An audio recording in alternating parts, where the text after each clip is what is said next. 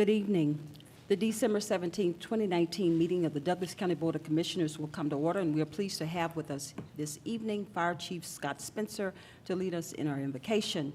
And after the invocation, please remain standing for our pledge to the flag. Let us pray. Our Heavenly Father, we just thank you, Lord, for this season where we get to celebrate the birth of your Son. We thank you for sending him to this earth to save us. Lord, I asked that the commissioners, as they undertake the last meeting of the year, Lord, that you be with them. You give them guidance. You give them discernment. Lord, you give them clarity of mind. Lord, I thank you for all of our department heads, Lord, and all the things that they do throughout the year to help keep this county running. We have a special blessing, Lord, on all of our military folks that are deployed overseas. Just be with them, Lord, as they may not be with their families this year during this holiday season. Lord, we just once again ask you to bless this county, this state, and this nation, and everything that we do would be pleasing to you. And it's in your Son's name we pray. Amen. Amen. I pledge allegiance to the flag of the United States of America and to the republic for which it stands, one nation, under God, indivisible, with liberty and justice for all.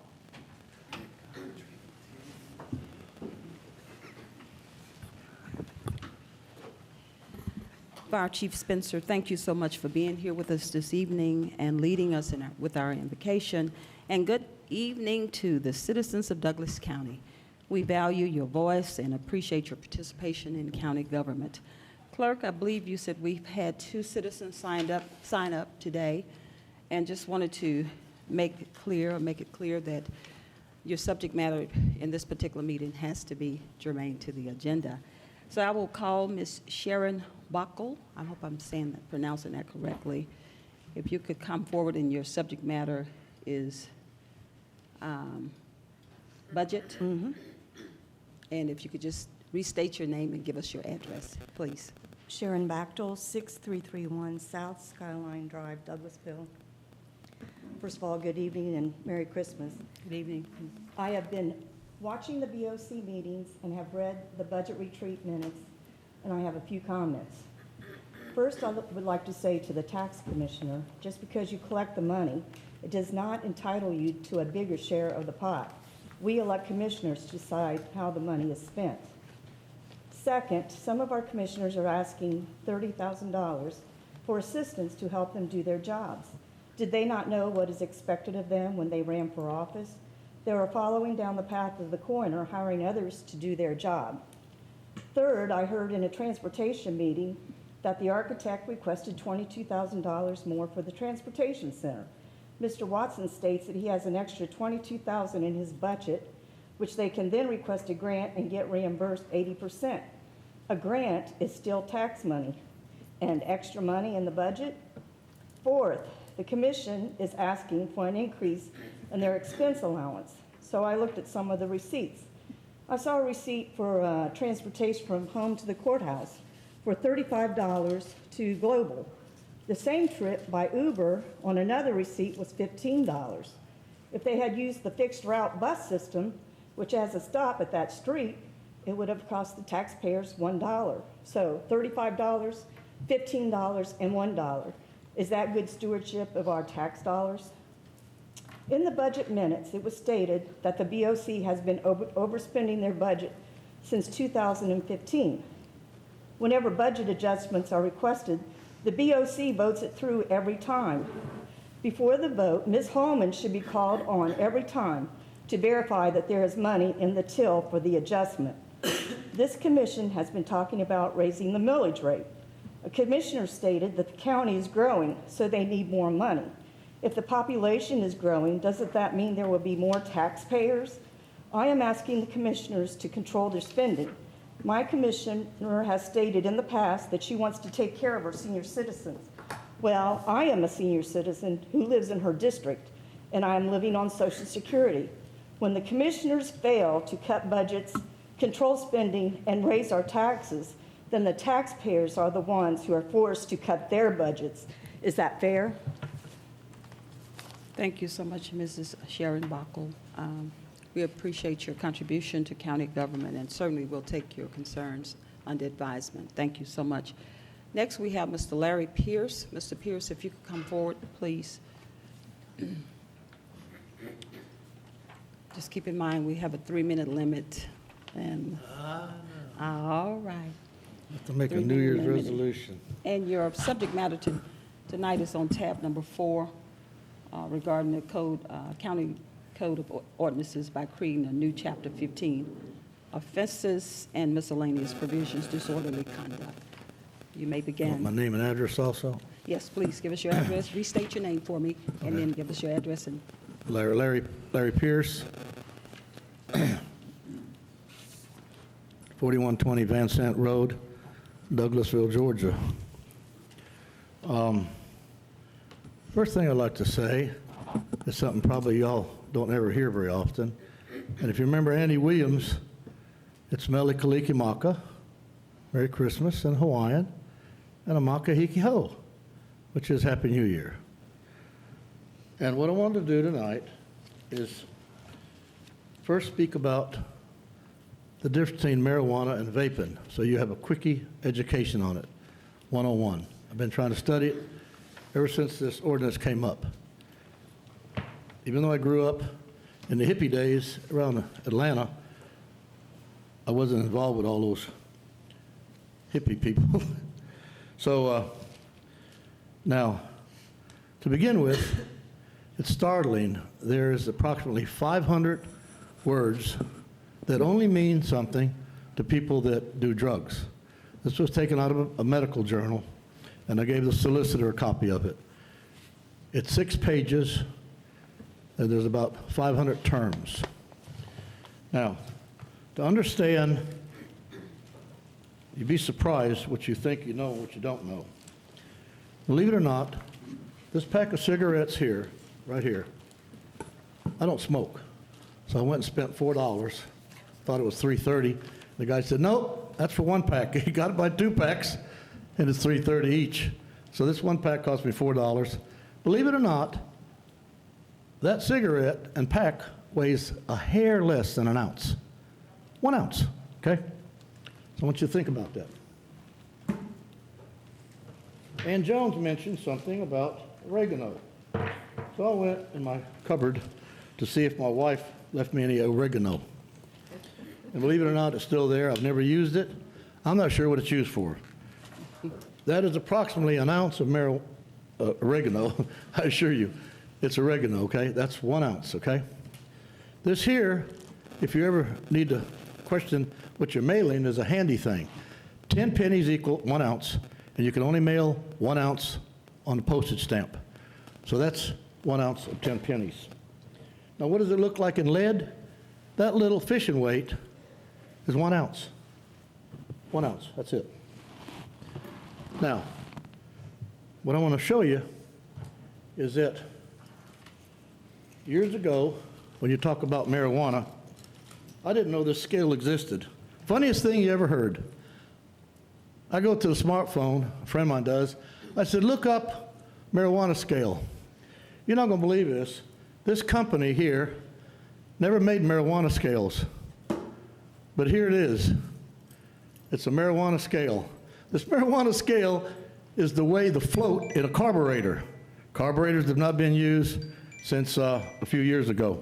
So I'm trying to show you the difference here and to tell you that the marijuana use will be on the increase because of vaping publicity. So it's coming up strong, and this ordinance I want to talk about in a few more minutes. Thank you. you're welcome, Mr. Pierce. Thank you so much. We appreciate you, and we'll take your this matter under advisement. I don't know what oregano is used for. Anybody know? Okay. All right, we're going to move on, Board of Commissioners. Can you all hear me? Seems like my mic is not working tonight. Can you all hear me out there? Thank you so much. Next, we'll move on to the approval of our minutes, Board of Commissioners. Board of Commissioners, you have the minute meeting of the commission meeting of December 3rd, 2019, the work session minutes of December 2nd, 2019, and the executive session minutes of December 2nd, 2019. Are there any corrections, additions, or deletions that need to be made? None. Okay, with that being none, the minutes stand approved as presented. Next, we have a public hearing, which is tab number 4, to consider amending the Douglas County Code of Ordinances by creating a new Chapter 15, which is comprised of offenses and miscellaneous provisions, and is regarding disorderly conduct.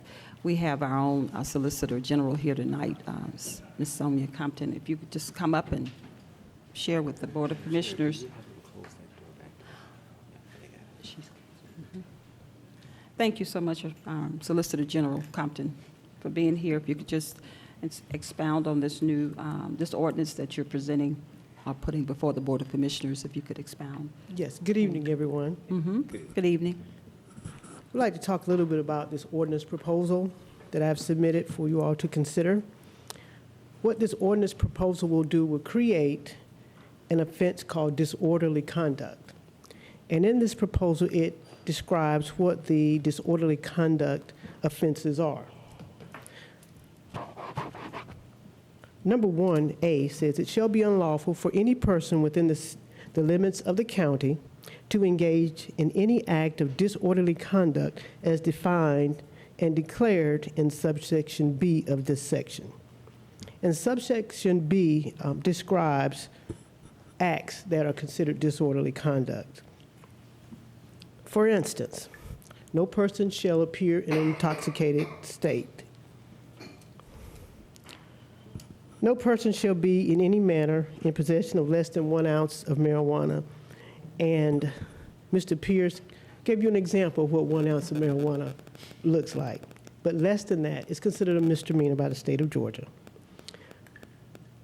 It also, this ordinance also addresses acts of loitering and prowling, loud noises, disruptions of churches, and other acts. But I think the issue before you all today, of course, is the less than 1 ounce of marijuana. I'd like to go explain a little bit about that. Right now, because of the new hemp law, it is difficult for the law enforcement to prove that the substance called marijuana is actually marijuana under the law. So we have an issue in that people are being arrested and we cannot go forward at this time. This particular ordinance will allow us to prosecute people for possession of the substance, although it won't be a state violation, it will be under this county ordinance. The county ordinance will allow a fine of up to $1,000, just as the state will allow. It also will allow us to place people on probation for up to 6 months. That way we can require them to get whatever treatment they need, whatever they need to do, and there's some punishment for this act. Right now, we probably have 100 cases in our office, and this will help us dispose of these cases. Some counties are just dismissing them outright. Some people are not doing anything. This will allow the county, this county, to address the issue, address the behavior. So I'm asking that you all accept and adopt this ordinance. Okay, very well explained. Board of Commissioners, any questions before I call for a motion on this public hearings? Madam Chair, it's a public hearing. Okay, this is, okay, I'm sorry, I got ahead of myself. Thank you for chatting. At this time, I'm getting ready to open this public hearing. Is there anyone here to speak for this County Code of Ordinance for disorderly conduct? Anyone want to speak for, on behalf? Okay. Now, believe it or not, this is one thing I am for. Now, this is after trying to understand the benefits. In this case, the benefit is going to be for the bad guy. Now, why is it for the bad guy? Because the system has got so backed up and clogged up. And when I talked to the solicitor last week, she said there's about 100 cases backlogged. And you see what happens when things get backlogged. There's two things that happen. They're either dismissed after a period of time or no pros. Now, I don't know how many of you know what no pros is, but it means you're not off the hook. You're on the hook for 6 months, and if you behave, it's discharged. Otherwise, it'll come up as number one charge and second charge that comes along. Now, what's good about this, and I got real concerned about it from the police officer standpoint. So I called the sheriff a couple weeks ago, and I had a long conversation with him. So you have to understand now, marijuana is what we're talking about. We're not talking about vaping. Vaping is in this little tube here, and there's all kind of problems with that. But because the government's coming down on vaping, I personally feel, and others do, and from what I read in USA, that marijuana is going to be on the increase. Now, here's what I'm after. What happens now is that the officer stops the guy, and he says, okay, what do you got there? Now, he gets arrested for it. So what they want to do is kind of clean it up a little bit. Let the guy have a little leadway. Let the officer have some discretion to say whether it's a misdemeanor, less than an ounce, or a felony. Now, let's just say it's right on the money. Let's just say it's right on the edge. Remember now, probable cause, he stopped him for a taillight out, and he says, you got any marijuana? Yeah, I got a little bit. So he says, if I weigh it, I'm gonna have to arrest you if it's over an ounce. So there's something I can't tell you about that I'm gonna work on, and it's gonna let the officer be at the window. And at that time, the citation can be given for less than an ounce. And that's the end of it. You don't come to have to court and everything. There's going to be a fine and a penalty paid for. And as she said, the solicitor said the other day, and I think it was correct, Cobb and Gwinnett said, if you get caught with less than that amount, just give it to me. I take it, but just go home. Just go out of my life. So what we're going to do is kind of smart. We're going to get some money off of them. I don't know how much it is, but I checked with a bondsman too. And I'm going to tell you what the bondsman said. He said, you're going to take money away from me. The bond is $1,000 on a misdemeanor, and he charged $150. And I said, did they have $150? He said, no. He said, I let them out of jail for $75, and they pay me the rest later. So what this is going to do is make it easier, make it safer for the policeman to handle, not get anybody riled up, because there's not going to be a contest. You either got over the amount or right on the money, and maybe he'll use some discretion. Maybe it's a clean-cut guy with no beard, no tattoos, and he's not out at 2 o'clock in the morning. So let's face it. I'll tell you something real quick. Just one more sentence, please. I've been going to vaping shops. I went to all of them, okay? And I assure you, they are not the average person going there. They got gauges in their ears, look like they just roll out of bed. Their eyes are kind of tilted back. So vaping is a serious problem. But it's not the vaping chemical, it's what's added into the oil. Remember the guy in Jamestown that killed 1,000 people? It wasn't anything wrong with the punch. It's what he put in it. And 950 people went out of there. So this is good. She's good in thinking about it. The sheriff likes the idea, and I think the citizens will like it if they understand it. Okay. Thank you. Thank you so much, Mr. Pierce. Anyone else here to speak for this ordinance? Anyone here to speak against? Come forward. Please state your name and give us your address for the record, please. And you just keep in mind you have a 5-minute limit for these public hearings. Keep going. James Sumners, 5362 Highway 5. I'm honestly not clear what the ordinance is, so I'm not sure if I'm against or for it. But what I heard described earlier was it was keeping penalties on the books for less than an ounce of marijuana, if that's correct. And I would rather see the county follow other recent counties in basically issuing a ticket and going on their way for it. If that's what the ordinance is doing, I'm in support for it, but if it's not, then I'm not in support for it. Okay. Thank you so much for your contribution. Anyone else here to speak against this ordinance? With that being said, this public hearing is now closed. Solicitor General, if you could come back up now and maybe respond to the question that our citizen just had for you. I just wanted to allow him to complete his thoughts. Can you expound? He had a question. Did you hear the question? Yes, I did. What, how, what happens on these cases will be left up to the sheriff as to where they want to arrest or issue a citation. That is outside of my purview. That's not what I do. Once it comes to my office, then we can decide to reduce it to a county ordinance. So the sheriff would have to make that determination. It wouldn't be our office. And it would not be the commissioners. Anything else? Okay. All right. Board of Commissioners, do you have any questions for the solicitor? Commissioner Guider? Thank you, ma'am. First of all, thank you for being here. The sheriff did say that he was still going to issue tickets in accordance to the state law. Is that not what he said? We have not discussed how he's going to. I think that was said yesterday, was it not? It was Ken? me, Madam. It was you? Yeah, Okay. I talked to the sheriff yesterday to confirm that as long as marijuana violates state law, if is law enforcement finds marijuana on someone, they will arrest them and book them just like any other misdemeanor offense. This ordinance has to do with potential dispositions when those matters make their way to state court and get in front of the Solicitor General. This does not govern the operation of the Sheriff's Department. Okay. Okay. If someone is arrested high from smoking marijuana, say he stopped for some other reason and I guess you get high from smoking marijuana. And I've heard all my life from judges and attorneys and everything, and I run a Celebrate Recovery. Everybody tells me that marijuana is a gateway drug.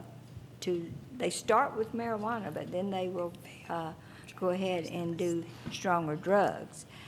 So that concerns me. It concerns me as well because, alcohol is a gateway drug as well.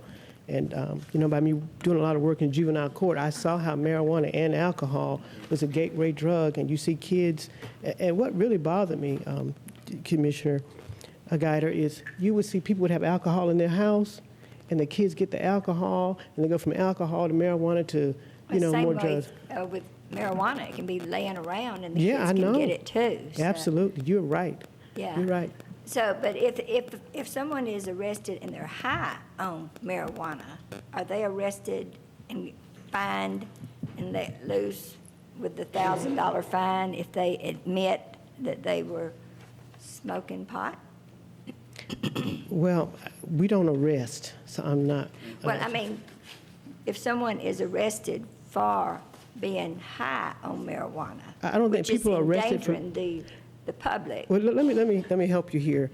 I don't think people are arrested for being high unless they're out under this public drunkenness and they're acting a certain way. Then they can be arrested for public drunkenness. Now, if someone drives and they're intoxicated, whatever the substance, it could be something that's prescribed by their physician.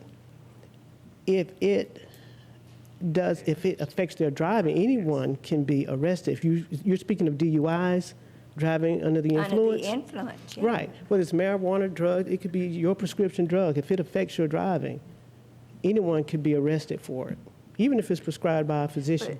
But say they don't have it on them, but they've already smoked it before they got in there. Right. Just like if you take your meds and it affects your driving, and hold up. If you take your meds and it affects your driving, and you go out and you violate the traffic laws because the medicine you've taken that is even prescribed for you, it causes you to be an impaired driver, you could be arrested for DUI, whether it's prescribed drugs, alcohol, marijuana, opiates, whatever. Yes. Here in Douglas County, we have a DUI court.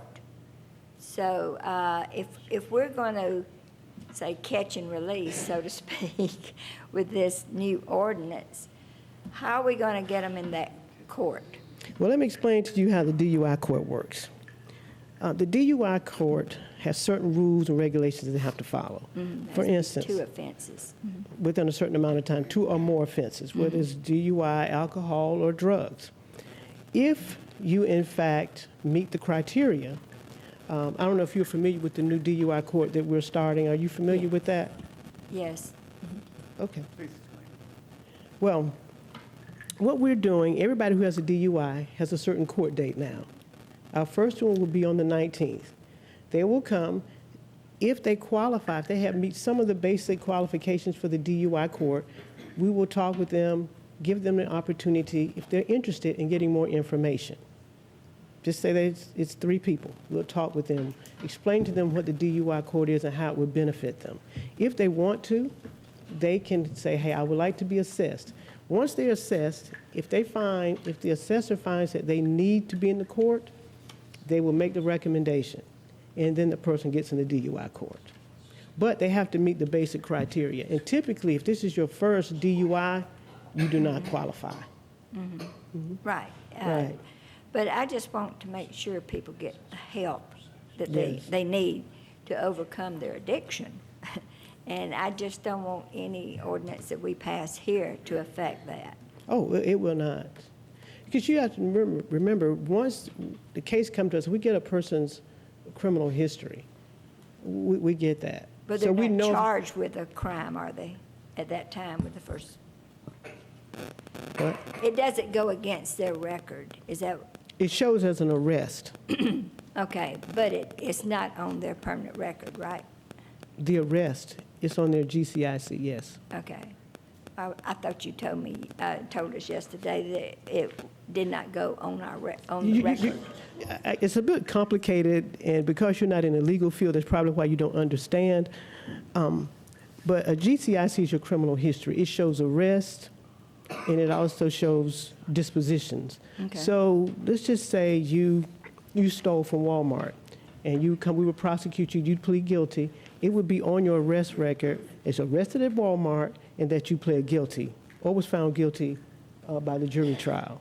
What this does is it will show, let's just say a person has some marijuana or was publicly drunk, they were arrested, they come to court, they plead guilty under this ordinance. It will still show on their GCIC that they were arrested for that offense. It just won't show what happened to it, but it will show as an arrest on their criminal history. You understand? Yeah, Okay. okay, I yield back. All right. Okay, thank you so much, Commissioner Guider. Any other questions for the solicitor? Okay. Madam Chairman, can I point out one I'm- clarification for purposes of, the way Muni Code is organized, on your tab, it shows it as Chapter 15, but the actual organization, when it's inserted, if it's approved, will be Chapter 16, Offenses and Miscellaneous Provisions. Provision, Section 16.1, Disorderly Conduct. So if and when you take a motion, we'll need a hand vote, because I think the computer will show Chapter 15, because that's where we are in Muni Code. But technically, it doesn't fit within Chapter 15. It's going to be 16, a new chapter in and of itself. Okay. Does that make sense? All right. Commissioner Mitchell, I believe, raised his yeah, hand that's fine. first. Commissioner Mitchell? Well, yes, I was just going to ask legal to kind of clarify the section, so he actually jumped in as he does best. So, yeah. Okay, thank you. Oh, I yield back. Okay, Vice Chairman Robinson. Thank you. Thank you, Madam Chair. Madam Solicitor, real quick, so I get the conversation, the narrative, both from the public, which I always like to acknowledge, the vaping and the marijuana and all these things which are really interesting. But what about those who have medicinal, I'm sure you get me right, medicinal use of marijuana, right? And obviously, the public knows, or those who are hearing this for the first time, I have glaucoma. Back in the day, or when I was early, maybe my great-grandparents and stuff, they used marijuana as a coping mechanism to slow down obviously your eyes, the severance of your eyeball, your nerve, because your eyes swell, it cuts the nerve like a hose, you go dark. That was back then. And I know within the current General Assembly, there's been conversation, it was in, it was out. It was in, meaning glaucoma was a treatment or use for medicinal marijuana. What if someone is medicinal? Can you separate the two, the hemp? Can you speak a little bit about that just for a second? I'm just, for the record. Well, I mean, if it's prescribed, they, of course, have the right to be in possession of it. Okay. If they have a substance that we believe, or the officers believe to be marijuana, Yep. it has to be tested to Yep. prove in the court of law that it is in fact marijuana. In order to prove it because of the new hemp law, we must be able to prove that the substance, that the plant must have more than 0.03% THC to make it marijuana. Less than that is considered hemp, which is legal because of the United States government law, the new hemp bill. So, which was incorporated here in Georgia. Right now, we just don't have the ability to test that here locally, and so that's why we're where we are. No, and the reason I ask, and again, this is more from a broader complex. I mean, so to the other citizens' point, so here you are, you're riding public transportation, right? Okay, I've got, I'm riding public transportation. I've got my jacket and I've got medicinal on me, and somebody smells whatever they smell, and I'm obviously pulled over, or they meet me at the transportation services center. This is for the public. It's for those citizens that, like, can you clarify? But what happens in that moment? Here I am, public safety, one of our deputies, like, people get on Facebook, well, this person's on there, and they begin to do what they do. How do we handle that moment of truth? Is it a sorting out process? Because that's really what it comes down to. I mean, it sounds like we're buying time, we're sort of, but what happens in that moment? That sounds like it's more of a sheriff issue, and you'll sort it out? Is that what I heard? Well, yeah, I think the sheriff would handle that as to whether or not that person will be arrested. Is that your question? Yeah. What happens at that moment? Well, I guess if you got in the baggie, you might be arrested. If you got in a prescription bottle, you're probably Medicinal, okay. But with medicinal, really? But if it's in a prescription bottle, you're okay. Yeah. That is That's prescribed. what we try to do, is get truth and transparency. Like, really? Yeah. Wow. Huh. That makes me, like, really? I mean, my question, where I was going one place with it, it spawned a whole different perspective. Like, now how we handle, now obviously I'm an advocate and I defend those who are defenseless. Like, so, like, they're there. Now, I'm going to come back to this. We always can amend legislation later. I'm not suggesting that we pause or anything, but it spawns something that says, okay, I'll take this up later. Madam Chair, I yield. Thank you. Okay, thank you so much. Any other comment from the Board of Commissioners? I would like to thank you so much, Solicitor General, for taking the time to just share your insight about this ordinance, because, when I met with you in your office, I was rather concerned because I was thinking it was along the lines of legalizing, but you made it very clear to me, and it's also in the body of your ordinance. This ordinance is not intended in any manner to decriminalize the possession of marijuana. So thank you for explaining that, but also didn't want to miss the mark on all the other items that are in there, such as public drunkenness and all those things. So this is a very comprehensive ordinance, and I thank you for taking your time to do that. And then also, you spent an extensive amount of time benchmarking with other counties, so you just didn't throw something over the wall. So you tailored something to Douglas County, so thank you. Board of Thank you Commissioners, all. Thank you all as well, and thank you all for considering this ordinance. You're welcome. Thank you as well. Board of Commissioners, you have heard the public hearing to consider amending the Douglas County Code of Ordinances by creating a new Chapter 15 offenses and miscellaneous provision. You want me to say Chapter 16? Chapter 16, Yeah, Chapter Section 16. 16.1. Yes, okay. And disorderly conduct. Do we have a motion to approve? So moved. Second. We have a motion and a second. Any discussion? Hand vote. Okay. Any discussion? We have a motion and a second. Please, all in favor indicate by raising your right hand.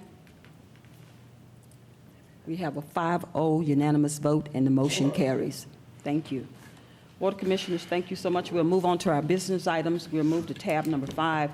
Tab number 5 is a resolution to raise the expense allowance of each commissioner from $300 per month to $500 per month, effective January 1st, 2021. As most, I'm not sure if the citizens are aware of this $300 has been in play for about the last at least 20 years. And of course, we know that the cost of living has grown exponentially within 20 years. This is an opportunity for our district commissioners and also myself as the chairman to have an opportunity to first of all, mirror other counties who have already addressed this 300 and moved it from 500, and some are even higher. This will not take effect into 2021, and I believe this is something that is a long time coming. For the Board of Commissioners, we did run some advertisements in the newspaper and to allow the public to weigh in, and we didn't receive any type of concerns, except thank you, Ms. Bachel, tonight for coming in and sharing your concerns. Again, I wanted to make it public that it has been about 20 years since this has been addressed. Any other comment about this ordinance? Anybody want to say anything? Commissioner Guider? Yes, ma'am. I do not usually use very much of my $300. It's rare that I have anything, and usually it's because I have a conference or some kind of a seminar I have to go to, and I have a lot of mileage and everything. But then yesterday, when we were talking about the budget and everything, and we were talking about a $30,000 pot being set aside for each commissioner, so it's not just this $200 more a month, it's also, if the budget's approved and everything, then we're giving them, each one of us, $30,000 to spend, and some of that even said for a conference. So I don't know, when does it come out of this pot and when does it come out of that $30,000? You know, one is this. Are you finished, or you'll I'm asking a question. I don't know. One is I don't know who to discretionary. ask. This, this is certainly linked to the state, this 300, and it's a discretionary spending account. Correct me, commissioners, especially Commissioner Robinson, who's been here longer than me. One is discretionary, is to take effect in 2021. And this is something that's allowed. I don't spend my 300 either to just, and I'm not sure if that's something to celebrate. It's just that I hadn't had the need to spend much, but that does not mean that just because I don't spend mine, that doesn't mean that the other commissioners don't need to utilize theirs for some purposes of town hall meetings and things to actually run their offices. So I try not to compare myself with our district commissioners because you all run your own offices. And I'm quite sure the $300, $3,600 that I had appropriated for me this year will be still sitting in the budget. In fact, I believe some open records were pulled, and I only spent $28, but I still am not comparing myself to the other commissioners who may run their I'm not office differently. comparing. I'm just saying, when does it come out of that 30,000 discretionary, if that's passed, if the budget's passed, because Right. we haven't voted on the budget yet. Right. You're saying that's discretionary Mm-hmm.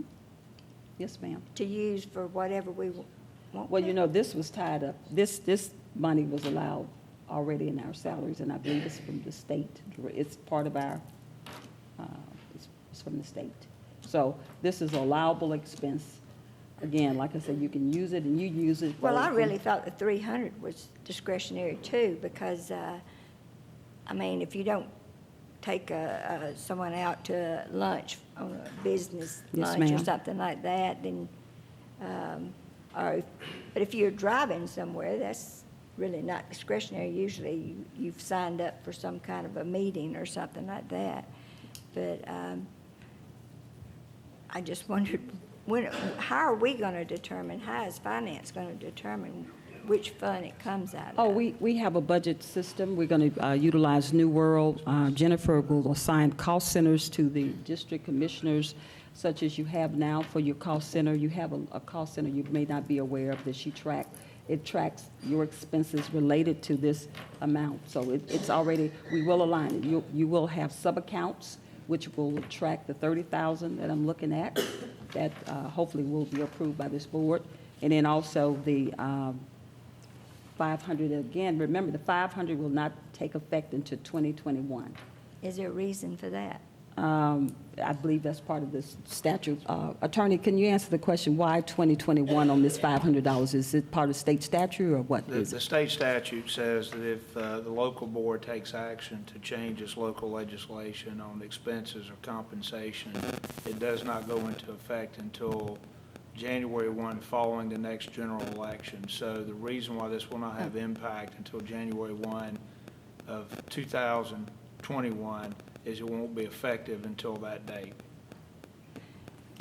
Okay, I have no problem with taking your expenses that you use for our business and charging, being reimbursed by the county. But when you say discretionary, that scares me because it means I can just go out and spend it any way I want to. So that's the only thing that concerns me. Attorney, explain that when I'm mentioning or alluding to discretionary. Yeah. Can you explain it to the commissioner? Madam Chair, separate from the other budget allocation that y'all might consider later on in this meeting, the 300 expense move is approved by this board on a monthly basis, so it still requires approval of the board. But it's the way this current legislation reads, local expense means inside the county. Outside the county on approved trips or whatever, that's 100% paid. Inside the county, there is no definition of what that expense is. So what happens is receipts or whatever are turned in, whatever the financial procedure is, and they're put on your monthly agenda, and y'all approve them as a board, the expenses that are submitted. So the discretion means the statute doesn't say it can only be spent for X. It just says 300 local expense inside the county, subject to approval of majority of the board. This will just change that from $300 to up to $500, subject to the approval of the board. Okay. Did I explain that all right? So the $300 was discretionary, is that what you're saying? We keep using the word discretionary. Each commissioner can incur their expenses as they deem fit, as long as they're for a governmental purpose in furtherance of the Board of Commissioners. They submit those in good faith, subject to all the ethics rules and laws and everything else. They go through the financial whatever, and they're put on the agenda, and y'all get to ask questions if you want, but you get to approve them. Once they're approved, they're paid. Okay, I yield back. Okay, thank you. Any other questions from the board? Vice Chairman Robinson. No question, but definitely a statement. Okay. We're sitting here talking about $300, and again, I always have to acknowledge the public's input on something, because, for every yes, somebody wants a no. For every no, someone wants a yes. Being here for 11 years, you tend to see a lot, right? And so I appreciate the statement that, did we know what we signed up for? Absolutely. Sacrificing on behalf of your district, advocating, ensuring that everything that your citizens wanted got incorporated in the budgets, right? Incorporating, acknowledging peers, make sure they got the support they needed. Absolutely. I promised my citizens that tell me what you need. I'll be right back, right? Professional, high finance, make way more money than sitting here. I parked my career. I know exactly what I'm doing. It's the principle that, right, we're talking about $300.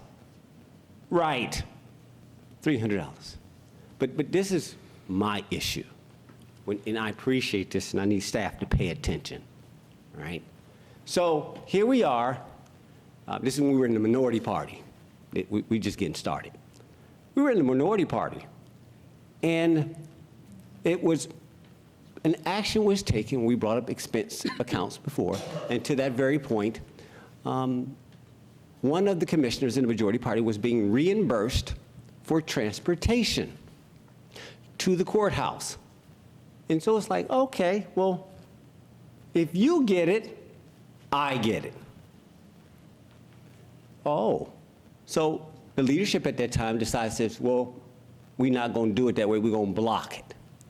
So the leadership decided to get outside counsel to write a letter incurring legal expenses against a sitting commissioner over $300. Well, I'm not finished. So I'm sitting here and I'm like, okay, really? But I've got glaucoma. You about to violate every federal law I can think of, and I'm about to set it up. I'm going to sue the out of you. I'm not playing with your games, right? So then the letter, where's my letter? I got it sitting right here. I pulled it out. I told my office to go find that letter. I got some other letters I got from this outside law firm. So there's some actions, some systemic actions that staff takes against me as a sitting commissioner, so I know as the citizens how staff treats you. Now, that was in the minority. Now we're in the majority. It's a different time. Some of that behavior is still latent. It thinks that it's not being seen, but it's like, okay. And I get in that place like, oh, okay. Because you move on your neighbors. So to your point, it's like, no, it's the principle. Don't marginalize this moment to speak to the public. It can't be bought off, well, we'll just do this in a side budget. That wasn't what the point is. We're talking about going from $300 to $500, right? So look at what this was. At the time that I came on board, I would probably, I know Commissioner Mitchell has called us and passed us for now, but I was the most active commissioner as it relates to town halls, 6 in 3 weeks. Anwicki, Mount Vernon, Graythorn, you name it, Tributary, Brookmont, Silver Creek. No, I was out there. The prior administration, no, they did their golf thing, they had what they did. They weren't active, right? I brought a whole new game to what it meant to be a commissioner, to be out there, to carry advocacy. They never saw it coming. Totally different generation, right? So I got involved, right? And so based on that, and I'm watching them, right? And so I get reimbursed. They're saying, okay, we're going to take your transportation money and put in your expense account to hinder your capacity to be able to get out there and see your citizens. But I'm like, but you're allowing his money, but that was the administration, that double standard. It's like, all right, I'll catch you later. I'll catch you later. Right? So look, you got a double standard. So this commissioner, doesn't matter, he's okay with me. This commissioner gets a pass. He gets to move his transportation dollars, whether it's coming to the courthouse, we're talking about inside the county. He gets to move in that bucket, but mine is being pushed into my $300, further shrinking my capacity to serve my citizens. Pay attention, we ain't finished. All this good old network, all this like prohibition, all this like, no, that's about to be broken. It's that type of behavior that I've been like, and I've been talking about this for quite some time. And so I fought this time last year. We brought it up with our General Assembly. And we asked them because we were advised by our attorney that says, hey, y'all got to take it up to the state. Okay, we'll follow the rules. Right? We get up there. It was a little political. No, it was a lot of political. Quite messy. Right? Where there was some suggested here at the local level that maybe they're trying to work around seeing the public. No, I'd love to tell the public. But we followed a procedure that we were advised by, once again, legal counsel. Now, see, this is the issue. When we sow seeds, right, at some point, it bears fruit. Right? Like all these moves, like, Right, so now they defeated up at the General Assembly and said, okay, y'all got to do this locally, as if we were trying to run from the public. We're very proud of what we do. I mean, I advocate for my citizens in District 2. There is no, like, I'm out there. I'll get to the rest of that budget thing later as it relates to aids and stuff. But this 200 is like, no, we're incurring expenses on behalf of the county, or we can take it as salary if we want to. There's 2 options, reimbursement or take it as salary but be taxed. Let's not confuse what this is, right? We know this, right, for those who have been paying attention to this topic. So my point being is, like, I've been sitting on this movement and watching how an administration tries to compromise a sitting commissioner with its practices that are designed to impoverish, to restrict, to constrain one's movement, right? And so if you look at my experience, like transportation, and so it's by design. Now, it's let it be seen. It's like, look at the movement. Look at staff. Like, when you ask them about them, everybody's like, well, I don't know, that's finance. They say, I don't know, that's over there. Everybody, I don't know how that, like, okay, so y'all think I'm playing. What nobody's, now, they'll quite ask me for salary raises and everything else, but nobody will fix something that's so fundamental against somebody who had a disability. It's like, okay, no, we won't have a problem with this.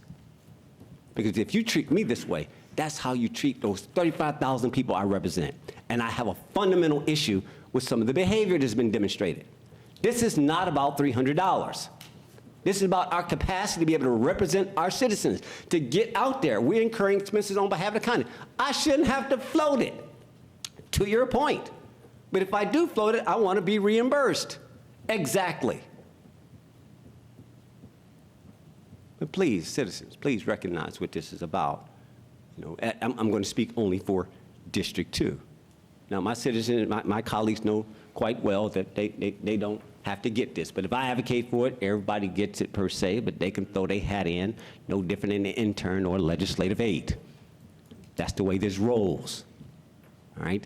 But this is one of those where, no, this has been in my spirit, right? When you actually have, like, wow, you're gonna move on me, on my capacity and think it's okay. And you don't think there will be consequences and impact should the tide ever shift. Like, think about it. Like, wow, you moved on a sitting commissioner, and it's all in writing. But everybody will step away. Well, I was told to do so. I was under orders. See, this is where like it's time out for all these politics, because again, if you get so caught up, so that's why I highlight, you can be so politically focused, you lose sight of what it is to serve the people. Now, I'm letting this go because, like, no, I got this, and said, don't get me wrong, I serve my citizens, right? I mean, you can just look at that record, 11 years strong. Not one decision has ever been in a compromised position of what I'm thinking or how I take a position. It's solid. And so, yes, this is not over a pay raise of taking me from, $21,000 to $28,000. This is the simple $200 increase per month for reimbursed expenses that I'll be using to get around for my citizens, whether I want to reserve this space, that space. Everybody doesn't have a clubhouse. Some citizens, so I may bring breakfast, I may do any assortment of things. That's, if I'm incurring the expense on behalf of an event or something that's going on, I'm going to do a graphic, I'm going to do whatever case, I'm allowed to get reimbursed, right? Right? So I'm not going to argue that. I don't debate that. I don't have time for that. Everybody takes their position on what they believe. But I just need to get that out because it was personal with me. It transcended the $300. It was like, oh, really? Like, it was punitive. It was like, I don't care. I don't care about your situation where you're at. I'm going to make it even worse for you. I'm going to make it harder for you. Oh, okay. I got this. Madam Chair, I yield for now. Thank you so much, Vice Chairman. A new day in Douglas. Appreciate the history, and I'm hoping that you see a different sentiment in my leadership. I'm looking more, not just at the $300, I'm looking at the timeline. It's been 20 years. It's been a long time, and that's what my premises and thought process with this. Certainly don't want to minimize the roles of our commissioners. They do a fantastic job, and they have a heavy burden to carry for each one of their commission districts. So I just wanted to make that clear, and I'm speaking as the chairman of this county.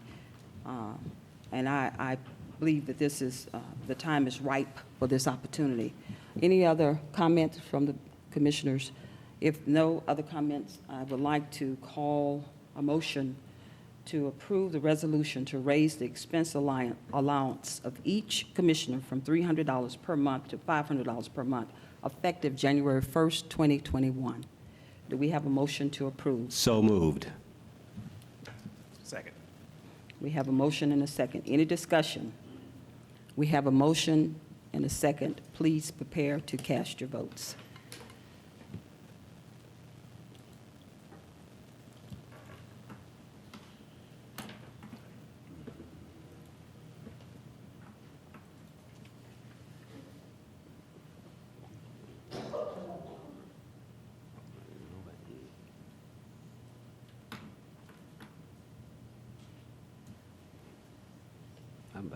You have to hit save.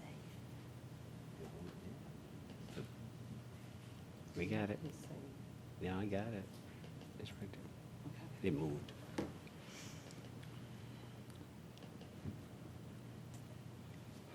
We have a 5-0 unanimous vote, and the motion carries.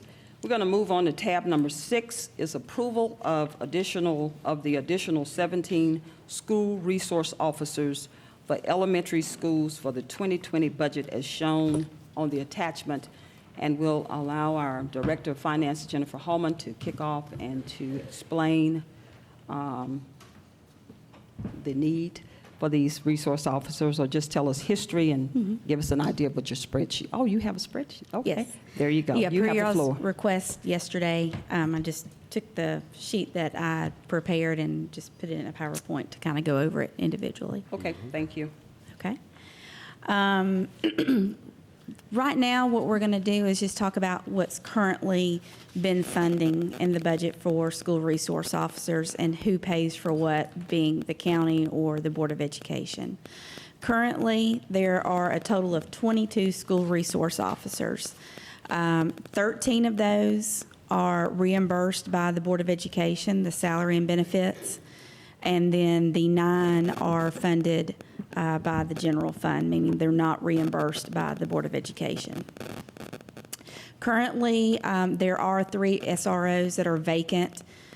So in that 9 number for the county, there's just a minimum salary. When I spoke with the sheriff's office, the 3 vacancies, there's a minimum salary right now of just under $42,000.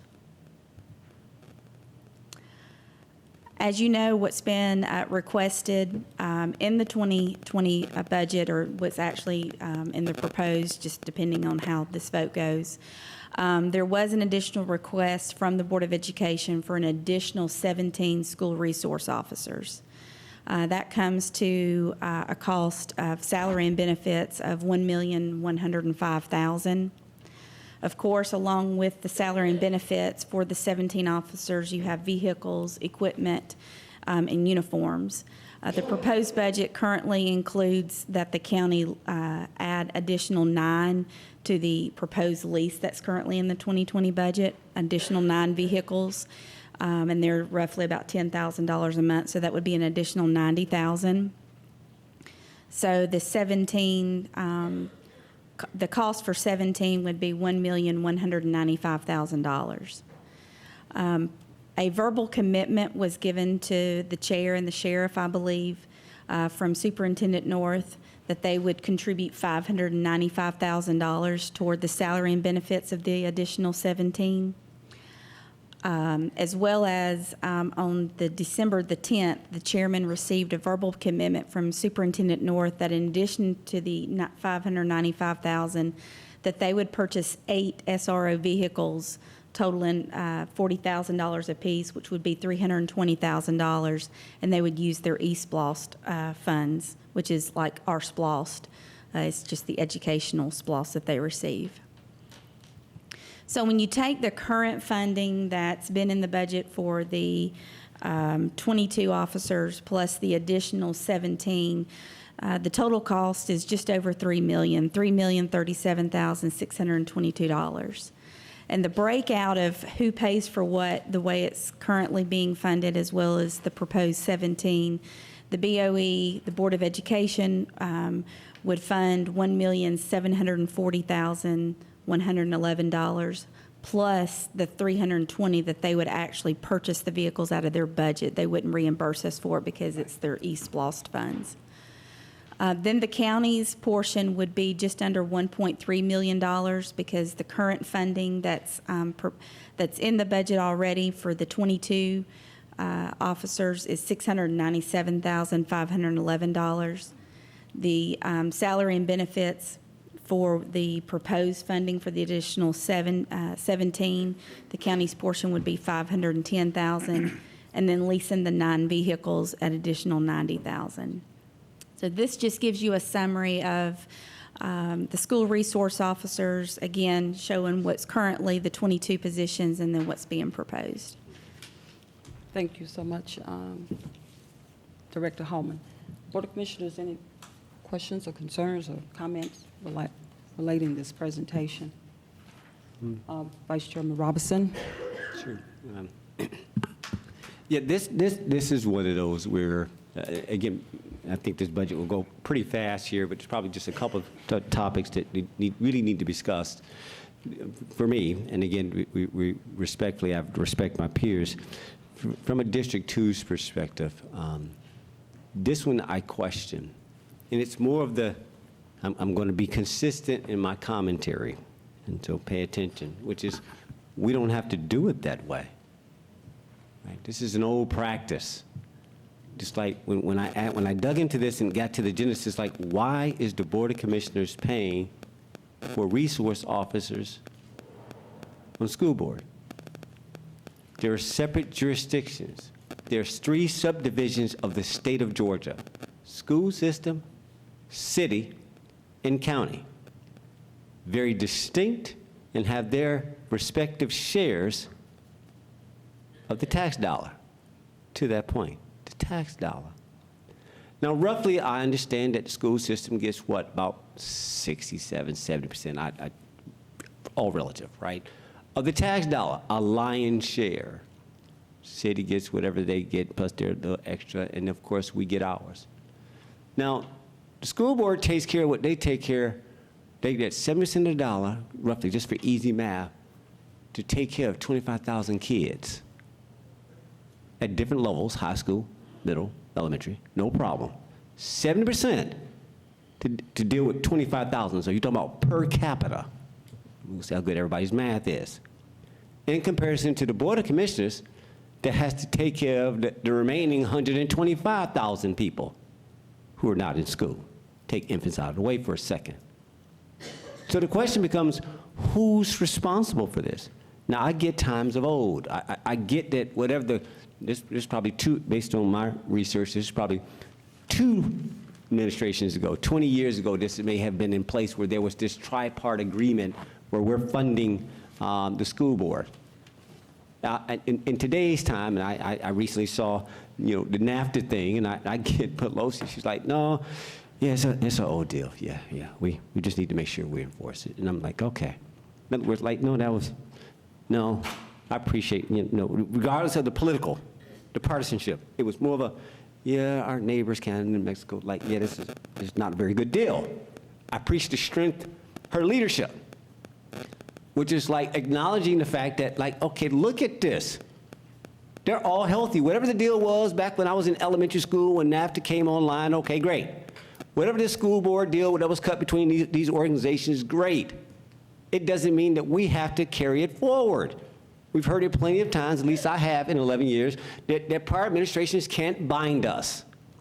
We have the right, but also the obligation that says, is it right for the citizens who live here today? So I'm looking at this and I'm like, you're 5 times bigger than us, but they always joke about how big their budget is, and it's like elected talk. You hear them talk. It's a joke, but our fund balance, our general fund is way bigger than y'all. Our reserve is way bigger than y'all. We 5 times. Okay. Be grown, act grown. Okay. Take care of grown folk business. See, you again, why are we subsidizing a separate jurisdiction? This is not like we entered into a SPLOST or some type of arrangement to do a capital building, something where we jointly entered in. We're supplementing their operating budget. Y'all got to be kidding me. Just that alone, I can't get beyond, like, why am I doing that? It doesn't matter the amount. You take care of your campus. I'm almost finished. Because again, that campus is sovereign, right? So, I mean, you know how it is. I mean, my kids, they grew up, Colonial Hills. I mean, the different things. Factory Shoals Elementary School. They sort of came up through the system before they got out. My 2 youngest, right? So we were sensing when you had to come in and get the badge and stuff, and they stopped you. And over time, you noticed there was a tightening of security and stuff. I just came from something earlier talking about Homeland Security during our meeting today for transportation. We had the feds in giving us some insight and stuff. So we're not insensitive to that. But we recognize the school board. I invited them as well as our sheriffs and offset. Now, okay, you got these different, hey, how are we going to handle this? So I'm bringing this full circle that, right, we have no say as a Board of Commissioners about the operation of that school system. Anytime you step on one of their 33 campuses, we have no say. We can't put a bus stop on their doggone property. It's sovereign. It's their campus. We got it. So protect it, preserve it. Now, we're not getting into a debate about whether or not we need to put guns in schools and stuff, because that's state level, that's up there. We just local. We're local. But it's one of those where I personally question why we're doing this. I can't support, now, I can't speak to my peers or to any of the pre-existing. I mean, I would just say, don't fund it. It's not our responsibility. But because it's like, but why are you giving them, supplementing something that you, now, University of Georgia, Georgia State, West Georgia, they have their own what? Police force. So even on college campuses, they police their own. Yes, they're supplemented by perhaps the local jurisdictions, but they're like, no, we're gonna run this thing. My question fundamentally is not could we do it, but should we do it? Why is the Board of Commissioners supplementing the Board of Education's budget? I yield. Thank you so much, Vice Chairman Robinson. Any other comment from the board? Commissioner Guider.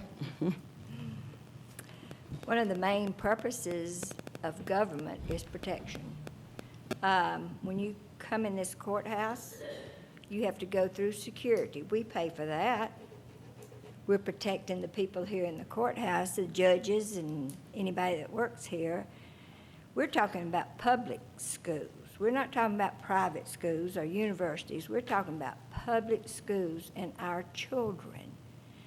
And I think it is our responsibility to fund the security for our children. And in a public school, if you're walking down the street or you're in a store, the police or the sheriff's office will respond to any kind of disruption or threat to you.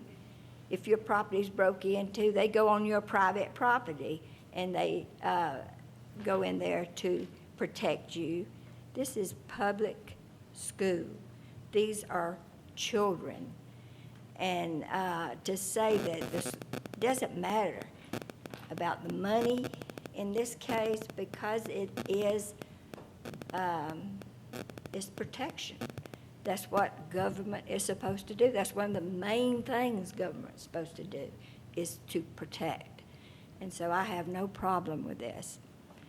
I know it would make our budget easier, but I just want the babies, the children protected. And with that, I yield back. Thank you, Commissioner Guider. Commissioner Carthen, I believe you have a comment. Yes, thank you, Madam Chair. I raised this question being a new commissioner when we were in our budget retreat. I asked, why are we paying for a separate jurisdiction? Why are we paying for the BOE when the BOE has a $10 million surplus and the county does not have a surplus? We have departments within this county that really do need help. Board of Assessors is one of them, because they just came before us on yesterday and told us what they needed. And there are plenty of other county departments. DOT is one of them. I could probably go down the list of everyone who does need. And I'm sensitive to the fact that, of course, these schools do need protection. My daughter graduated from Douglas County High School, my other one from Chapel Hill. So I am aware of what is needed. I'm sensitive to that. But when a Board of Education has their own budget, and I am a taxpayer, and I pay quite heavily in this county for my taxes, it's open record, anybody could look it up. I know that 70% of my dollar is going towards that school system that my children now are no longer attending, but I still pay into that school system. My seniors are exempt from school taxes, but I don't think that they want the taxes that they do pay to the county now being diminished even more to go over to a budget that is already in a surplus. I think we have to look at what we're doing. It is a new day in the county, as our chairman always says. It's a new day in the county. We have to look at physically being responsible for what we, as a Board of Commissioners, are responsible for, which is to use the tax dollars that we are giving, that Commissioner Baker collects, and use it for those things that the Board of Commissioners are responsible for, which is the budget that runs this courthouse, that pays the 1,000 employees, that makes sure that the street lights and the sheriff's department is funded. If I were on the Board of Education, I would not ask the county to supplement that. What I would do is see how I can work something out with the sheriff so that I would have those resource officers that I needed for my schools on my property. That is what I would do. But I am not on the BOE, I am on the BOC. So I will advocate for what we need. Not to leave the babies out, but I don't believe our BOE will leave the babies out if we don't give them the additional 1.2 that they're needing. I don't believe they will. I just think that our BOE is responsible enough to say, you know what, it was good while it lasted. We thank you for supplementing us. We have this now, our $10 million surplus, our E-SPLOS, everything that we have now, we will be able to take this and do what we need to do so that we can control our own funds, our own destiny, and the security upon our campus. So I am not in favor of giving any additional monies to them. With that, Madam Chair, I yield. Okay, thank you so much, Commissioner Carthen. Commissioner Mitchell. Thank you, Madam Chair. And to my colleagues, especially to Commissioner Carthen, thank you for bringing it to the forefront. So, and taking the lead on this particular item. However, I just got a couple of questions, and we're not going to go through the whole entire layout because I think we're quite clear, and I think I said yesterday, we're quite clear as to kind of where we are with this. Is there any reason why, I was just noticing that in your first slide that you showed previously what we've done as a commission, that you didn't include uniforms, patrol cars, et cetera, et cetera. And I think the number was 697, 511 or something of that count, right? Is there, okay. Yeah, that was just for the existing SROs that already Correct. have vehicles. Right.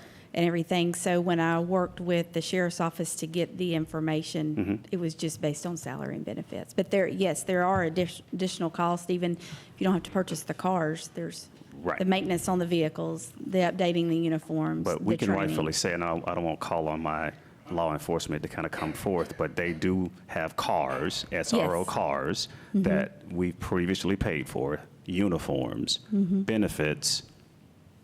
So that number you gave me at 697 roughly is just only salaries and benefits Correct. from previous.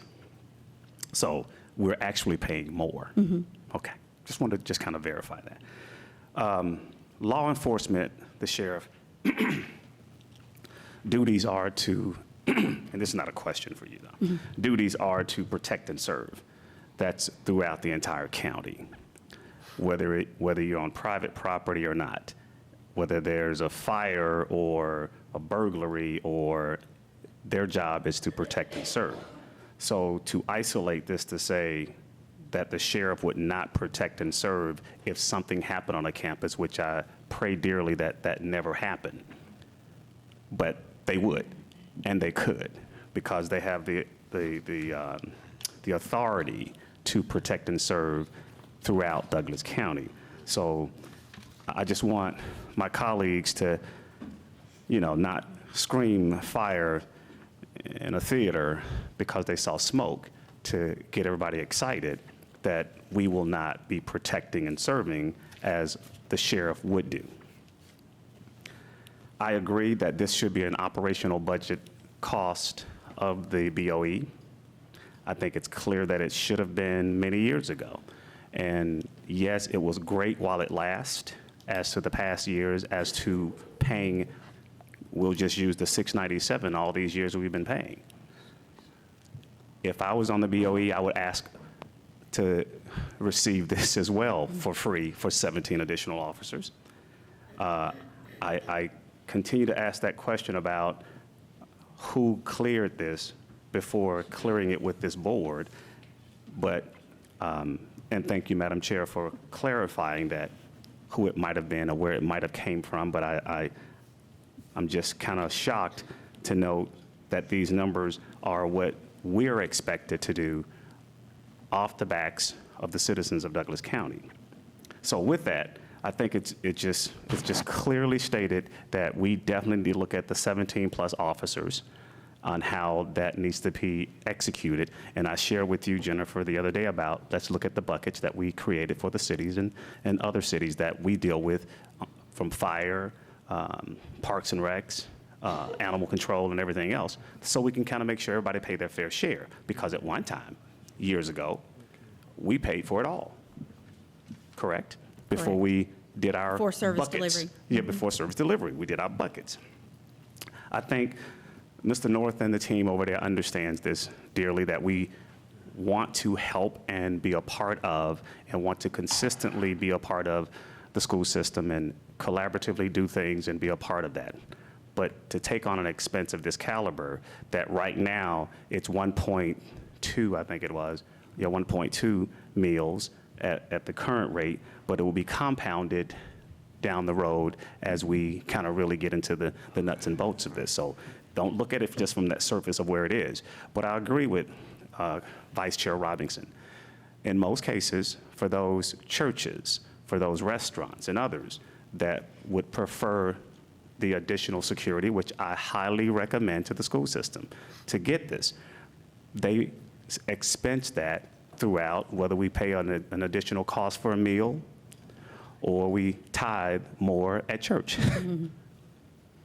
We pay that cost, not the Board of Commissioners, or not on the backs of those that are in Douglas County. So I just don't agree with that the makeup. I think it's time that we take a look at the previous 697, and I would hope that you'll get all the numbers, not a portion of the numbers, that we look at the numbers and realistically understand that we need to give them notice that we need to pick up the additional cost that we've been doing for all these years and not have a strain on our budget.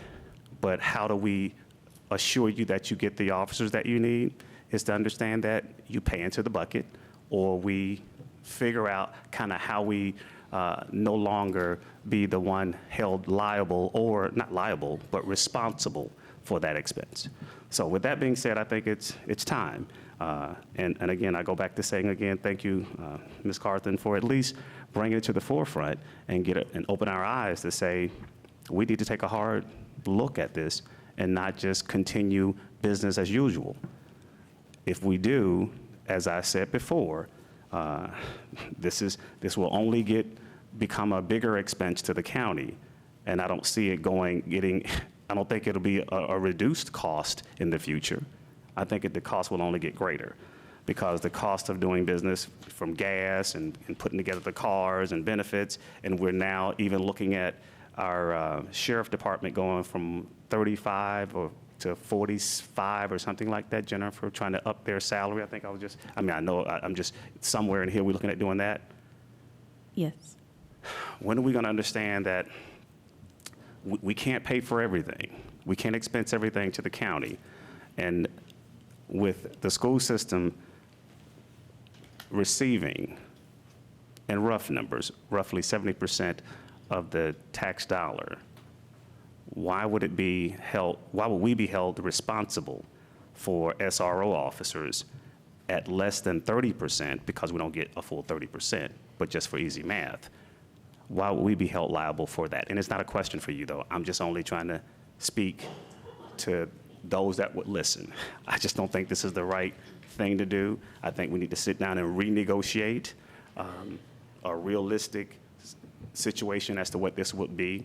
And right now, my sentiment would be to allow the BOE to provide their 17 officers, or they can provide 20. But we got to pay for the training of the officers, unless they just separately do their own police force on campus. But we got to pay for their training. We got to get them kind of sort of ready. There still will be there will be some other costs that I think the sheriff could probably speak to that we'll end up paying anyway. But to pay it in its entirety, or less than half of it, I guess, if that's what the numbers looks to have gotten to half, it's still not the way to go, though. Thank you, and I yield back. Thank you, Commissioner Mitchell. And I'll just close out by saying that this historical shared cost has been on our shoulders, the Board of Commissioners' shoulders, for quite some time, and no one said a thing about it until we recognized that our elementary schools were open. They're sitting ducks. And that's concerning to me. So I moved back who pays what, because at the end of the day, all the tax dollars are combined into one pot. Because when I go and when I pay taxes, I don't say this is for the school, this is for the county, or this is for the city. There's a persistence in my soul that it puts me in a position to forever advocate for the safety of our children and our teachers and our administrators in these schools. And the time is now. We could talk. I personally had an opportunity to be on the scene for Columbine. So I have a different perspective because life is priceless. We could talk about money all day long, but life is priceless. So when you sit and wear a hat that I wore, waiting on a surgical patient to come through that has a bullet in their chest, because Clebo or whoever they were, those gentlemen who had the trench coats on that blew some of their classmates away, you have a whole different perspective on life. And today I sat and listened to some carolers today downstairs, some elementary students, and I won't say which school, but they're innocent. They have no fear because they don't realize what, you're looking at the unknown. I'm not saying that it's something that we cannot renegotiate later, maybe a year from now. I did have conversations with the school board chair last night, and I know we are up against the wall now because it would take a minute to adjust because, again, they are paying something, and of course, I know they will be willing to negotiate maybe perhaps next year to maybe look at the whole thing. I didn't get a confirmation, but I did express that we need to look at another process. But I'm not looking at next year. I'm looking at today. I'm looking at right now. Commissioner Robinson says it so eloquently, we got to go right now. So I'm going right now in my mind because we live in a different climate, and we need to be proactive. It's so amazing today. It's speculative now when I look back. Had an opportunity, left the carolers, the elementary students, and then just happened to plop into a meeting and sit down and listen in. I had Homeland Security there speaking, an official that kind of raised my eyebrows. I said, God, you're trying to tell me something. There's a common thread between precautionary measures. See, what I don't want to do is wait too late because what you do, again, I said life is priceless. We can be proactive or we can be reactive. And I don't want it to be on my conscience that I didn't take the steps because this money belongs to the citizens of Douglas County, all of us. And for me to say this goes here, I don't want to go down just fighting over the things that are, to me, called minutia. But I want to be serious about the lives of those students and the teachers and the administrators. That's important to me. Sandy Hooks is certainly one that we had an opportunity. I wasn't there for that one, but I believe our communications director, Rick Martin, covered that when he was a CNN reporter, Sandy Hooks. See, it's all good when you sit here right now and go back and forth, but until the incident happens, and then it's a whole new perspective on life. So I'm going to stand up for the parents, the teachers, the administrators today, and I'm going to not focus on that school board's budget. I know they have more money than me, but at the end of the day, I'm not looking at their money. I'm looking at doing the right thing for these babies. That's important to me. So I said I'm gonna keep my eye on this, just keep my eye off their purse, look at what we have and say, you know what, at the end of the day, I can say we did the right thing. But I'm only one vote, and I'm gonna leave it there. But of course, Board of Commissioners, I've had my say, and I just wanted to just end with, my focus is certainly on the students.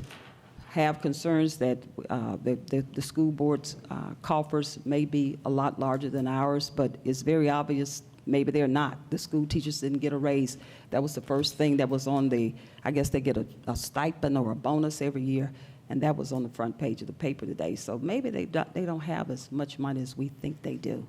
So I don't want to look in their bank account and think I know what their bank account looks like, but I want us to understand that the focus today is on right now to say that this board stepped up and supported our sheriff department. It's not for the, I mean, again, we allocate the dollars, and it is the Board of Commissioners' money, but this is support to the sheriff department so they can provide services and support to the schools.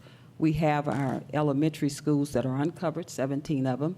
We have our middle schools covered and our high schools. We just had an incident recently when Douglas County High School was on complete lockdown. Here I am, a mother of a teacher that's in that school. Nervous wreck, couldn't say a word. Rick said, Chairman, is on lockdown. He has a baby in that school, but I said, okay, I'm gonna keep my nerves down. To me, it's important. I said, you know what, but my daughter texts me back and forth, and she's a mom. The place is covered with law enforcement. I think we're gonna be okay. But she talked about that humbling moment. She said, I had to console 35 students. She said they were crying, calling their parents and mothers. And to just see that our elementary schools are uncovered, that anybody can kick the door in today or tomorrow and blow those students away, concerns me.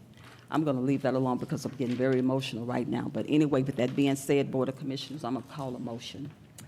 Board of Commissioners, do we have a motion for the approval of additional 17 school resource officers for elementary schools for the 2020 budget as shown on the attachment?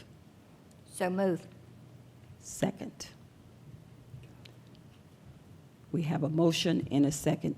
Any discussion? Yeah. Commissioner Yes, Robinson. I'll be real quick, and it was just more for the context of the numbers. I got to take emotions out of the way for a minute. It's simple math. All right, so what do we have? Director Hallman, we have how many, we've got 125 officers and 125 in detention. What are the numbers of the sheriff's office about what we provide? That sounds about accurate. All right, so I don't know the exact numbers. All right, so we take almost 68% of our tax dollars, Board of Commissioners budget, that we fund the sheriff. We all about public safety. Don't ever question our public safety, our commitment. I've never missed when it comes to the sheriff in providing what he needed to do his job. But what I do know is that there's a clear separation between us and the school board. We got them. Anybody comes on that campus, we're talking about one officer per school. We're talking about 33 officers total, just for easy math, and we're already spotting 125 to cover this whole county, and 125 in the jail. Put it in context, school board, step up. Right, keep it in context. It's not that we're not committed. We're just simply saying, okay, whoever cut that deal in the past, like, y'all got bamboozled. I'm sorry. I'm not going to sit there and feel good about it was a bad deal. Now, today we're saying, hey, pause on this. Y'all got 6 months in your fiscal cycles, school board, to figure this out. Right? I'm okay. Whatever y'all just said about middle and high school, I'm cool. Let it ride and let them revisit that. Y'all work that out in administration. But for this right here, no. 125 officers for this whole county, and that school board takes 70% of the dollar, and they can't take care of 33? No. I'm good. I yield. Okay. Point of order. Okay, Commissioner Just, Mitchell. thank you, Madam Chair. Just for clarity, I noticed we stated that there's one pot of money. Truly, that is correct. There's one millage rate, there's one, well, they have their own millage rate, but there's one tax dollars that we kind of pull from. But it's distributed to the city of Douglasville, to Douglas County, to the school board, and so on. Correct me if I'm wrong on that, Jennifer. That's correct. Okay. With that, we all are concerned about our kids. I don't think any of us sitting on this board we're not concerned. We all are concerned about our kids, and we want to protect and serve, and we want to make sure that the sheriff have the resources to do that. Let's not take this out of context that we're not concerned, because we all are. We're just trying to make sure we understand that based on the numbers, as I keep saying, that looks good on paper, but we can't afford it. And to put a strain on our budget, and the school system, the BOE gets 70% of that, I just, somehow, I can't get, I just can't, the math just doesn't add up. It was a sweetheart deal before, as we stated earlier. And I can remember a sweetheart deal when I was on the city council, that's the mayor pro tem, when we did the whole animal control.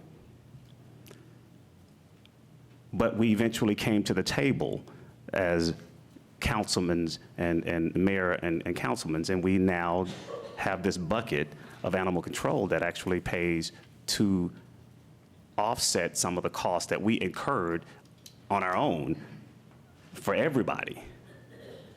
But now they too now pay to that bucket to help offset animal control, to offset fire, and so on. I don't see this any different. Their pot of money is their pot of money. And I'm proud that they get it, and I'm glad our tax commissioner collect and make sure that that happens. Great job. But their operating expense is not ours. Their operating expense is their operating expense. Let's make sure we understand that side of it. Not as though we don't care about the kids. Not as though none of us anticipate or look forward to or even expect a Columbine. So don't toss that out to us as a fear tactic. Realistically, if we take ownership of this, if my colleague would like to do so, let's do so. But the only way we'll be able to pull it off is with a millage rate increase. Is that the answer? So do we ask the BOE, will increase the millage rate to pull this off? Sure. And stop saying that the timing is bad. The timing is in the hands of the BOE, not ours. Don't make it our problem because we can't fund it. We just can't afford it. Not that we don't want to fund it, we just can't afford it. So let's be careful as to the choice of words that we use to try to make to scare that we should be doing this or not doing this. I just don't see how we can afford it unless somebody can show me how we can afford it. If you can, I'm all ears. But to date, we can't afford 17 additional officers because in the past, we're at least over roughly 500,000 plus, and that doesn't include a couple other items that I mentioned earlier that we're funding now. So I just, I caution this board in trying the scare tactic and give the perception that we as commissioners don't concern or not concerned about the kids. I think we all are. We just can't afford to take on that expense. That's all. I yield. Thank you so much, Commissioner Mitchell. I have one other comment to just make, Jennifer. I wanted to respond to Commissioner Mitchell. He said, we're not taking the expense of the entire 17. The school board is taking half of the expense, and we are absorbing half of the expense. Am I correct, or am I incorrect? The school board is paying, $595,000 for salary and benefits, and then And that's they half offered. of the, so it's basically, it's like we're covering 8 to 9 officers, and they're covering the other. I'll just say we're covering 9, and they're covering 8, just for the sake of just making sure that I could balance it. So we're not covering the cost for 17 SRO officers, correct? Correct. I just want to make sure, I need some clarity too before. And again, I'm not using a scare tactic. I lived Columbine, and that was just something personal that I shared with the citizens. It's not personal, it was real. So I'm not trying to scare. It came as a surprise to this entire country. So I just wanted to say that we are not absorbing all the costs. I wanted to make sure that was clear. And it wasn't my idea. Again, the sheriff is very aware of this. He was approached, but he can't do it unless someone advocate. And of course, that's why I brought this to the Board of Commissioners. Board of Commissioners, with that being said, we have you. Oh, Commissioner Guider. Yes, we just passed, as a Board of Commissioners, we changed our insurance so that retired officers can come back to work part-time. So if they came back to where, if we use retired officers who are already trained and everything, by the way, and they came back and they worked part-time in rotation, we wouldn't have to pay the benefits. So there is a way to get around this, but if we don't approve this tonight, am I correct in saying that the elementary schools will not be protected until the school board's budget in July? Is that right? So that is a scare tactic. Okay. As I said, we, out here in this lobby, we have to go through all kinds of security to get in here. We're protecting ourselves where we're not as concerned. We're more concerned about the money. We didn't worry about the money when we were doing all this security for the courthouse. So why are we so concerned about the money now when we're talking about children? And with that, I yield back. Okay, thank you so much, Commissioner Guider. Board of Point Commission. point of order. I just want to Commissioner respond. Mitchell. Just want to respond back to Commissioner Guider to say the urgency is here. I'm not denouncing the urgency. So don't get confused. The school system and the school board, the BOE, can take their funding today and hire officers. They don't have to wait until July. I don't know their cycle. To me, that's an easy task. I need 17 officers. And to Madam's Chair's point, half. It's not the mere fact of 17 or half. Can we afford it? I just don't see it. We can't afford what we're already doing. So whether we're talking about half, a third, or 3/4, doesn't matter. But that doesn't stop them, and I know you don't know the answer to this question, Jennifer, that the the BOE can today write a check and say, Sheriff, we want 17 officers, or retired officers, or whomever else to do this. And again, it's not a question for you. I'm just trying to make it clear that we're not, you can't say it's on us that we're holding them up. They have their own budget, they have their own cycle, and however they want to do it, it's on them. I just can't see how we can say that if we don't do it today, they got to wait till July to decide on getting officers. I think the sheriff, if they can, I don't know if they have the staff to even pull off 17 or half of SRO officers. I don't know. That'll be a sheriff question. But I think if he had the funding, I think we would probably say, yes, he got them today. But whether we fund them today or tomorrow, if the sheriff doesn't have the personnel, then you're still going to be on hold. It doesn't matter. But don't position this as though we're paying half. It's because the school system, the BOE decided to pay half now. But I was from the mere fact of 17, now we're at half. Get that? Can you afford this in your budget? Is the bigger question. If so, show me. If not, let's ask the BOE to provide the officers that they need today, not wait till July. And I don't, do you know their cycle, their budget? They have a June 30th year June end, 30th. so July They- 1st would be their okay. new budget year. Don't wait till July, June, May. Do it today. Do it for the holidays while they're out of school. So when they come to school on Monday, January 6th, I don't know when they get back in school after the holidays, have it there ready for them to go. I yield. I feel like I owe this board some further explanation. The school board, for clarity, is not asking us for anything. I want to make that clear. And certainly I promised Chairman Ruckert that I would do that. They're not asking us for anything. A citizen approached, he sent a letter to the school board, the school superintendent. He sent a letter to the sheriff, and he sent a letter to me. He is a former military officer, colonel, and I'm not sure if he served in the Marine Corps or the Navy. But he said, do you realize, and he called a meeting and wanted to meet with all three of us.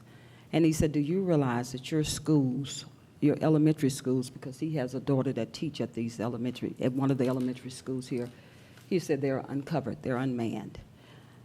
And we said, yes, sir. He said, what are y'all going to do about it? I said, we'll talk. And then, of course, the sheriff said, we talked about, he said, add it to his BRR, of course, because that's the process we have in place.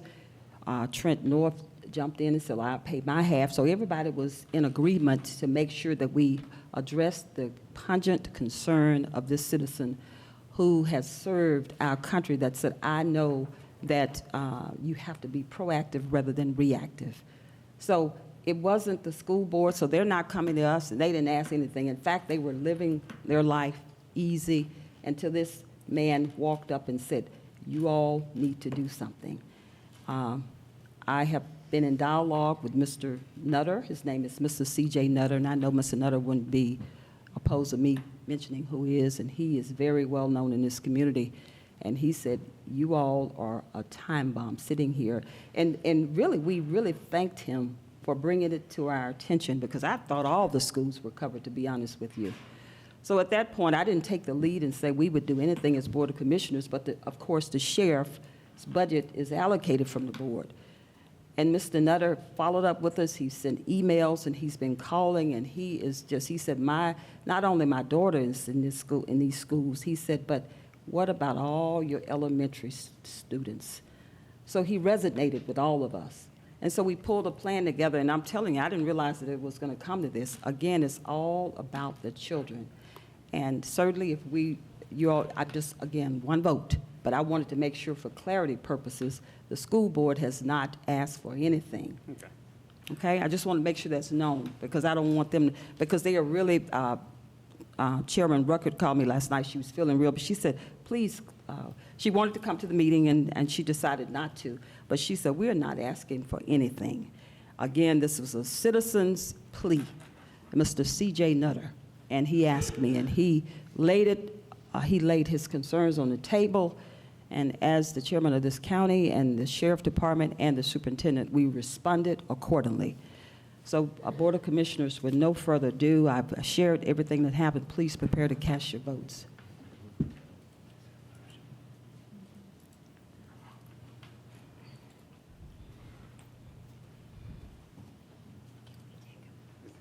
Yeah.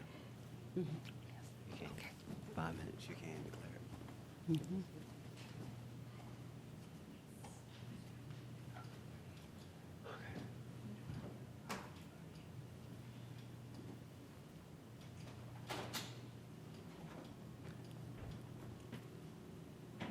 We have a 2-3 vote, and the motion failed.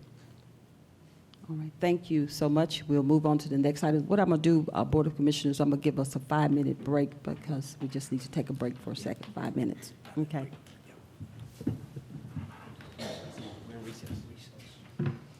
In recess. Do I need to? Are we in recess for 5 Board of minutes? Commissioners, do we have a motion to go into recess?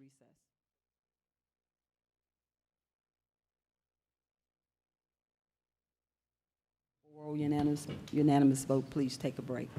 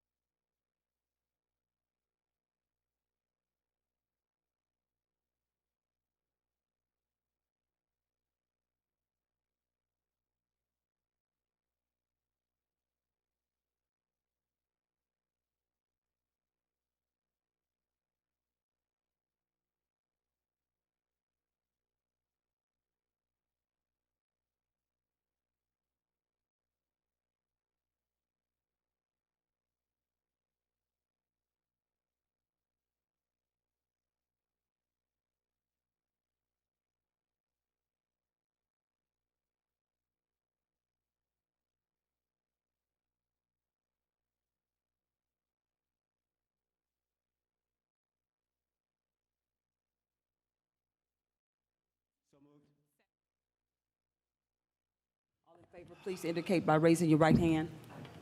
We have a 5-0 unanimous vote. The meeting will resume. All right, we'll start with our next item, which is tab number 7. It was resolution to adopt the 2020 budget. Jennifer Hallman, All right. Director Hallman. Okay, I just have a short presentation regarding the changes that have occurred since the budget hearing. Of course, the change that was just voted on is still reflected in here, but I do have Sabrina, my staff here, to be able to reflect different numbers once we get to that point. So the changes to the general fund since the budget hearing, there was an increase in local option sales tax projections of $114,250, increase in title ad valorem tax, known as the TAVT, of $63,000, so a total of $177,250 in revenue. There were some reductions into our expenditures. The reductions were contingency. The updated balance in contingency is $285,000. We reduced it by $120,000 to get to the $285,000. The assistant public defender, we realized that the number that was in there would be as of hiring them as of January 1. Knowing that they've got to advertise, they've got to interview, we said that they allow 90 days to hire, so there was a reduction of $30,250. At this time, there was the school resource officers, we said allow 90 days for the hiring process, which was a reduction of $265,000. The additions were the Board of Commissioners, part-time aides, legislative aides, 3 at $90,000. Strategic sourcing, savings, and improvement RFQs at $25,000. We said the library concept design drawing, approximately $10,000, could be paid out of Department 190. Countywide leadership diversity inclusion workshop seminar, $50,000. GIS countywide aerial photography flyover of $80,000. We had the property insurance renewal, which was an additional $237,000. And then, of course, this at the time had the SRO vehicles and uniforms and equipment at $90,000. So we had a total of $156,000 in expenditures. So this just shows you in the revenues how we have the different revenue categories from property taxes, sales taxes, internet sales taxes, TAVT, other taxes. You have intergovernmental, which is mainly your grants, charges for services, courts and law enforcement, and then a miscellaneous account. And you can see this just shows you at the budget hearing where those revenues were, and then now today where they are, and the variance, which we just went over. The use of fund balance is being shown today at $4,971,556. The expenditures by function, again, we've already gone over the changes, but just to show you by function of general government, judicial, public safety, public works, health and welfare, parks, recreation and culture, and planning and community development. So we have a total general fund budget of $103,286,194. We still have an estimated ending unassigned fund balance of 10% of policy, which is $9,754,635. As I talked about at the budget hearing, there are other funds other than the general fund that we're required to adopt a budget for. There were no changes to any of those that were discussed. The only addition was that I discussed yesterday was that we are now due to different way of accounting for the state court technology fund. It was previously as an agency fund within the clerk's office, but just due to the nature of the fund, it needs to be a special revenue fund. It's self-sufficient, has its own funds. It takes a court order in order to use the funds. However, we do need to earmark it as a special revenue fund, so that currently have around $57,000 in that bank account in the clerk's office. So our total special revenue funds are $28,571,603. Of course, our capital project funds, they are project-linked budgets. The only thing we have to budget for them every year is the transfer out to pay the debt service. That's why you see the 2016 SPLOST capital project fund as well as the 2016 SPLOST debt service be the same, because the money comes out of the SPLOST fund into the debt service fund to fulfill the debt service for that year. You have your enterprise funds, which is your landfill solid waste disposal. No changes from the prior, from the budget hearing of $2,548,010. And again, no changes to the internal service funds of total in for health insurance and workers' comp of $17,469,796.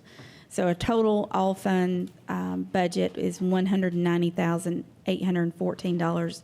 I'm sorry, $190,814,103. But with the changes that occurred because of the not approving the additional 17 school resource officers, that does bring the total expenditures for the general fund.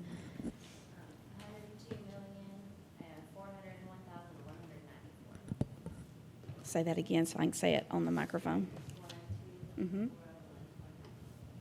194.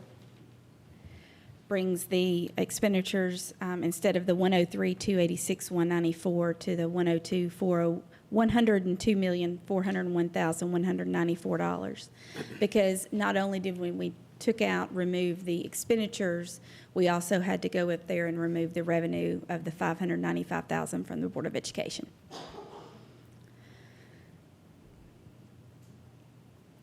So that concludes my presentation regarding the budget. Okay, thank you so much, Director Holman. Board of Commissioners, any questions or comments? We are trying to get through the moment. Okay, Board of Commissioners, do we have a motion to approve?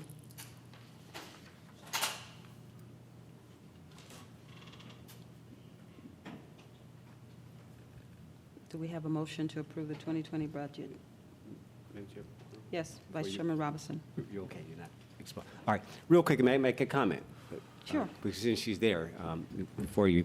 So Director Hallman, so real quick, I want to, and I heard it, and I just, I'm processing on multiple levels, so it took me a minute here to come back around full circle. So I'm going to come back because I want to address, now, is it a separate item? And I just want to make sure, are we going to, in agreeing to this budget, is the legislative aids in this, or is it going to be a separate vote? It is already included in the budget, It is 3 in- of them. Okay, it's in the budget. All right, so let's, again, I got to come back to that, right? That's something that I think respectfully, it needs to be addressed. And again, this is a big budget, meaning $100 million budget, right? And the district commissioners are talking about 30,000. 50,000 is what I asked for originally, so let's be clear. It was 50,000. And the reason I say that is that if I look at the other counties, see, we like to follow who we want to follow. We'll follow the feds when it's convenient. We'll follow our neighbors when it's convenient. You know, South Fulton, it's 100,000 per person, right?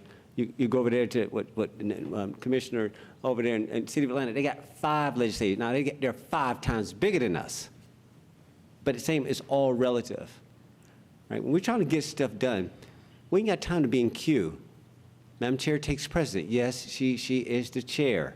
Yes, she is there. You guys hired her to do that full-time job, right? Full-time. But we need support, and we need access, and we need to be able to get stuff when we need to do real-time.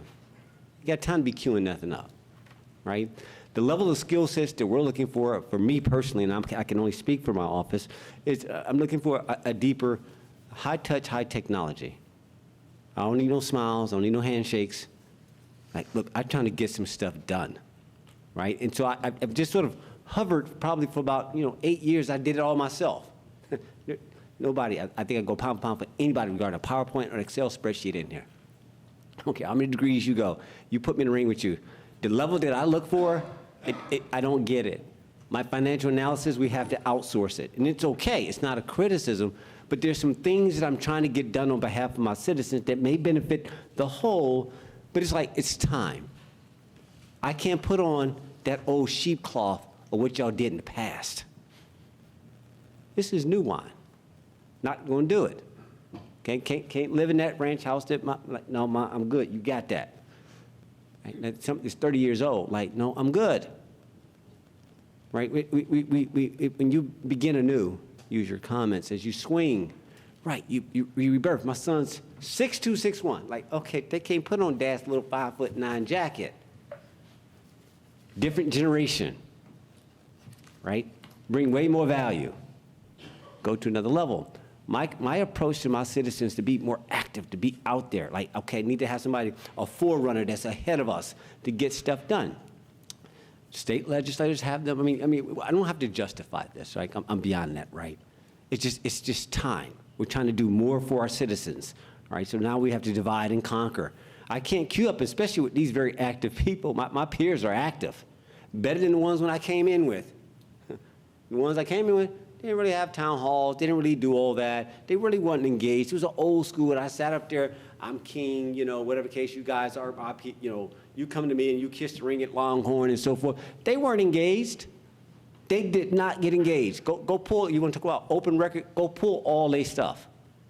Go look at when they were engaged. Go pull all their calendars and compare them to this generation.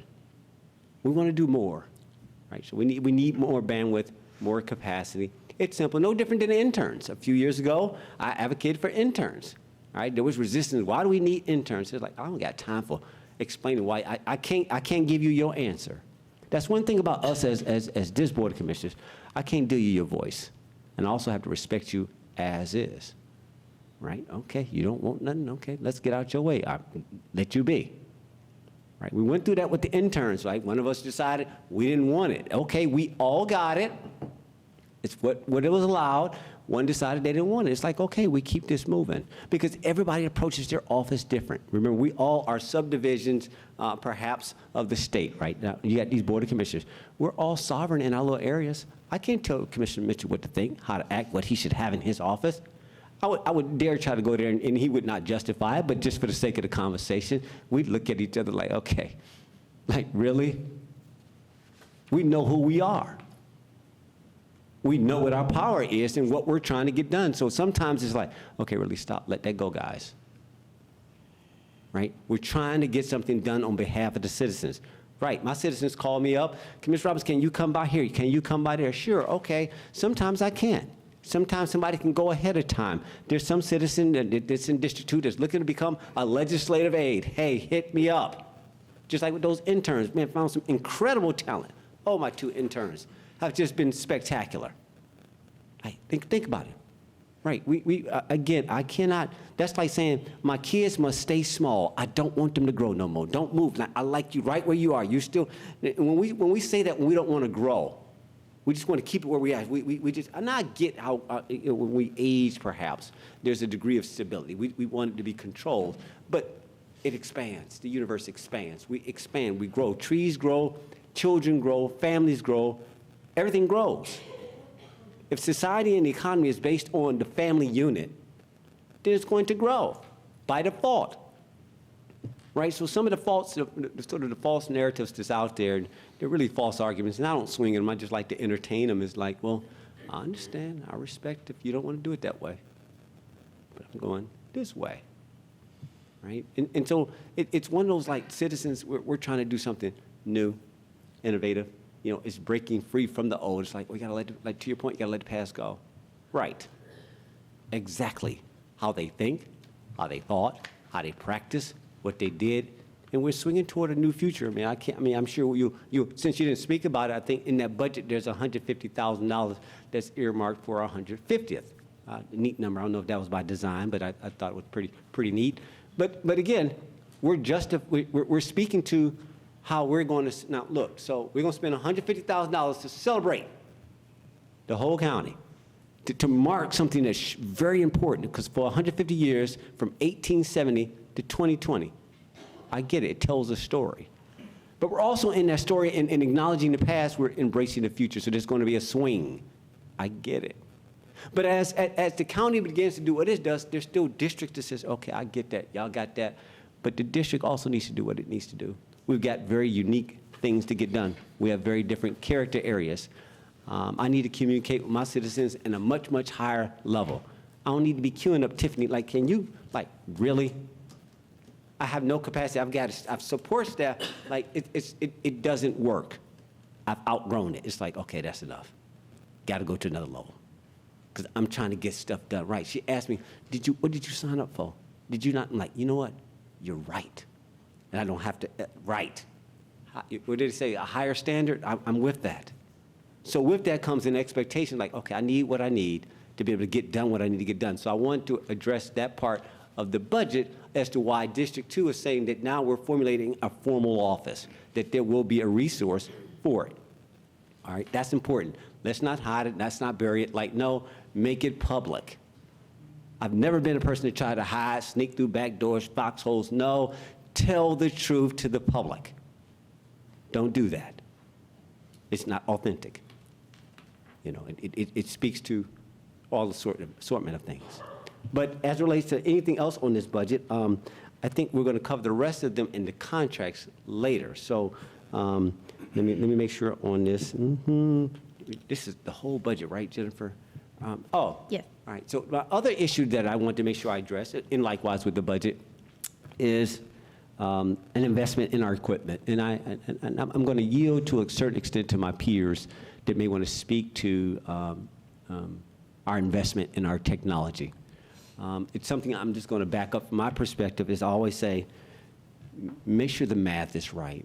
And Director Hallman knows that with this 11-year run, I always ask, no matter, you know, she used to be with the old chairman. Every time I try to talk to him, he would lean his head in front of her, like, okay, can I talk to her? He'd be at the head, like, Madam Chair, and he would lean over, like, I'm trying to get to, but I could still see. In light of the fact of, like, you know, I don't want you to talk to her too much, but it's like, that's okay, I can still see it. And all I ever asked for is, like, make sure that the numbers are right. Right? I know what the numbers look like. You can paint them however you want to. I know what I'm looking at. And that's what I became known and for this county for the past 11 years. Like, okay, well, I don't have to overemphasize where I've been to school, how much I know. Like, okay, all right. I don't have to do that. I can vote no on an economic deal, and it passes, and it made a difference. Like, everybody mad at me, like, well, why? It passed because my validation matters. It matters, right? One thing I don't politicize the numbers, right? And my eyes, my face don't lie either. If you ask me the right question, it's like, well, okay, I'll tell you what I really think. But that being said, I believe this investment in that tax assessors and tax commissioner office is vital. It's something that, and this is a broad question, I'm not going to go deep, but it's like, okay, guys, right.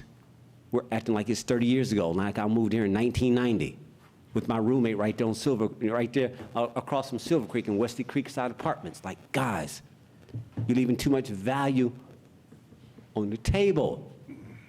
I get that you're trying to preserve, pretend like, well, ain't nothing over here, we're preserving our money for us, but this thing has grown with so many people and this infrastructure and this cash, and it's like, I don't even know, and your systems are so old that, and you got this dilapidated system that's running with a clock, and everybody's trying to rationalize, well, ain't nothing wrong with them 30-year-old shoes, and it's like, ain't nothing wrong with that car that's about, like, that's a good car. Like, guys, come on. Raise up. It's okay. It's just evolve. It doesn't mean the end of anything, but it's time to put that Linus blanket on down there, give it to, we can give it to somebody. It's time to embrace new, right? And I know it's like, well, wait a minute, I'm used to doing things the way I'm like, okay, but that was 30 years ago. And I'm gonna respect it enough to say, okay, but that's enough, right? Time to move forward because I can't wear them 30-year-old shoes. Like, they don't have laces, they done fell apart. Why are we pretending that we're trying to maintain, and it's a fake narrative because you're acting like you're doing good, like we're holding on to this thing, like, guys, you're slowing yourselves down. You're not performing at the level that you should. And all these people have moved in here since I moved in here in 90. Probably 50,000 people have moved in here. You've got the same tax level, but all these people have moved in here, educated, more money, everything in here has raised up, but yet you haven't kept the system going. You haven't maintained anything. You haven't, these parks, the paper called me, Commissioner Robbins, can you tell me about the park and stuff? Like, well, is anything going to be coming out the district, out to the west? I'm like, well, that's that committee. I mean, I ain't got nothing to do with that. Like, you got to advocate for it. I mean, you made your priorities. See, what's important in this is say, what is our priorities? Each district has to weigh in and say, well, what's our priority? If the prior administration was important to build a jail, which I get, but don't be mad at me when you take $150 million to build that jail, and it's the same amount that I could have resurfaced every road, every cul-de-sac in this county with that same amount of money. Now I'm between both. So it's like, okay, time out for like we're nitpicking over 203. Like, really, guys? Really? At the age and the seasoning up here, it's time to move forward. It's time to move forward. So for those citizens who are saying like, well, Commissioner Robinson, we appreciate that you're cleaning up. We appreciate we see that you guys are mowing and cutting the grass and so forth, right? Okay, but when you'll get to my road, and we're doing all those good things. We had a transportation committee meeting. We're doing all the things that are necessary to set the expectations for the future. But you can't perpetrate about where you are with the budget says, okay, guys, all right, we got to re-up. It is what it is. If you burned all the SPLOST money from time on the jail, you spent $5 million cash on an animal shelter, you bought the tax commissioner, you had a bunch of write-offs, you had $8 million. If you just follow the cash, they just burn through it, right? And then you got 5 rollbacks. Look at your fiscal policy. I just sort of sat back like, okay. Y'all playing. Now it's time to swing to the future, but it's not the end of the world. It's just like, okay, guys, new leadership, let the past go. Don't try, you can't be in both worlds. You can't play both sides. You simply have to grab this and say, okay, it's time to move us forward, and these are the steps that are going to take. And Jennifer, as you know, we've got a funding plan that's coming, so we're going to get there. But when we dance, it's like, guys, don't do the public like this. Be honest, and it's okay. They're waiting to hear us take the leadership. And say, okay, we get it. We understand. We can count too. Like, Chris Robinson, trust me, you're not the only one that can count. I'm like, I know. They're like, okay, so where are we going? Where are we going? And that's the story that's going to be told. So the budget is just a mechanism. We could spend the next hour to talk about it. I really don't think it's necessary. But I think, again, for the sake of the conversation, let's know what this is. That's why that many people are here. This is just, it ain't that deep. This wasn't a hard budget.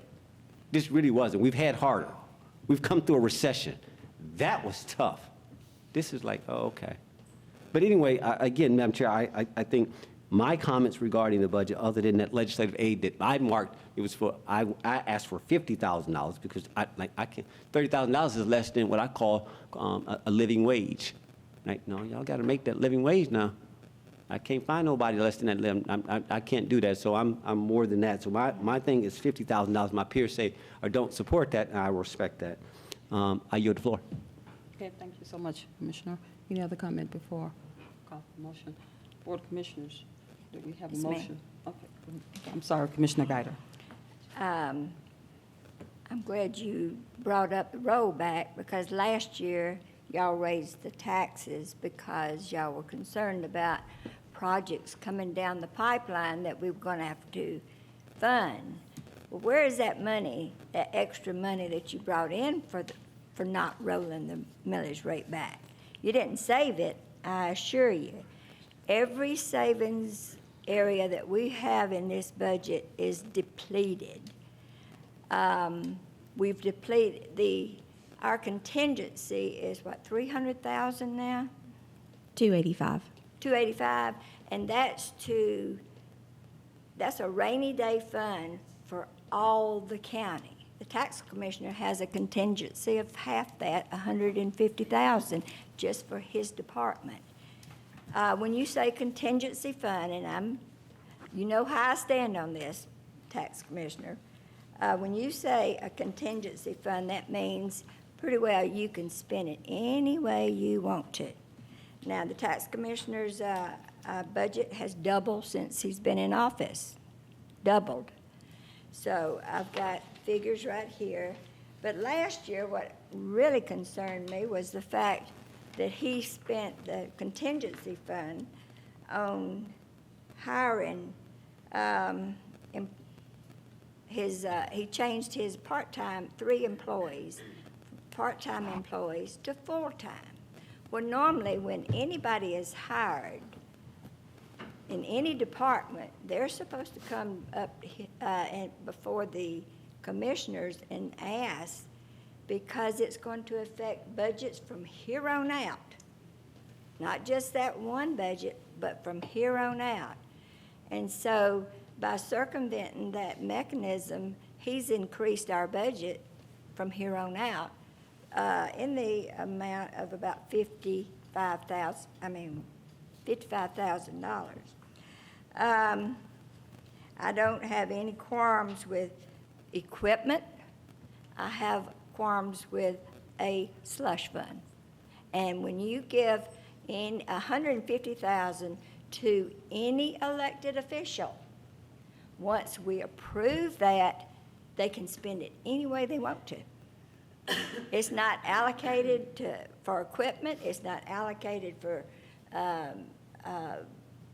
capital things that they need in the office, but it can be spent on anything. But he also gave some bonuses, and county employees did not get bonuses. A budget is supposed to be exact. You're supposed to project the funds that you need. You put it in the budget, and then we have that responsibility of saying, well, we can fund this, but we can't fund that.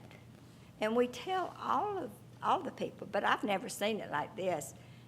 If you come before this board, you get it.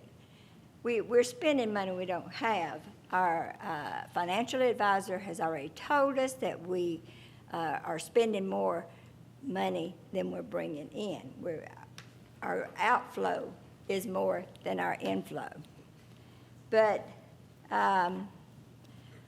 Commissioner Robinson made a big to-do about the $30,000 that was allocated for the 3 commissioners here.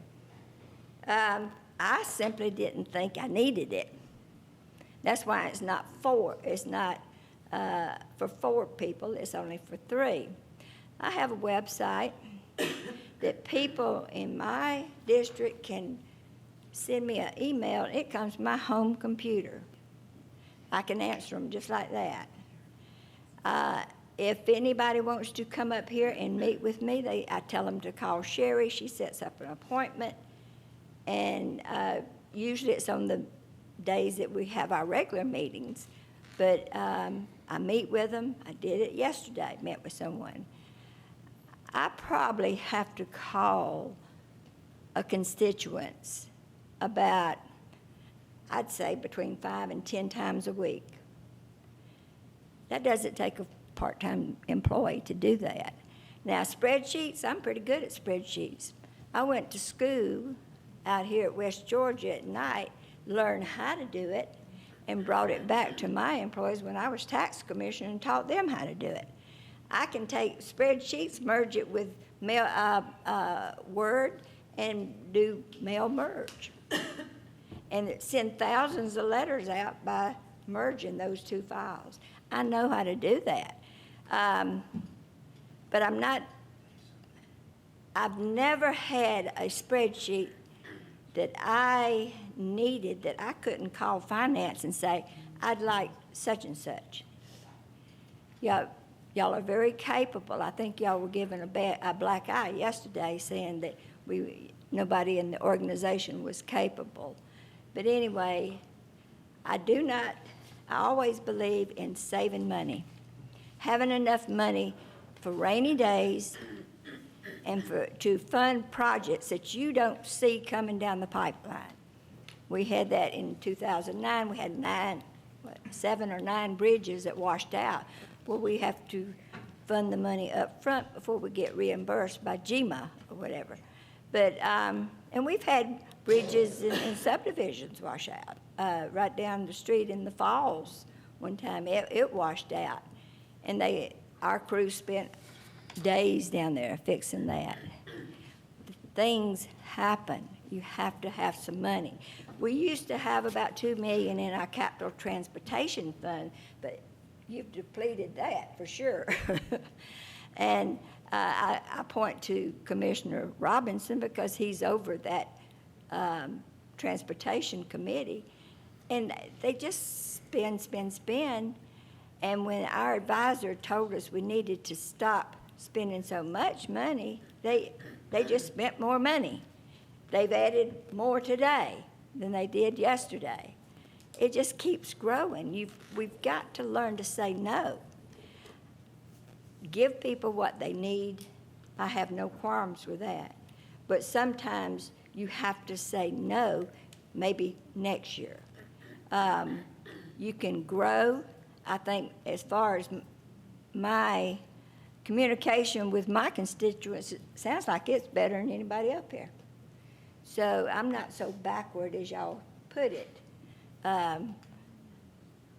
Yesterday when we were talking about all this, and I hope everybody goes out there and looks at that film, because I've never seen a commissioner talk to us like we were a bunch of idiots.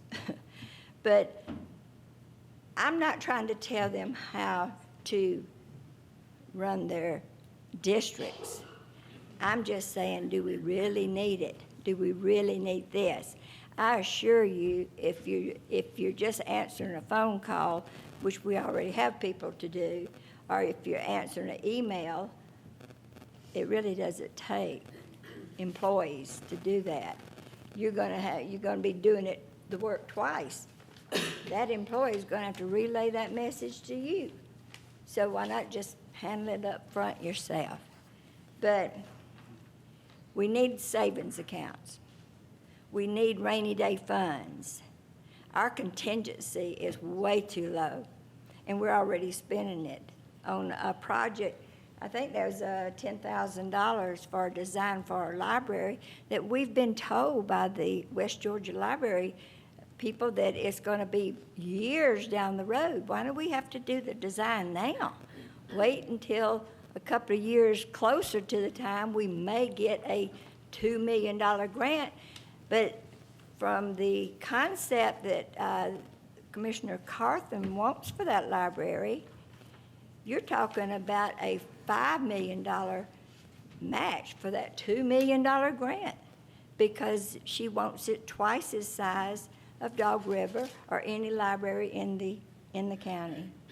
So it's good to have projects. I don't say you shouldn't have visions and everything, but I'm saying if you want that, you better start saving some money, because right now we don't have $4 million or $5 million.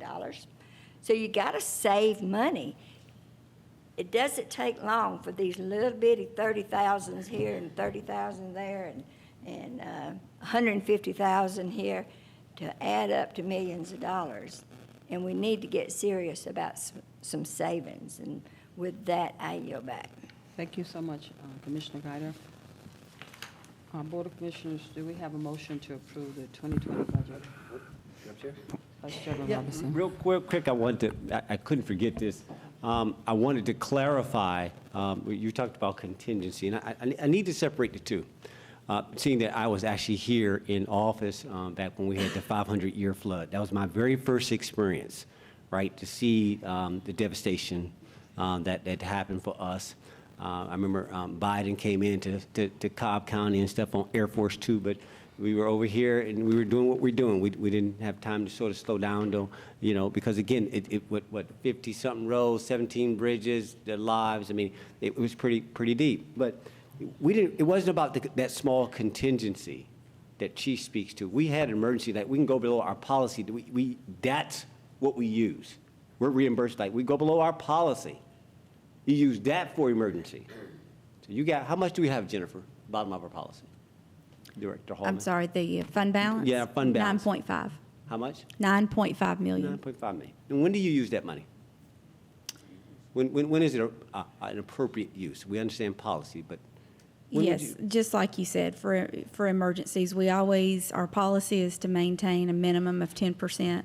So we always try to, of course, during the year, just because of the way we operate and our tax revenue comes in the last 2 months of the year, you see in the Finance Committee reports that we have a negative fund balance, but we know that that's temporary just because of the way that all counties or all governments operate as the tax dollars come in later in the year. But usually that's the 10% is our minimum, and that's where we're used for emergencies. Yes, and so to that point, I mean, again, one more time, when we're being disingenuous when we talk to the citizens about what this is. Don't mislead the public that we're going to take $200,000 as a contingency to handle any type of natural disaster. See, there's that fear. There's that fear, right? We want to scare the people. No, we're fine. We just ain't going to do it the way you once did it. But we're fine. There's no justification necessary. Right, it's the narrative. I appreciate what my colleague said. Yeah, you're right. You see the gnawing and the gnashing of the teeth. Yeah, you do see the, yeah, I understand. I understand. Right. It's always a justification. So it's like, as long as everybody coexists, to her point, do nothing, don't do nothing. But why is the paper calling me about why ain't nothing got done out there? If you've got such a lock with your citizen, why are they calling me? Why are they inviting me to their HOA boot camps? Why are they inviting me to sort of touch bases with them? Like, why is that? Why is Bill Arbin, why weren't they taken care of when you were in the majority? Your priorities were a jail and an animal shelter. You took all the SPLOST money on a single building to cage 800 people. You took $5 million cash out of what? The general fund. To do what? Cage 80 cats and dogs. Don't get convenient about priority. You began to roll back. No, and then you raised the millage rate 24%. The biggest lift ever. Don't get convenient. I could, like, we won't give you a history lesson, but I love history.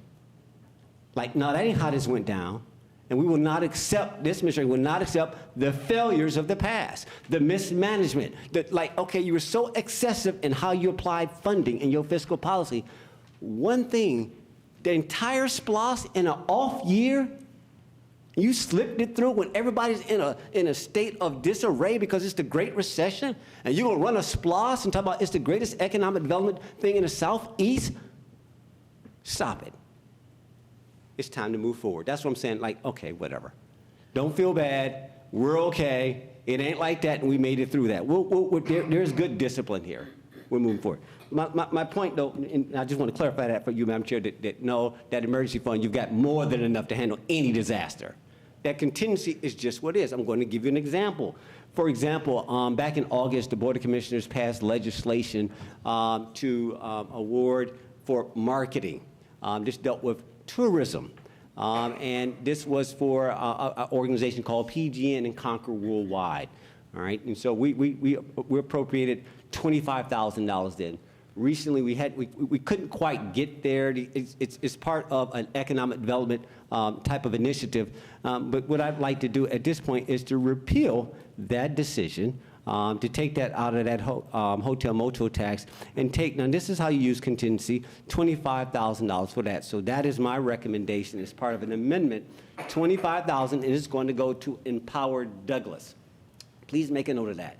$25,000 out of contingency going to Empower Douglas. That is strictly for marketing associated for this bigger, whatever they're working on, this 150th, whatever they do, right? We've already talked about it. We already legislated. I'm just recalibrating, right? I'm trying to clear the air for something right now. All right, so I yield the floor. All right, I'm good. Any other? Commissioner Carthen? I won't be long, Madam Chair. Thank you. I just wanted to understand, Jennifer, that our revenue and taxes that we bring in is $82,475,796. Is that correct? That is correct. And if we keep going all the way down, we have general fund revenues of $103,286,194. Mm-hmm. Of that, we use our fund balance of $4,971,556 to Balance the budget. balance the Mhm. budget. So that means in all the revenues we bring in, we don't have enough to balance the budget. We have to use the fund balance to balance the budget. Correct. Is that the best way to balance the budget? Well, in the ideal world, you would want to have your revenues equal your expenditures so that you can continue to build your fund balance. But it's just a matter of decision and choice of what y'all want to do as far as maintaining the minimum 10% or having, because that's why we say minimum, or if we want to have more than 10%.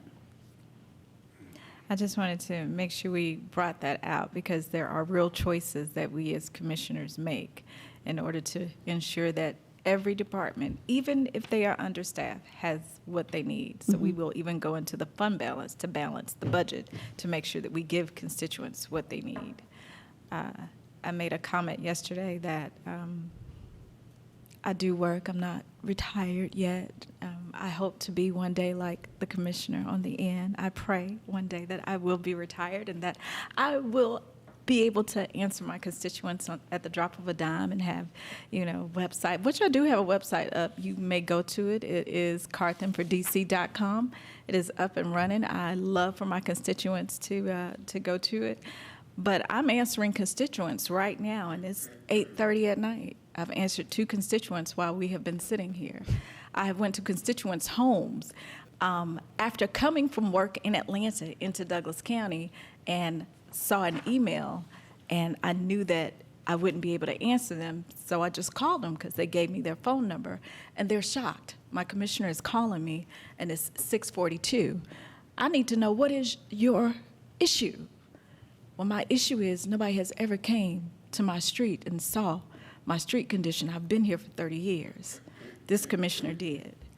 And the next morning, I got on the line and I called my county administrator, and he got the DOT involved, and it was taken care of. And that constituent sent me a card. I have about 8 or 10 cards on my desk right now of me having done things like that. Yet I work a full-time job. I have a nonprofit. I have 4 children. I have a husband, and I have 7 employees. And I still make it my business to make sure that I answer every email that comes across me. So that's why you guys get emails at 6 o'clock in the morning from me. I'm doing it, but I am only one person. Can you imagine what I could do for my constituents if there was 2 or 3 of me? I would love to give that type of service to them. So when I advocated that I needed the 50, well, I was thinking, okay, well, at least I can pay somebody $20 an hour to come in and set up the town halls, or to go out and look at constituents' issues, or to meet about a issue within the HOA. I have HOAs that would love for me to come, but I'm only one person. So how I want to run District 3 is totally up to me. I love that Madam Chair says, I am not dictating how you run your office. Thank you. With that being said, I want to run it this way, differently from how it's been ran before. First town hall I had over 100 people. Can you imagine if I only did that by myself? I had Tiffany, I had DOT, I had Mark, I had a room full of people after hours, meaning they go home at a certain time, but because I asked, they came. These things are monumental, and making sure that Douglas County citizens know I care. When I knocked on your door to ask you for your vote, to be the voice at the Board of Commissioners table, I took that seriously. I can't be your voice if I can't really communicate with you, if I don't have somebody out there doing the work every day. I can't be your voice. But I'll be doggone if I don't be your voice on my watch to get the resources I need to make sure that my constituents are taken care of. So I'm advocating for not only me, but for the rest of my Board of Commissioners, whether they want it or not. Use the resources to get what needs to be done in this county. And with that, Madam Chair, I yield. Thank you so much, Commissioner Carter. Commissioner Mitchell, I see you adjusting your mic. Oh, yes. Oh, yes, ma'am. Oh, yes. Okay. Wow. And I promise you I won't be long. I know we all say that. That's kind of our lead in, and it's like, but for my colleagues, I'll just be brief. So Jennifer, if you would just also, the internet sales, that the tax sales that you are anticipating, I don't truly get your well, not your formula that was used. Don't quite agree with it, but just share with the public again about those numbers that you got in this budget. And I know Madam Chair may speak to that down the road, but I'll just wanted you to share. And I'm not going to get into a long, drawn-out conversation about it, but just share what that is and kind of where we are with that first. That's my first question. Okay. As you know, we get sales tax, and starting January 1, I believe that the law has changed where even the smaller businesses online would be paying sales tax. The state did not pass that, just FYI. I think they did not have a way to. They don't have a They don't have a way to make sure everybody's in compliance. That's compliance, right? Yes. Okay. So it's kind of the honor system is the way it is right now. So the part that for the compliance and making sure is the part that did not pass. But when we received sales tax, we knew that was going to be starting next year as far as the internet sales tax. And Madam Chair read some articles, and if she wants to go in a little bit more detail on those in regards to the impact of what that kind of would have for the county or for in general, and then she narrowed that down of what kind of impact that would have for Douglas County, and that's the number that we placed in the budget for internet sales tax. You wrapped it up in a nutshell. Oh, okay. I guess we'll leave it there. So, but that number ended up being? 3.8 million. Got it. Okay. And the honor system is what we're banking on. I don't think anybody in this room, yet along watching us on DC 23, would believe that we reach out to pay internet sales taxes. But if you want to, not you, if you want to believe that, go right ahead. I want to do this also. Oh, let's go back 2 years, 3 years now, I guess, ago, that we rolled back. If we had not rolled back the first and second year of this administration, yet along we did not roll back the third year, and that's not a millage rate increase, but it is a millage rate decrease, what would the numbers would have been? I believe for all the years that were rolled back was a total of around $9 million cumulative. Gotcha. And the only reason I reference that is that if we had steadfast, and for clarity, that wasn't a property tax millage rate increase, and that's why you got to separate the two. It's just how Roy Barnes wrote that piece of legislation. It gives you the impression that there's a millage rate increase, Correct. But there isn't. The millage rate actually Stays the the same. Maintain the current millage rate. So if we had that roughly $9 million, where would we be? Don't answer that. Okay, but let me do this here, though. I would like to ask the tax commissioner if he could come in and have a quick conversation, if you would just stand by for just a second. I want to just ask, because we want to talk about the monies we're looking at the software and why. Yes, he can come on up with us. Yeah, let Benny come on up with you. So, because I want to make sure we understand why that's there. What's the necessity for that, and the benefit from the state, the tax assessor, and the tax commissioner's office. Kind of, what's that benefit? I'm not advocating that because I like you.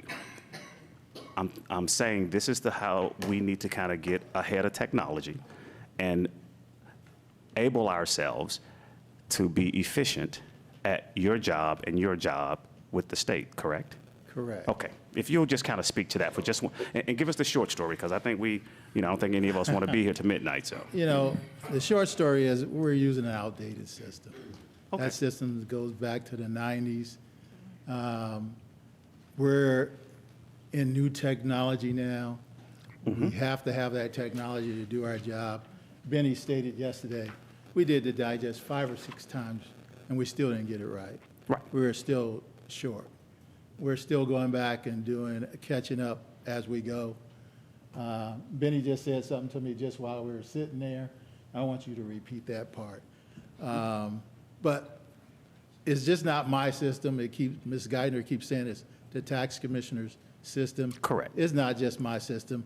It's Benny's system. The state system. It also connects to GIS, so it's not money just for the tax commissioner's Correct. office. That's incorrect. And we're just lining it up and under your line item, in Yes. your budget rather, to account for it. Yes. And outside of that, it kind of spreads, it got some tentacles that kind of reaches out to other departments and other places that kind of make this whole thing of yours and what you guys do be more efficient, correct? It's just like some of you said, it's new technology. It's going to improve the county, funding coming in. It's going to improve our overtime. Mrs. Geithner said something about, I gave out bonuses. Well, I didn't just give out bonuses. I work with the administration, which I'm supposed to do. That's your county manager, your personnel director. And we came up with a program to stop the bleeding because we were paying overtime. Correct. And you were in a conversation with me and Madam Chair, and you agreed with that, and all of a sudden you don't.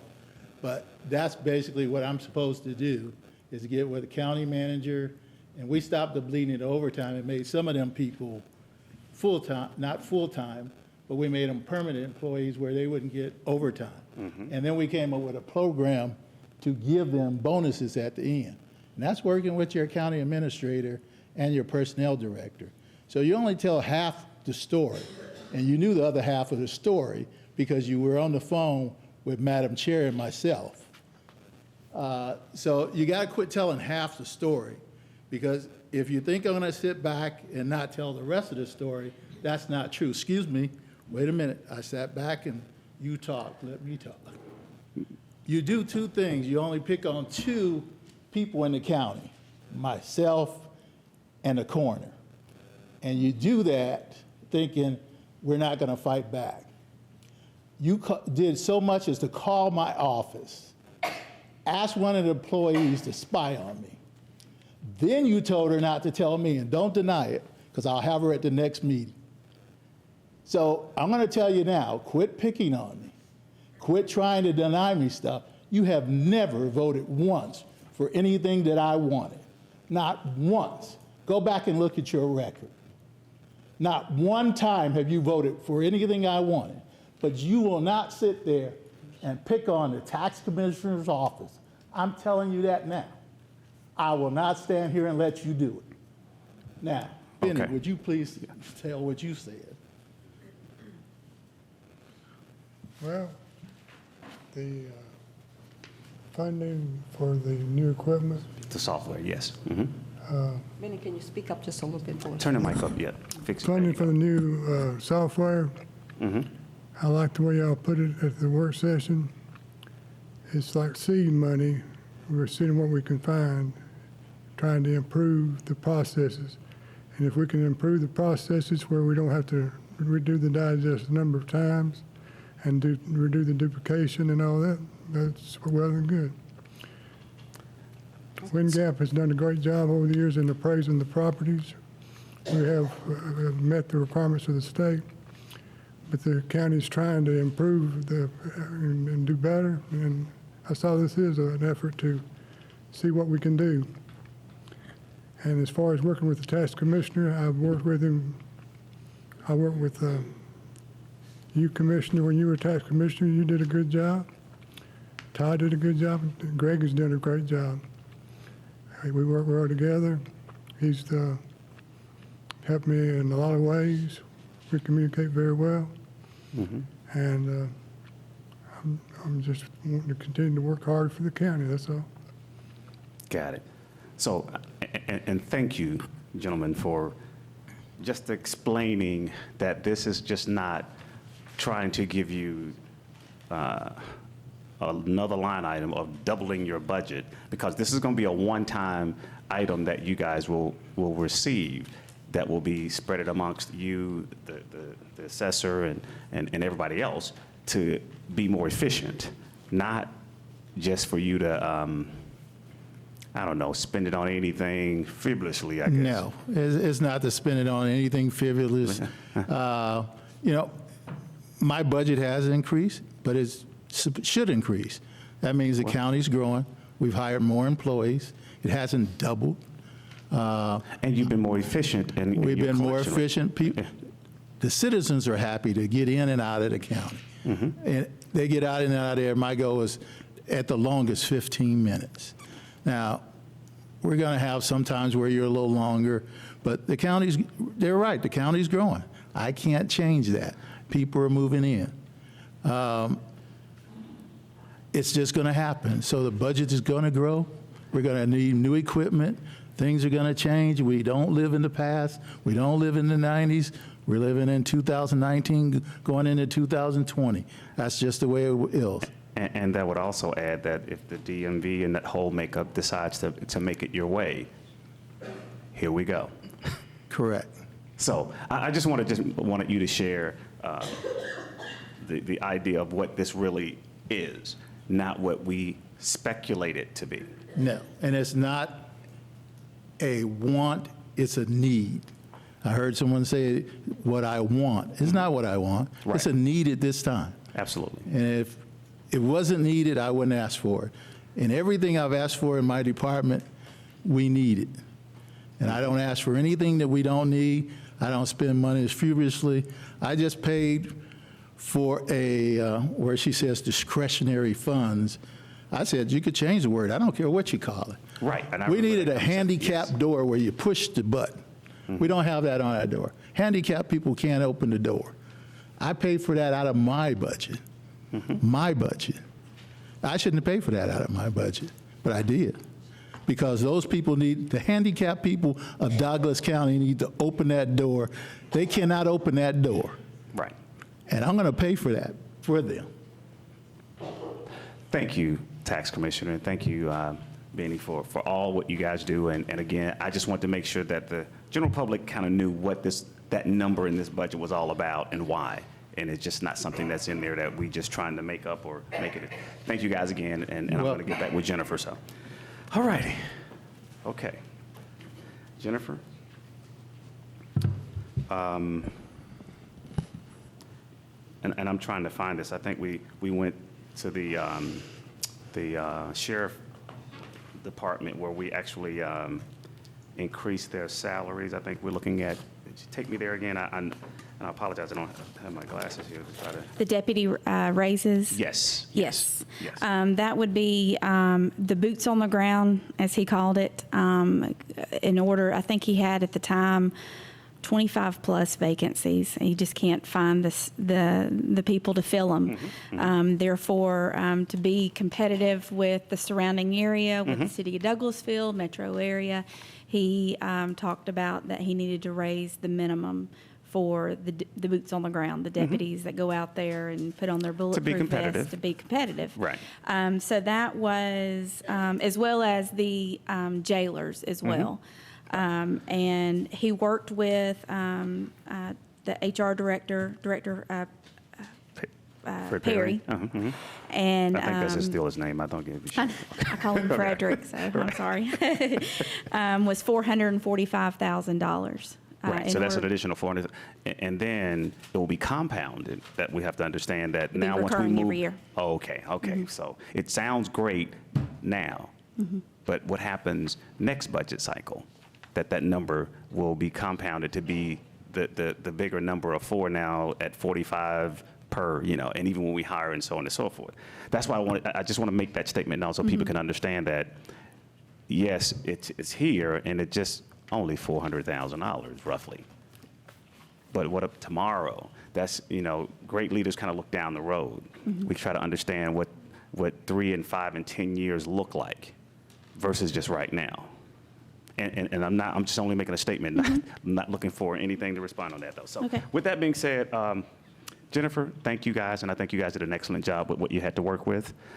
Don't totally agree with what you brought back and all the adjustments, but I think you were given directions that you followed well, and I commend you guys on that. Just don't totally agree with them, that's all. I yield. Thank you so much, Commissioner Mitchell. Board of Commissioners, do we have a motion to adopt the 2020 budget? So moved. Can I make one just so that we're clear here? We would be, because you moved the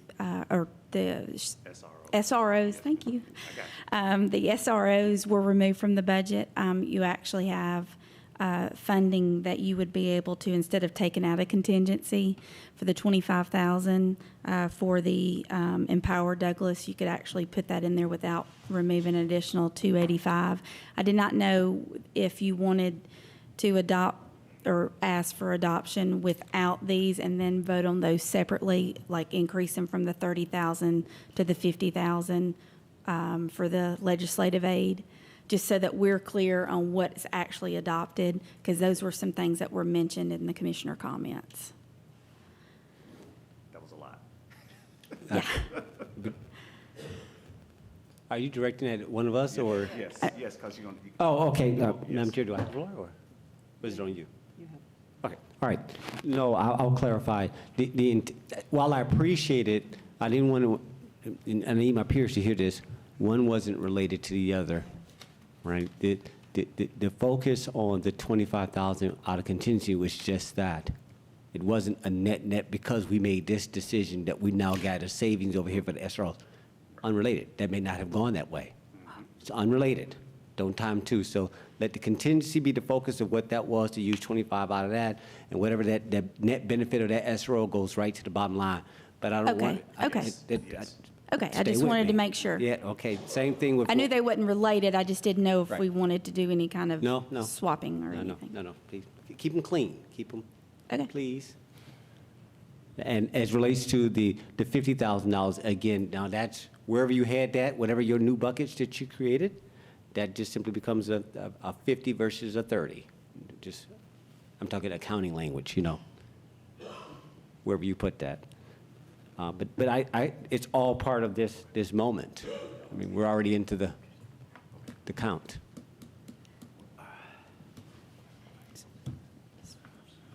Just one question. What is Empower Douglas?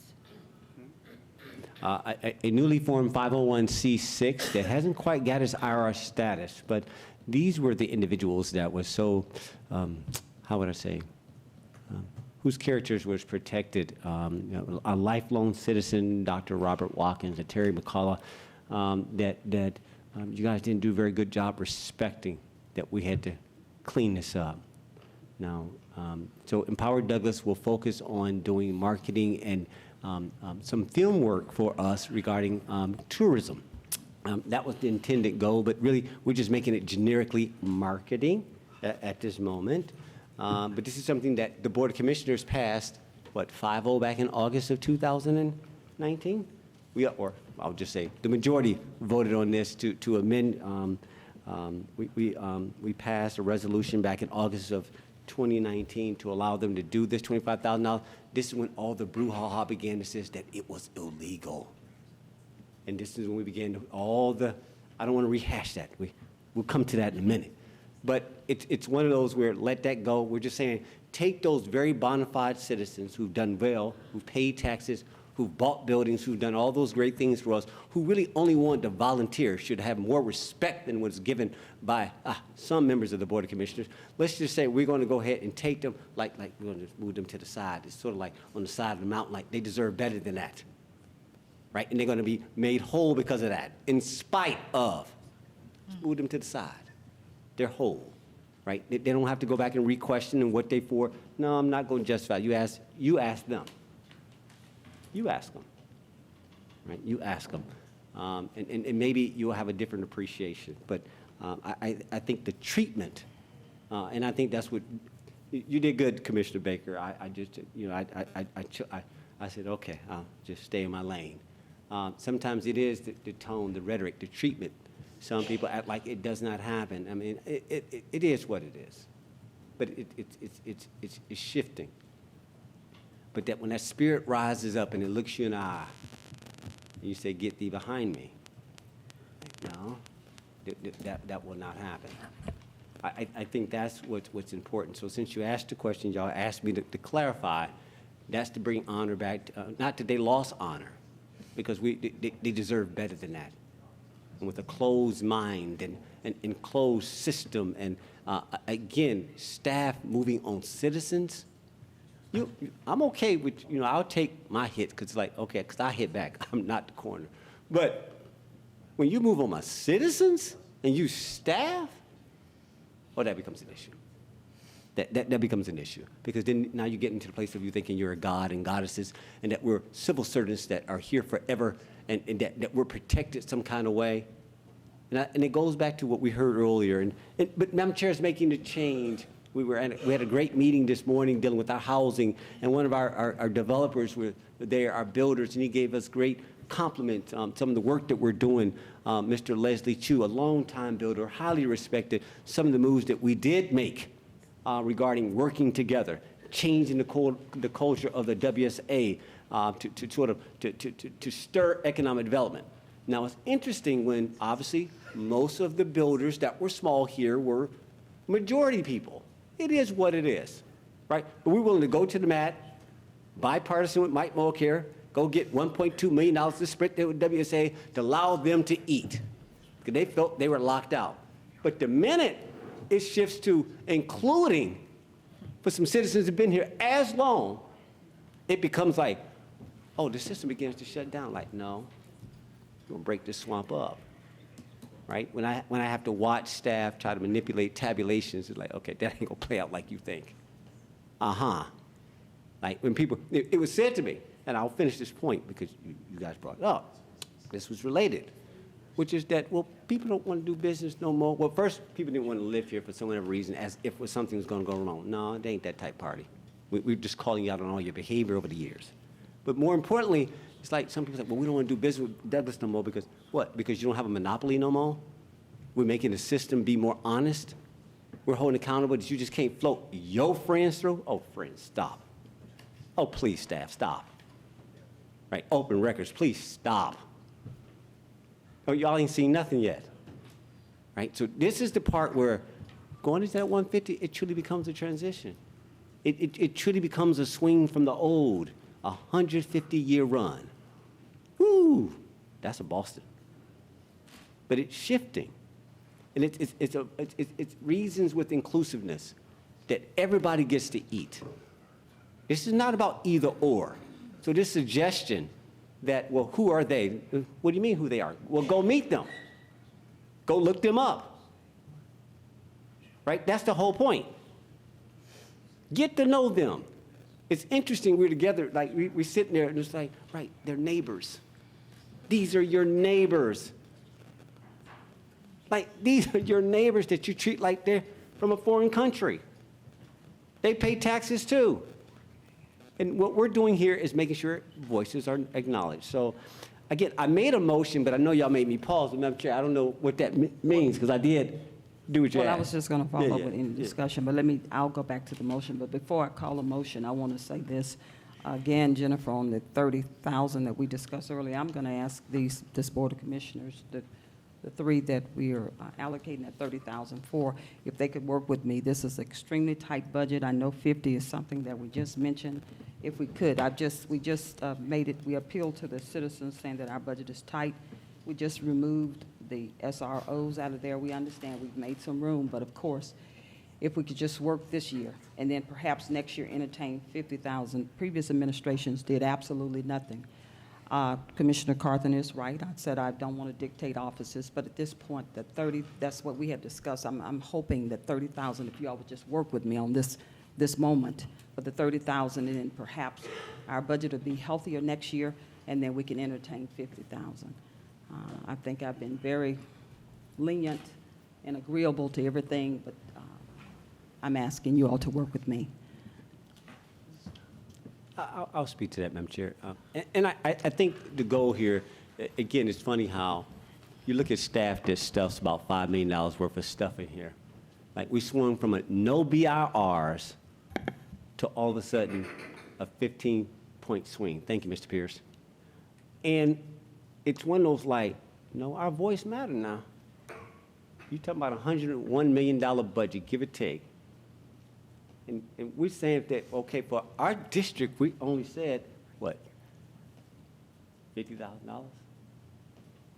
Like, now, we're looking at everybody else that needs what they need, but the voice, and so you don't negotiate against yourself as if, like, no.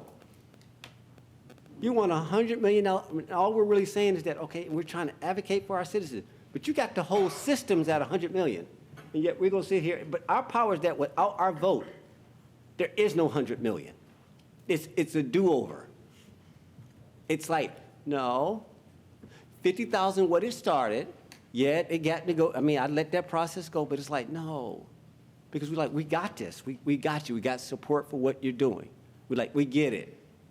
But to say that all of a sudden, like, no, we're shaping like, well, my voice mattered, though. See, this is what the citizens are like, no, but as small as it is, never negotiate against your interests. Like, but it mattered. That 50,000 mattered. Now, it's got to go through the process. So it can go down and up, down and up. And if you've done this enough, you know that you got right to the very end till you press that button. But this shouldn't be about us. It's not about us against each other. That's the flaw of this moment right now. That was the flaw of this moment. Face that way. Like the flaw of the moment is like, no, we're working together here. We're just weighing in. That's the whole point. The district commissioners weren't really involved. That's okay. But we are weighing in now. It's our job to set the budget. Our collective. We set the budget. That's the only thing we're here for. The rest of it is just that we come in and check every now and then, make sure y'all do what you do. But please, let's not make us feel like we did something wrong over 50,000, that we got to feel like we go negotiate 50,000 out of $100 million, and we're trying to like, come on, don't put that argument there. I think like, don't. This is when you should have just pivoted through that. You should have just pivoted through. You were given room. Just like, really? But I say that to say, that's my opinion. But I'll yield to my peers if y'all decide that y'all want to weigh in and y'all want to go. I'm at 50. Y'all want to weigh in, I'm open to anybody, 40. I'm not going to 30. But that's it. I yield. Commissioner Carpenter. So I'm always transparent, always open. You ask me, I'm gonna tell you. I did ask for 50,000 because I thought about what could I do. And so yesterday I leaned over to my county administrator and I asked him if he could work for me for $15 an hour afterwards, and he said, mm-mm. So I always try to be very realistic, very upfront, very transparent. But yet, when I was called and asked by you, Madam Chair, if I could lower it and I could work with you, I'm always a team player. I will always work to make sure that we have what we need. But do I think we need 50? Yeah, I do. But again, I'm just one person, one vote. So with that, I yield. Okay. Okay. Jennifer, if you could come check my system. Any other comment, y'all? We really need to move on. It's 9 o'clock. So, Madam Chair, we really need to confirm, I mean, we've been all over the place. So here's what in my mind, what I think we have down right now is the current budget. So instead of 3 part-time interns at 30,000 each, that would be 3 part-time interns / marketing / aides, same line item at 50,000 each. Check. I want to take those out separately and vote, please. I want to take that off, and we'll vote separately, and then we're going to win anyway. Okay. But take it out. So, one more Okay. question. Yes. So, the 25,000 to empower Douglas.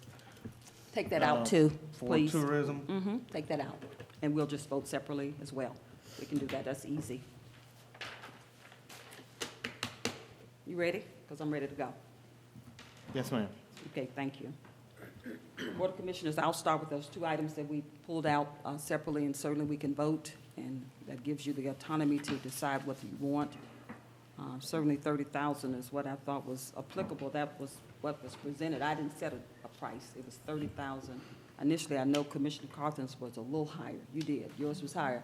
And we pulled it out because we said we could cover your training that you wanted. I believe it was the NACO and all those trainings, so we already have that covered for you. That was the reason why I believe it shrunk to 30. This will be considered a new business item. Clerk, would it be a new business item? Okay. Can you state it as Yes, ma'am, it'll be a new business item. Okay.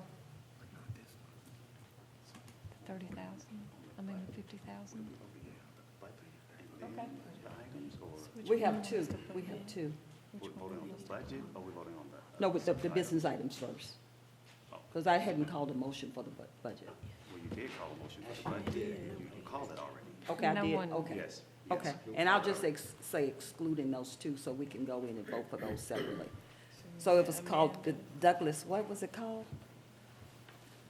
Empower Douglas. Power Douglas. And what was the amount? 25, 25,000. out of what account? Out of contingency.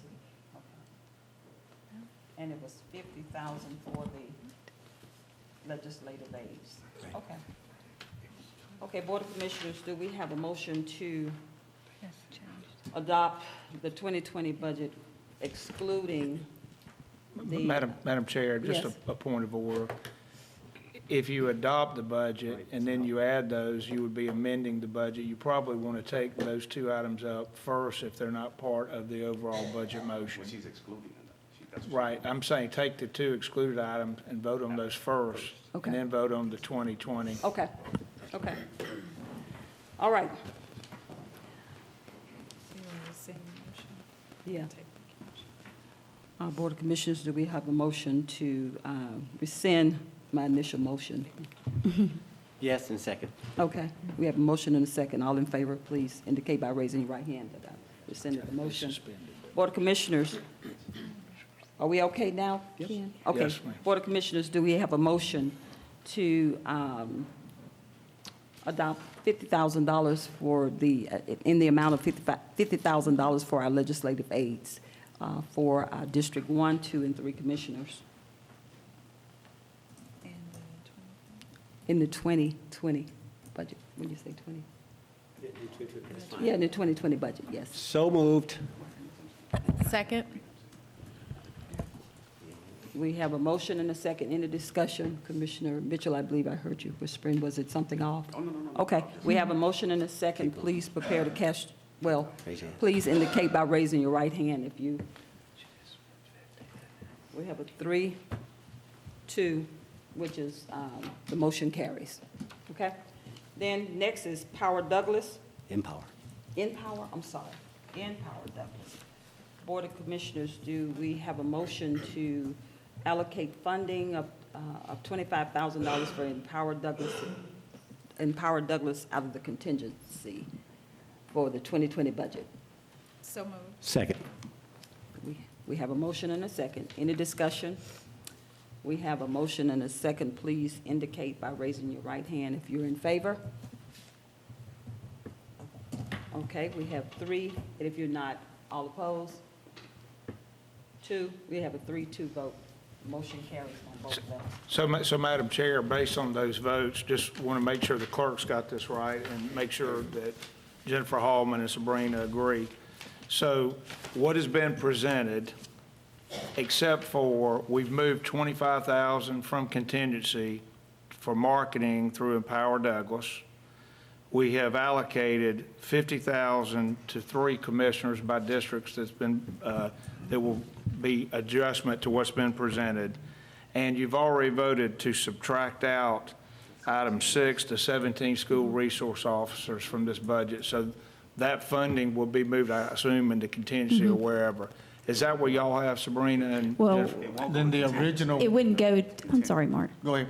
It wouldn't go to the contingency. They just said let it go to the It bottom just goes line. in the bottom line, okay. Sorry, Mark. That's what we understand, if there's a motion to approve the 2020 as discussed, Madam Chair. That's fine. Okay. So also, Madam Chair, Jennifer, correct me if I'm wrong, but the original 90,000 for the 3 districts would go to 0 because we just approved 150 in lieu of the 90. Correct. Yes.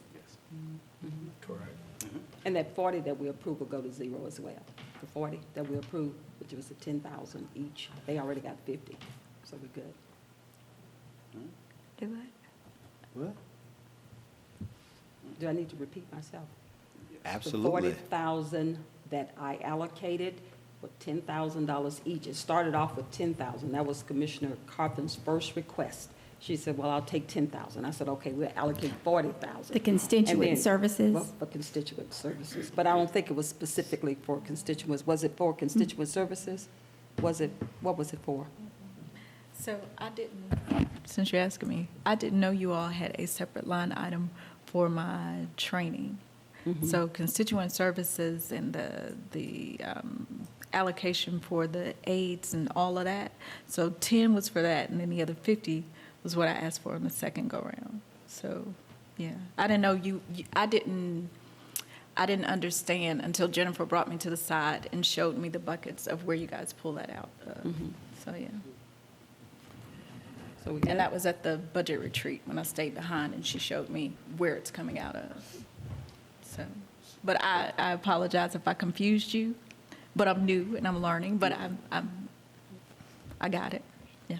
So you got what? I don't understand. You saying you want the 10,000 or you don't want it? What are you, I'm lost. Okay, if you take the 10,000, you're taking it from all four of these. I didn't even know you had 10,000 in there. I'm going to be real honest with you. So that's why I'm a little lost as to what you're doing. Oh, okay. That's fine. When we first, The sheet that you have up here, if you'll go to the second block on the front page, the second block, you'll see the third one down, third one from the bottom, BOC, District Commissioners Constituent Services. Right. 40,000, it was 10,000 for each district. Are we saying that's staying in or coming out? Coming out. it's coming out. It's coming out. What was it for, though? But what would, yeah. Initially, when we talked, it was $10,000 so you could have some support in your offices. And then it increased to 30,000. So that's said, okay. And now it's 50,000, so I don't need that in there. So that's what I'm saying, it was mounting, so that 40,000 can be removed, because it was for all four. I understand. If we started off with 10,000 for each one, then we moved to 30, now we're at 50. So I think it's a fair deal. Okay. May I respond? Because, so you got to pay attention to what was just said. Like, no. I'm like, wait a minute, because it was all four of us. I can't speak for all four of us, but it's like, okay, you can tell all four of us that something that was in was taken out that was for marketing. So what does that mean? No ACCG, no training. What did you? What? No, let me just ask my question. Don't. Like, let me speak. It's. I want to make sure I get the right to ask what just happened. Yes. Right, because it was all four of us. So if it's all four of us, I'm really paying attention. Because unless all four of us agree, then how did that happen? That it got dictated out? If all four of us were involved, that's what I'm saying. Okay, if y'all okay, I'm okay, but I just want to know what just happened. What was the marketing? What was that? Now, y'all playing with something like, I've always been clear on the legislature, so I'm letting this little side narrative, like, guys, stop, in my mind. Because I've always been clear about it. I've let it go through the process because I had to respect it, go back and forth, back and forth, back and forth. It was very clear. I already knew what the bogey was. I knew what it cost. I knew all that. Right? So I'm not negotiating against myself like, okay, I'm still back to 50. Right? This 10,000 was something like, okay, well, whatever y'all thought y'all were looking for, marketing, all four of us, that was fine. What I get, y'all can choose to throw it in. I'm just saying, okay, what are y'all throwing in? I'm good. It's more of that, right? So what I get, you get. If you get something, if you guys are throwing something in, I want to hear what that is. I'm fine, but what just happened? And it was the sentiment. It was just like, oh God, wait a minute, guys, what just happened? Did you lose your marketing? Did you lose something that was that because you've been recalibrating the budget for the district, did you slip the interns in there, or ACG in there, or something, or NACO in there, or something in there? And it's, unless you can give me an account for it, I'm like, okay, what just happened? That's all I tried to do. And I wanted to just get that clarity. And so what was that? And as a follow-on, where is that money that normally goes to our normal training? I'll leave it at that. Jennifer, can you? Yes, it's my understanding that y'all have a training line item within the Board of Commissioners budget that's for all training. It's not separated out by district. Right. Okay. So that answers the training. As far as the How constituent. much is that amount? It's same as last year, it hadn't changed. That's okay, but what's that amount? We can look that up. I'll have Sabrina when you look get that to a up. minute, yeah, that's Sure. fine. Keep going, keep going. And then when we went, what was presented at the budget retreat for constituent services was $10,000. And then it increased to $40,000, which would have been, started off being $2,500. Then it was $10,000 per district. And it was labeled constituent services. And I believe that is the one, Madam Chair, is saying now that the $50,000 has been approved for the legislative aid, intern, marketing, $50,000, then the $10,000 per district commissioner can now be removed. Am I correct, Madam Yeah, Chair? that's what I'm saying, because we initially started off with just 10,000, now it's at 50,000. So I said, okay, that's fine.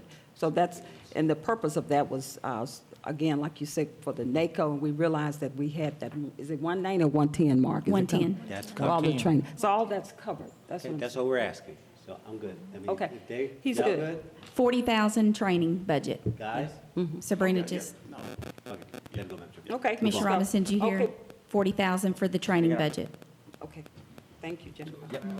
Okay, Board of Commissioners, do we have a motion to adopt the 2020 budget? The 2020, point of order, real quick. The 2020 budget, we have contracts and everything that's coming later in this, Yeah, it is, it's next. right? So this budget, should we do the budget? What are we saying? If I do the contracts after the budget, sort of what Ken just said, should it be before the budget? I'm just asking. And I'll second the motion. I wasn't trying to rattle it. I just want to know, all right, so now we're going to go later in, can somebody answer that? Jennifer, can, you know what I'm saying? Ken? Yeah, Commissioner, I think the order is you can't approve the contracts until you've approved a budget. That's why the contracts come after the budget. But the contracts are in the budget. So when do you talk about the contracts? They're next. Well, yeah, the line item is in the budget. I So assume if the- a contract's not approved, that money would just move into the general fund. Is that how it works, Right. Jennifer? Yeah, it would just stay within the Stay within- departments in which they have contracts. The funding would just be there with no contracts tied to them. All right, you got your second, Madam Chair. Okay, we have a motion In a second. and a second. We have a motion and a second. Any discussion? We have a motion and a second. Please prepare to cast your votes. Madam Chair, I wasn't clear on who made the actual motion. Yeah, I said second. He said second. I said upload. Commissioner Robinson said second. Is this to approve the budget? To approve the budget. Who made the motion? Let me say it again, guys, and then we can go from there. Let me start over. Do we have a motion to approve the resolution to adopt the 2020 budget? So move. Second. We have a motion and a second. Any discussion? We have a motion and a second. Please prepare to cast your votes. Is it a hand or Just do it electronic by or hand? Hand vote because Okay. of the change. Okay, because of the change. Okay, we have a motion and a second. Please indicate by raising your right hand if you approve this budget.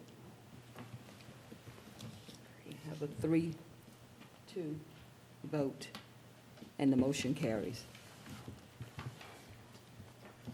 Okay, next we have tab number 8, authorization for the chairman to execute a 2020 employment agreement for contract employees. Board of Commissioners, do we have a motion to authorize the chairman to execute the 2020 employment agreements for contract employees?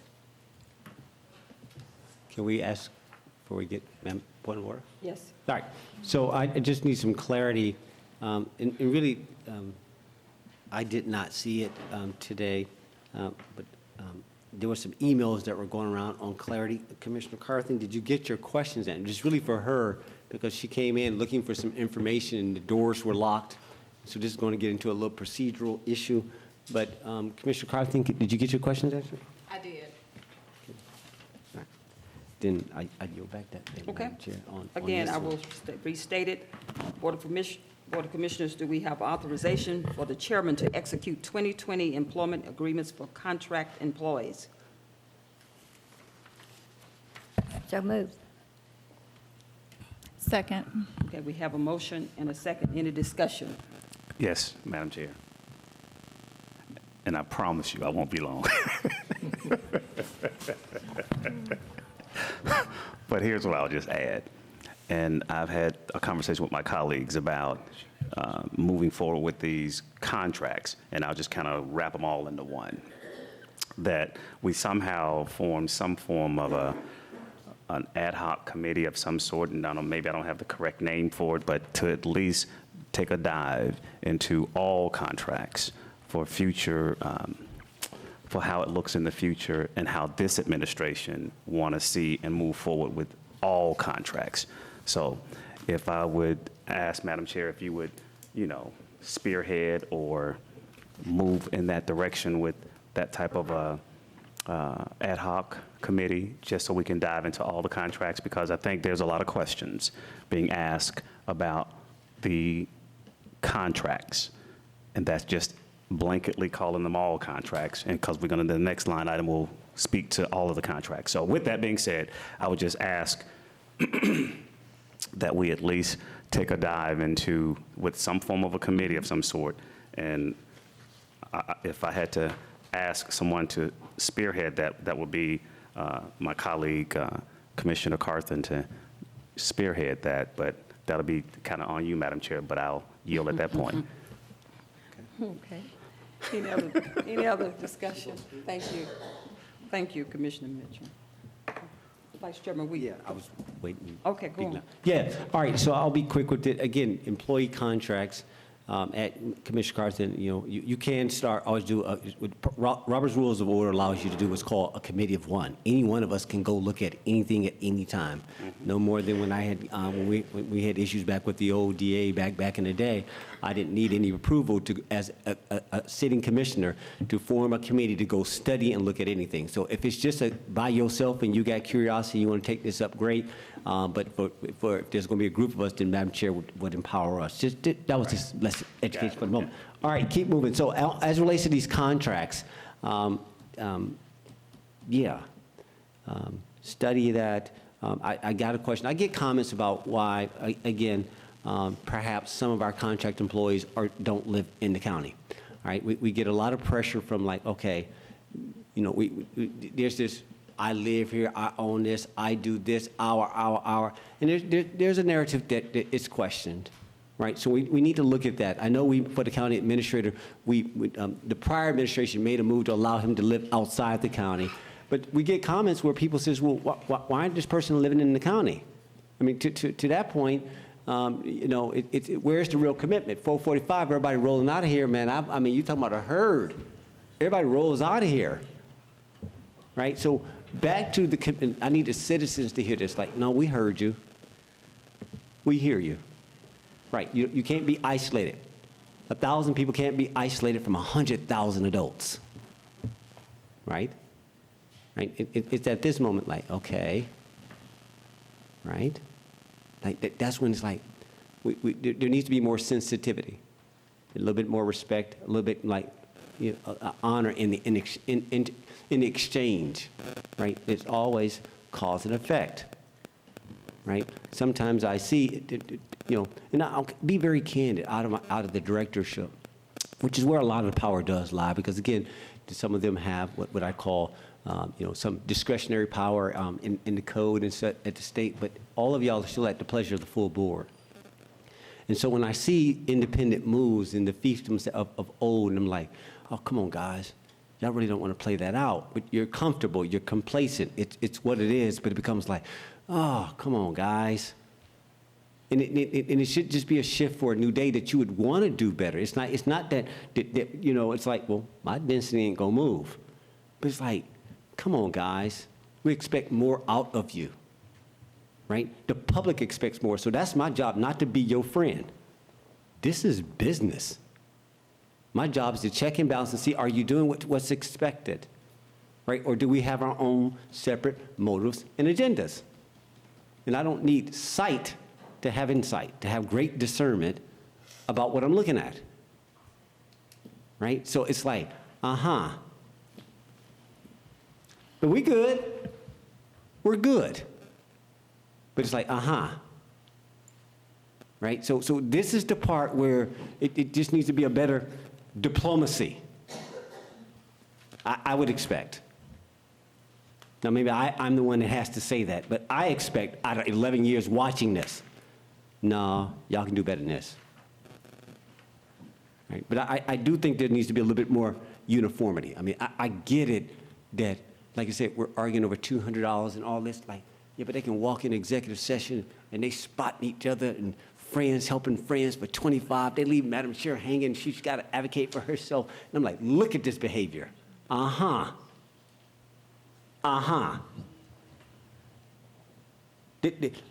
you're dealing with me.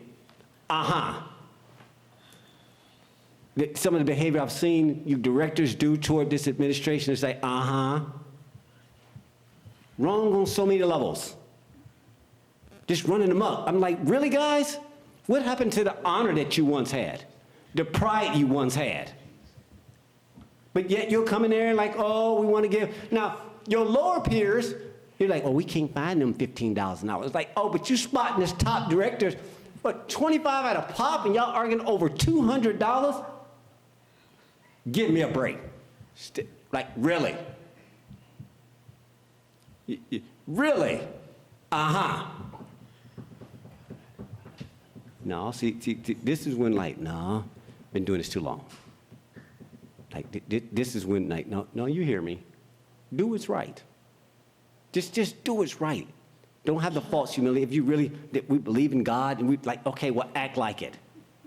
Show that there's a real soul, a real spirit, there's real honor there. And I get separation of church and state, but no, pound for pound, you want to talk about spirituality. I'm like, Well, look, show it.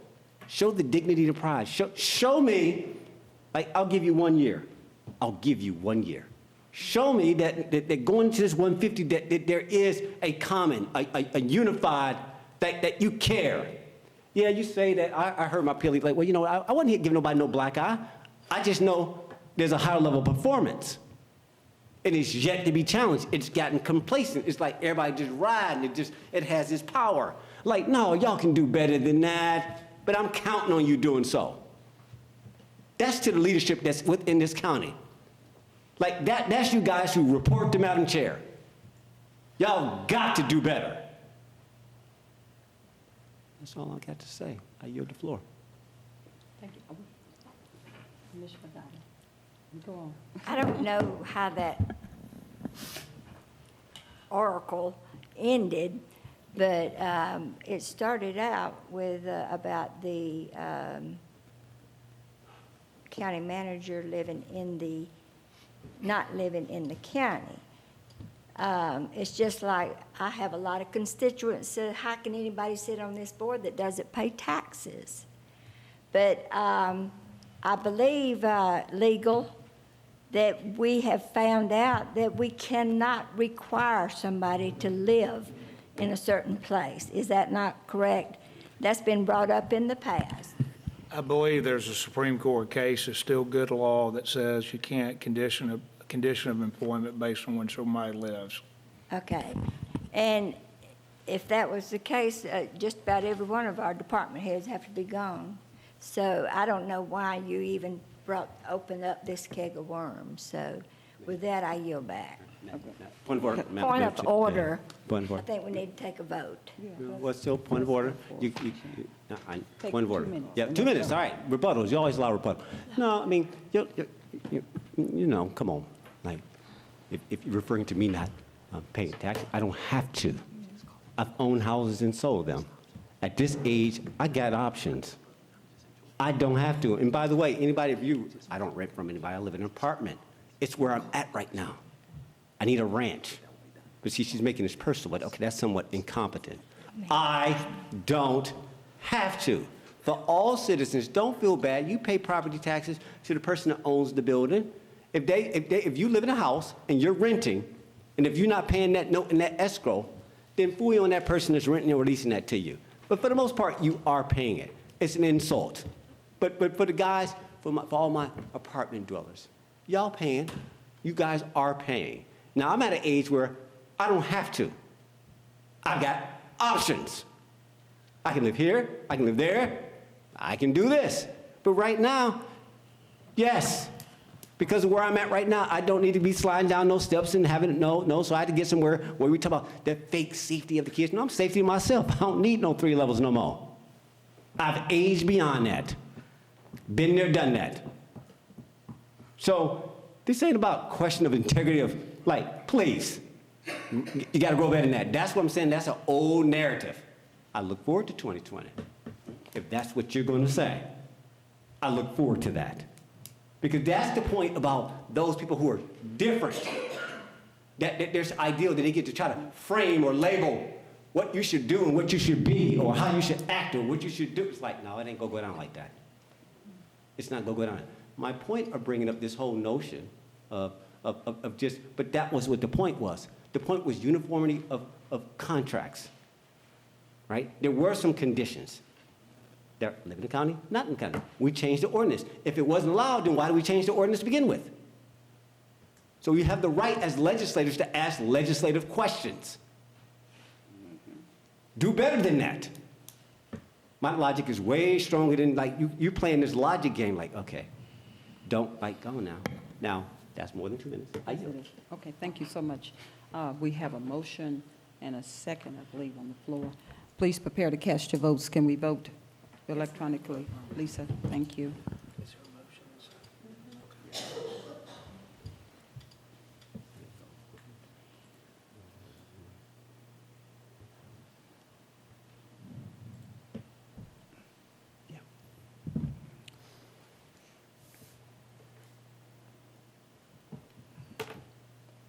We have a 5-0 unanimous vote, and the motion carries. Commissioners, before I go any further, I mean, we are going out with our last meeting with a bang, and I am totally amazed and appalled at our behavior as commissioners. We are professionals, and I expect us to conduct business in this county as such. We may not agree on everything, but we need to make sure we manage our emotions tonight. I'm becoming concerned, particularly as the leader of this county. We can do better, and we need to do better. History is gone now, and we move into phase 3, phase 2. Now it's time for me to cast a vision, and I'm gonna cast that vision, but I can't cast it with all the noise in the background. We're going to leave the old behind. My niece, who's only, great niece actually, 2 years old, she said, let it go. And that's part of Frozen 2, I believe. So let's let some of this baggage leave. I don't know, again, it's very difficult for me to certainly have been in a military environment my lifetime, and to be subjected to so much animosity and so much division makes me uncomfortable. So we can do better. I'm gonna move on to tab number 9. Board of Commissioners, do we have a motion to authorize for the chairman to execute annual agreements, execute 2020 annual agreements with the Chamber of Commerce, Cultural Arts Center, the Share House, Douglas County Shelter Incorporation, the county attorney, the Board of Assessors attorney, employee car allowances, juvenile contract attorney for dependency Bishop Law Group, juvenile contract attorney for dependency Marcia O'Brien, juvenile contract attorney for dependency Johnson Law Firm, juvenile contract attorney for dependency Amber Walden, juvenile contract attorney for dependency Lisa Johnson, juvenile contract attorney for dependency SR Law Group, juvenile contract attorney for dependencies Tim McMillan, Stanco and Associates, Justice Consultants, LLC, Tourism and History Commission, and Economic Development Authority, MOU. Board of Commissioners, do we have a motion to approve these contracts? So moved. Second. We have a motion and a second. Any discussion? Yes. Vice Chairman Robinson. Yes, I'd like to pull off the last one, tourism and economic development at the bottom. Take them out for a separate vote. And I want to give clarity. Somebody come down here and tell me what's in that bucket. Somebody, County Administrator, can you give us clarity on Tourism and Economic Development, or, excuse me, Development Authority. What are those contracts? So the Tourism and History Commission is, I'll have to pull that. It's the old courthouse, that's the museum. That's the museum. So the Economic Development Authority MOU is the MOU with the Development Authority for the TCT funds for tourism Okay. for 2020. Not the 2015 through 2018, but the 2020. For 2020, all right. Yes, sir. Very good. All right, so what is that amount? That is, hold on, we're looking. 326, 315. 326,315. Is that right?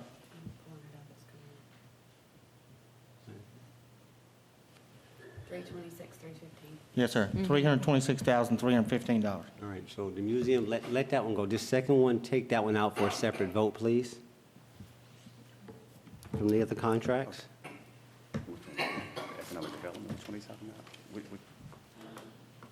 Did you hear that? Yeah, but we're not sure which one. All right, so, the very one with TCT, MOU, Development Authority. Okay. Gotcha.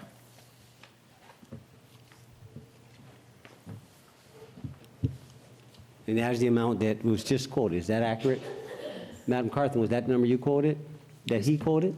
Yes. 326. Yeah, I just want to make sure everybody was saying the same. I didn't hear different numbers. All right.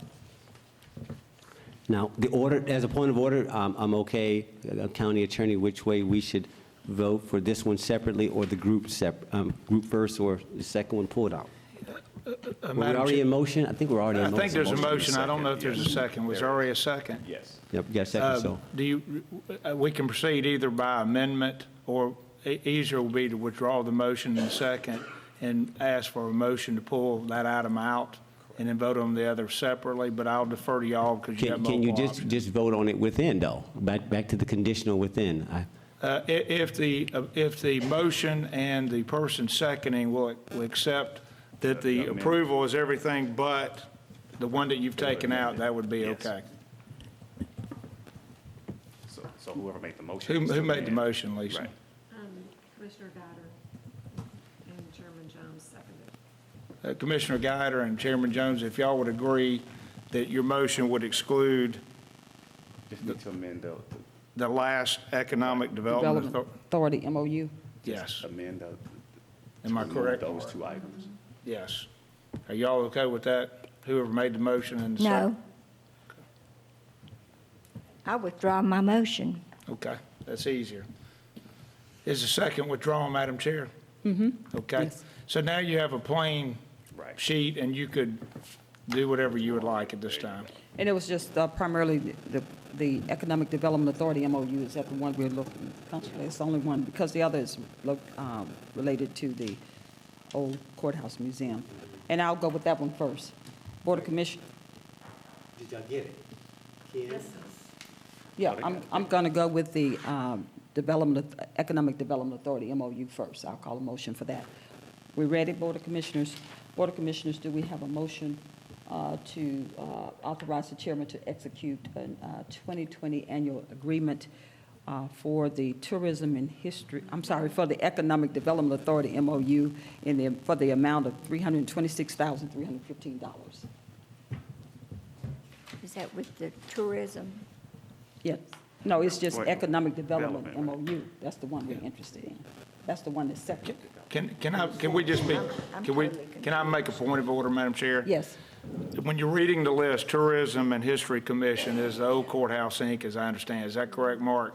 So all that Commissioner Robinson has asked after clarity to pull out was the Economic Development Authority, MOU, for 2020. And Is that's that the one- correct? Yeah, and that's the one I read. Within that, that is Tourism TCT, is that correct? That's correct.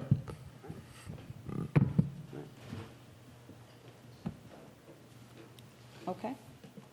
Let me call the motion again. Board of Commissioners, do we have a motion to approve authorization for the chairman to execute a 2020 annual agreement for the Economic Development Authority, MOU, TCT, in the amount of $326,315?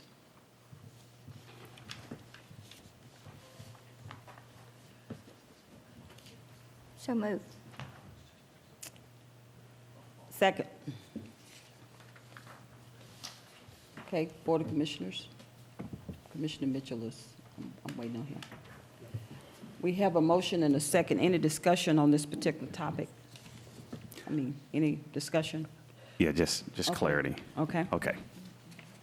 We're only pulling out, and we're only voting on the Economic Development Authority MOU. MOU. That's the only, okay, got it. And I just want to add also, I know this is kind of another sidebar, that to my colleagues, Vice Chair and Commissioner Ann Jones-Guider, I don't think there was no out of order or anything that they said outside of expressing themselves as to what they believe in and what their thoughts are as whom they represent.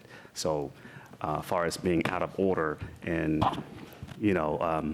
being disrespectful, that part I can't agree with, because if that's the case, I was disrespectful earlier on my comments. So I just want to say to my colleagues, job well done, advocating for what you believe in and what your thoughts are. Whether I agree with it, whole different ballgame. But out of order, I totally disagree with. But on that note, I'll yield. So we got a motion and a Yeah, we second. have Are a you in motion and a discussion? second.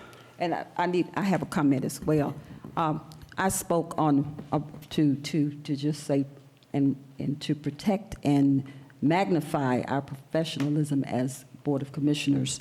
Certainly, you certainly have freedom of speech, and you can Correct. say whatever you feel is possible. But as the chairman of this board, we are rambling, we're taking too long, and we're repetitive.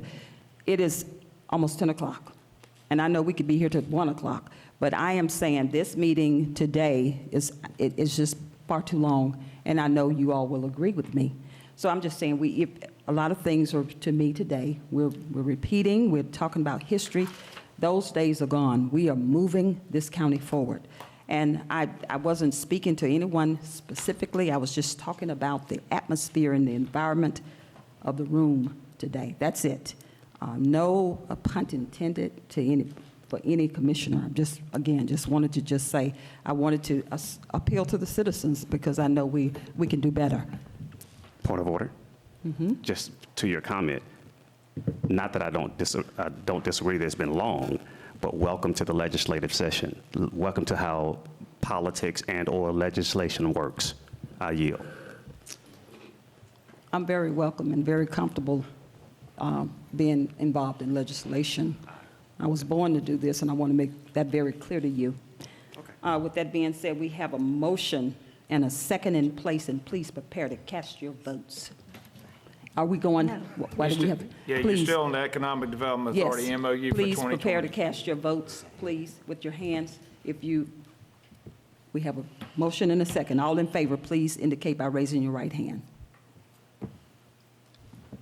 We have a 2-3 vote. The motion fails. So, okay, we'll go to the next item. All right, we'll move on to the next item.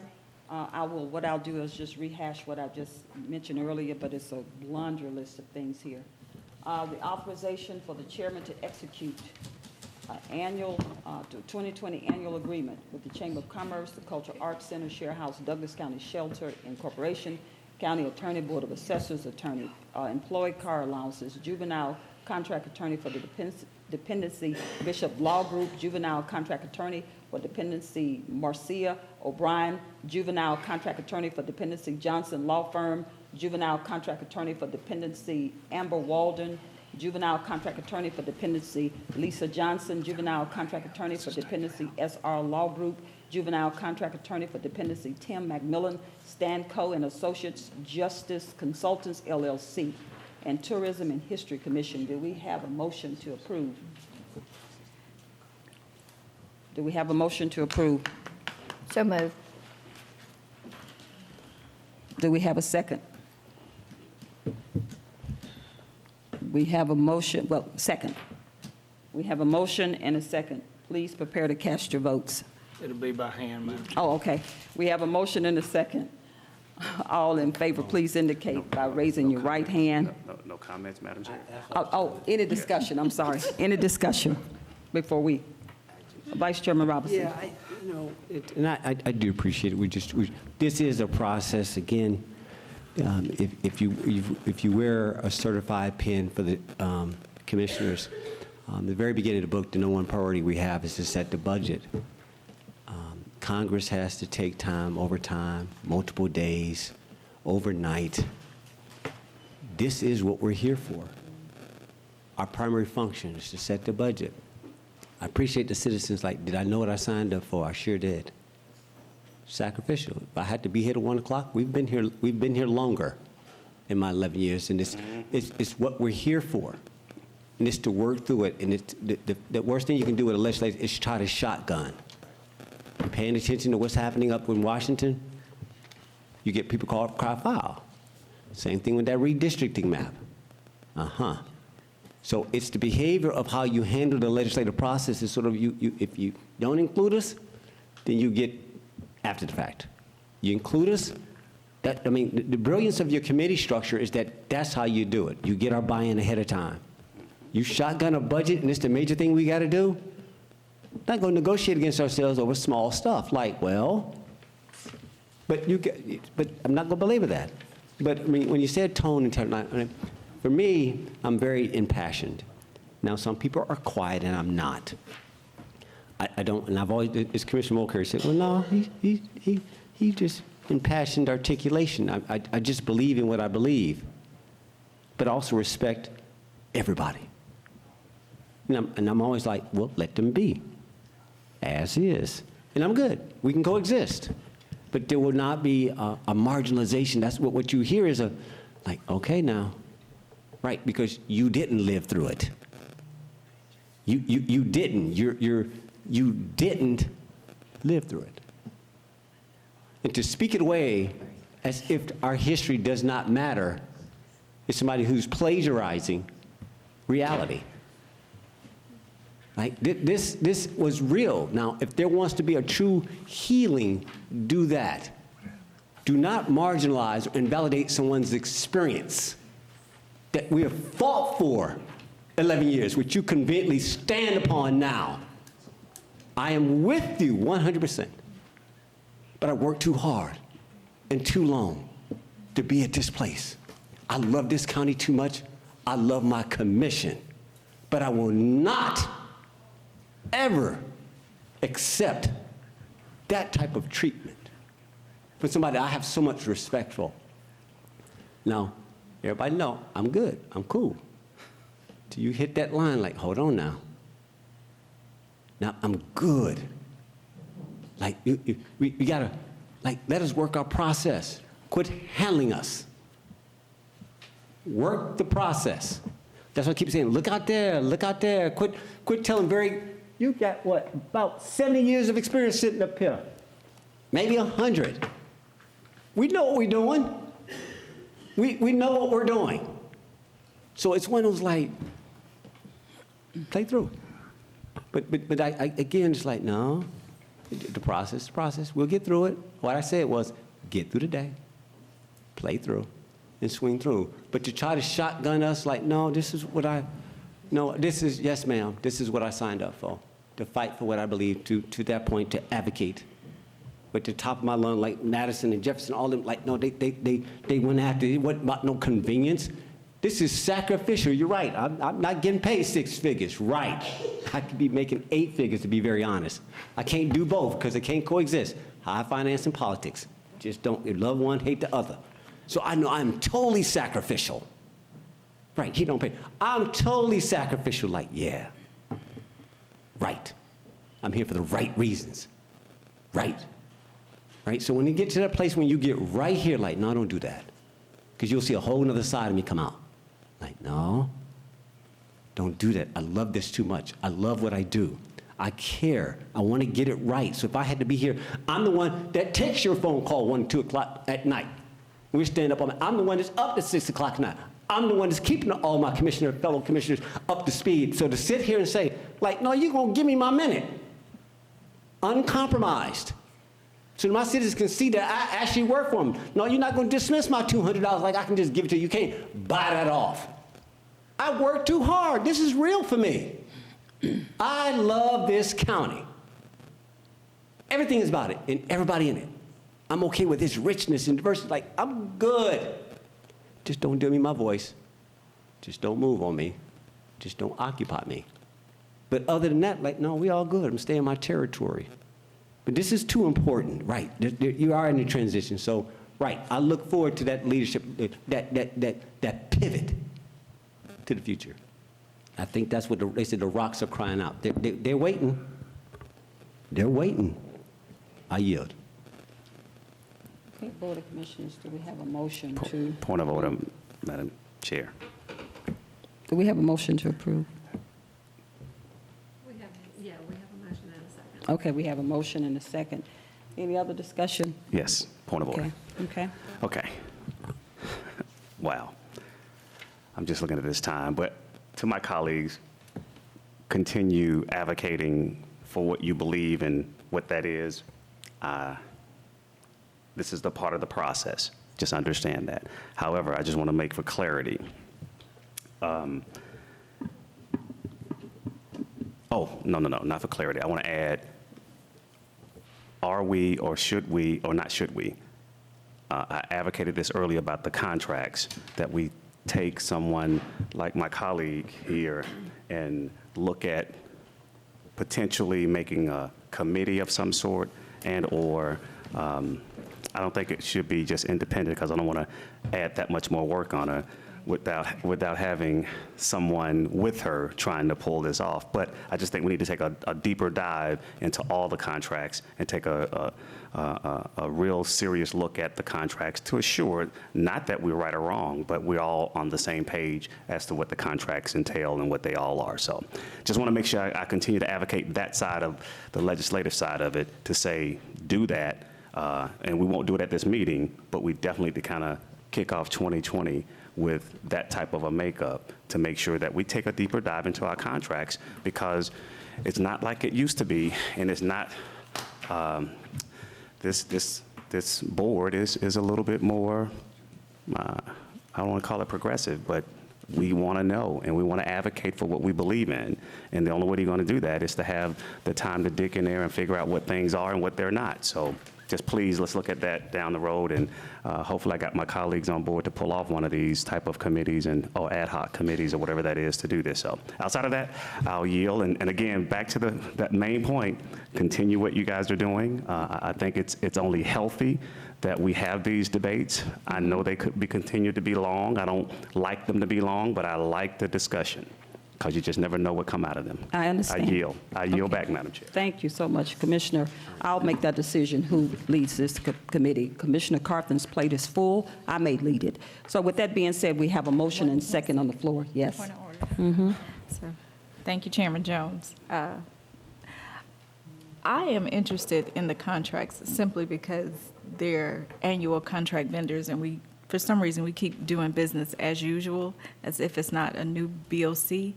And so if we've never taken a look at these contracts, we should do so, because we're signing off on them and we're saying, go forward. So there should be some uniformity in the contracts. They're kind of a little all over the place. There are different severance packages. There are different termination dates. Some are you don't have to have any notice for us to just suspend your services. Some say it'll take us 1.5 years to suspend your services. So that just raised my eyebrows. There needs to be some uniformity. So And I agree. I totally believe it's up to your jurisdiction as to who you want to lead what. I would just say, for uniformity, just to be sure that we're in alignment now that it is a new day in Douglas County. We need to look at the contracts, and we do need to make sure that there's uniformity and that it's fair across the board. Okay. It's fair across the board. With that, I yield. Okay. Board of Commissioners, we have a motion and a second regarding these contracts. Please raise a hand again. We have a motion and a second. All in favor, please indicate by raising your right hand.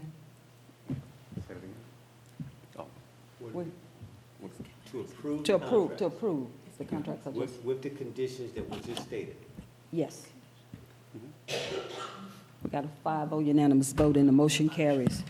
All right. With that being said, we are on tab number 10. Before I go to 10, because I want to just kind of rehash something, because my fellow commissioners have given me the avenue or the opportunity to say we could be here all night, and that's what I do. I'm an all-night lady, so I can be up all night long.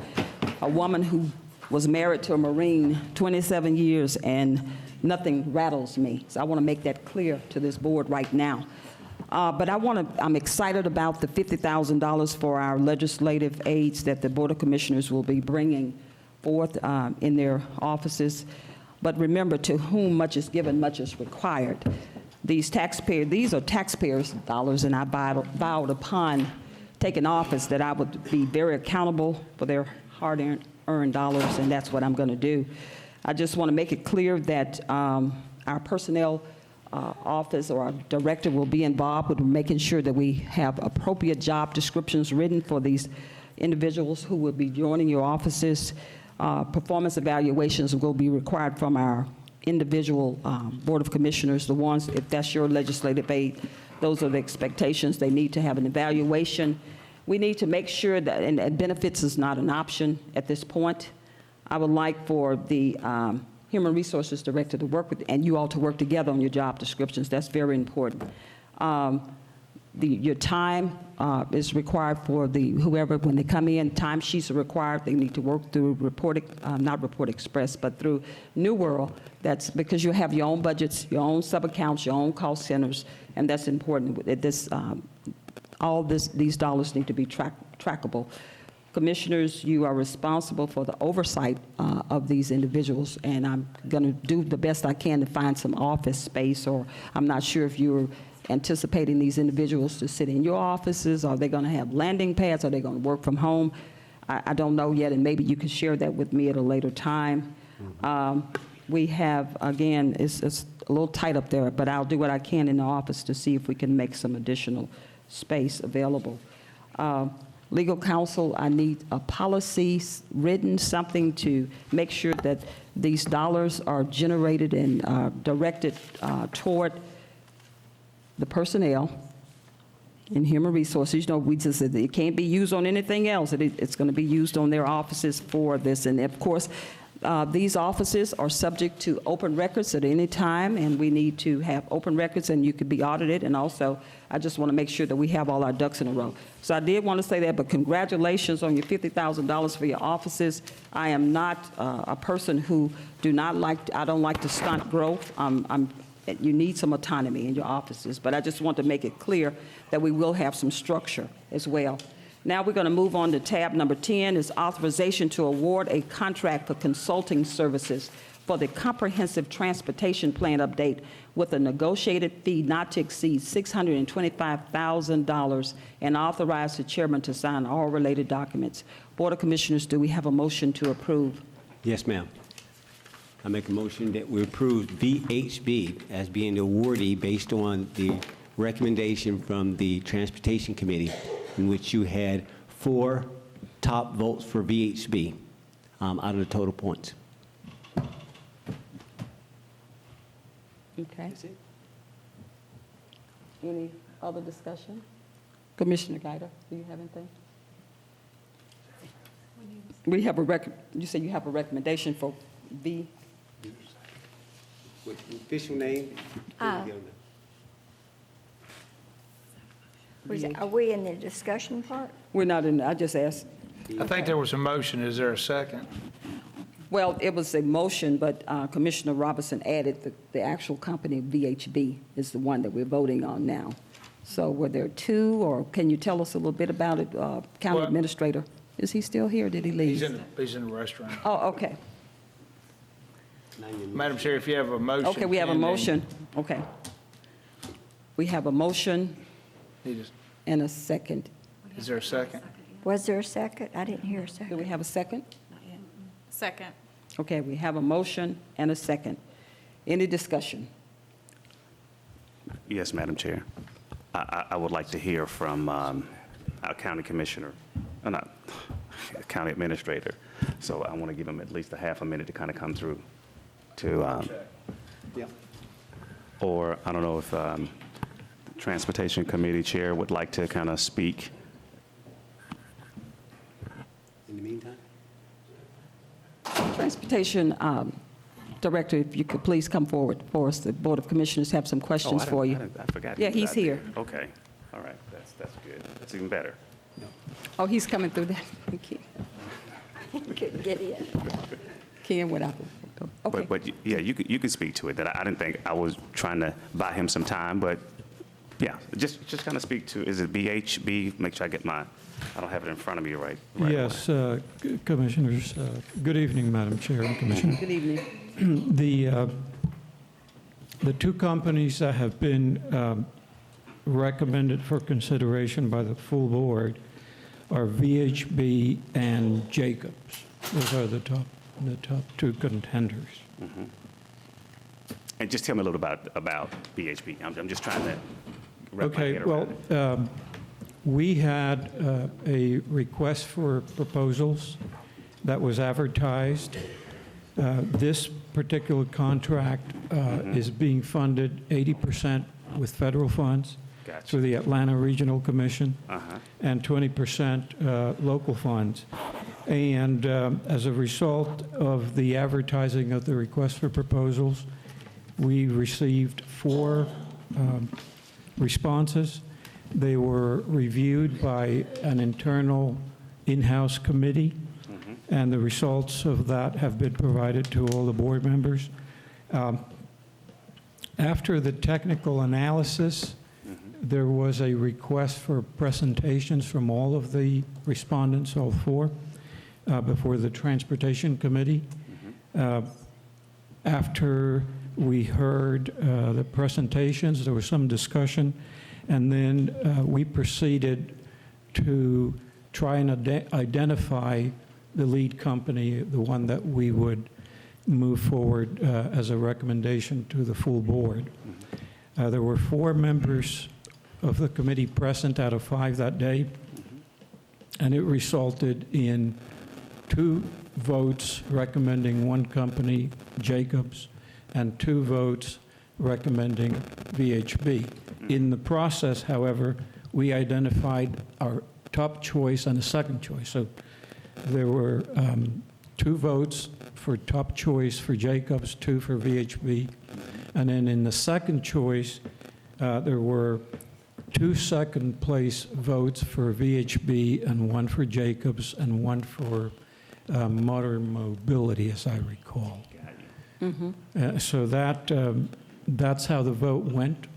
And because there was no clear resolution at committee, the decision was made to advance the top 2 candidates for consideration by the full board. But we're advancing 1 based on the motion I just heard. That was what Commissioner Robinson Got it. That's okay. I'm just wanted to identify as the one, yes. Got it. Okay. I got it. I can see it now. But thank you for your update. I remember hearing this at our work session. So, but thank you again for just reiterating that, though. Okay. So it is VHB, not BHB. But thank you again, and I'll yield. Okay. Yeah. Any other discussion? Yeah, Madam Chair? Vice Chairman Robinson? Yeah, this one was unique in that it was a very, very important, we're big on housing studies, transportation studies, economic development study. I've always been an advocate, which is let's go ahead and prepare for the future so when the funding comes. So I'm going to come back full circle why I support these type of things. When we're going through the recession, it's like, well, at that time, I solicited and advocated to the chair at that time, like, well, let's at least do study. We got enough money for a study. Well, not much to work with, but it's where we were. Let's at least prepare and plan for the future, right? And so, but we needed intelligence to be able to make decisions, whether it's general fund based or whether it's SPOS fund based. Whatever you're choosing to do by seeking funding, you obviously need intelligence. And so this was important. So I appreciate Director Valentin's efforts he brought in 2 individuals from the ARC to serve as witnesses of this. This is a big project. It's important. The dollars may not be much, but it was, people were vying for this. Nothing to have, people love these type of contracts. Say, I've got, Cobb County, or I've got Gwinnett County, I've got Douglas County, I'm doing their comprehensive transportation plan, that's CTP, because that opens the door and validates additional funding. So this was important. So what was important to me was the process was above reproach, right? So when we went through the process we went through, and we realized that we were short a member, and the votes fell the way they votes. Now, I chose not to make it happen as chairman of the committee at that moment, but at the same point, what I didn't want to do was tamper with the results. All committee members were equal. There is no question that every vote counts, even at the state level.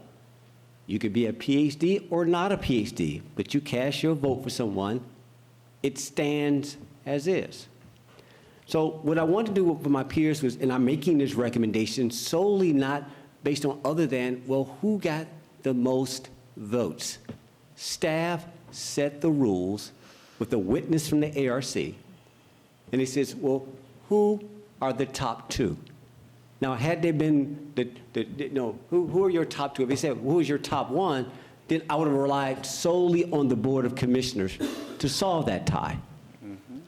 But in this case, because staff, I let them set the rules, I just watched how they played their hand, I said, okay, game, let it be.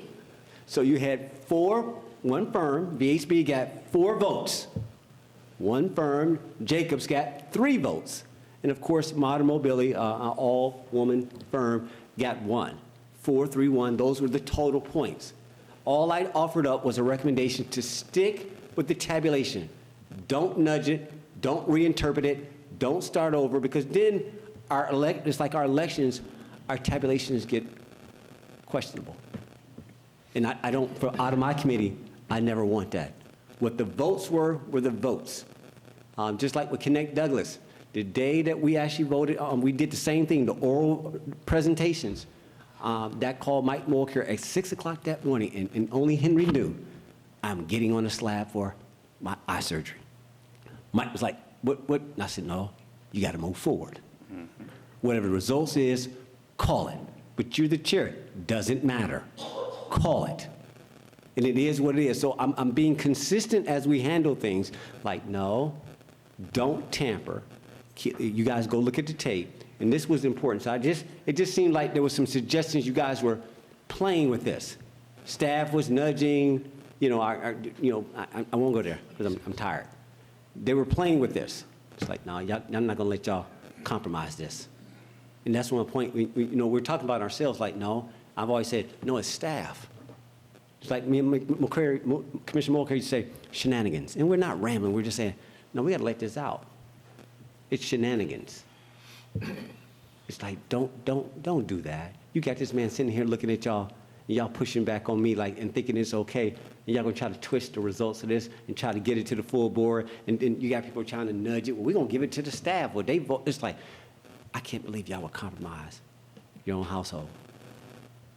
And that's the point that you hear me impassioned about. No, I'm not going out like that. I'll get out this car before I let y'all take me off the cliff. I won't, y'all burn down your own house, but it's like I got a water hose. Some of the behavior is it's self-sabotaging. It's like, I don't care, I'll cut, like I've heard people say, I'll cut my nose off, spite my face. Well, okay, good. I mean, maybe that's what you needed, but I'm gonna stay over here, but some of the behaviors like, come on, what is the greater good, ladies and gentlemen? Do the greater good, keep us integritous. Back to the character, like, no, we're allowed with our First Amendment. They're the ones that need to be evaluated. Those are the ones I want to see their evaluation versus walking in there with $30,000, $20,000, $50,000 raises. You're going to beat up these little people making minimum wage and hold them to accountable, but yet you let these guys slide? So that's why I'm like, no, I'll deal with them myself. It's that type of, okay, so here we are. That's important. So you're right, we do expect better. Right? Because it's not about us. We're allowed to all represent and weigh in from our 5 corners, and it's what it is. We're all over the place. That's okay. That's the collective voice of us. America is not the same. It ain't going to be no cookie cutters. This is who we are. We all are who we are. That being said, I've given my commentary, and I yield back. Any other comment from the board? Commissioner Guider? Yes, Director Valentine, would you come, please? I did watch the film, and from what I saw in the film, you didn't really take a vote of the first two. You just said, we'll take the top two and decide. There wasn't really a vote of the second, of the top two. You would just take the top two and then decide with that. Is that not correct? That's what I saw in the film. We narrowed, we essentially eliminated 2 of the 4 candidates. And you just took the top two. That's correct. And then you went around the table and each person voted for their choice. That is Now, correct. there was some ARC people sitting there. Yes. And they heard all this, and I heard the man say, well, someone asked, what's your thoughts? And he said, well, I don't usually comment and everything. So he never had any kind of conversation with you as to the procedure or anything?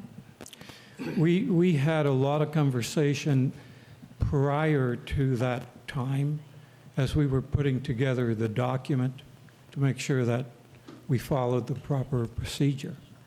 Well, you know, we had the technology assessment, and Jacobs was the top one, and they beat the second place company out by 11 points. And he didn't have anything to say about that? Well, yeah, essentially, he suggests that whatever we do, whatever the county, whatever decision the county makes, that there be some rationale behind it, that it be defensible. But he recognizes that the board can, we can make a recommendation as staff, and the board can decide to do something different if.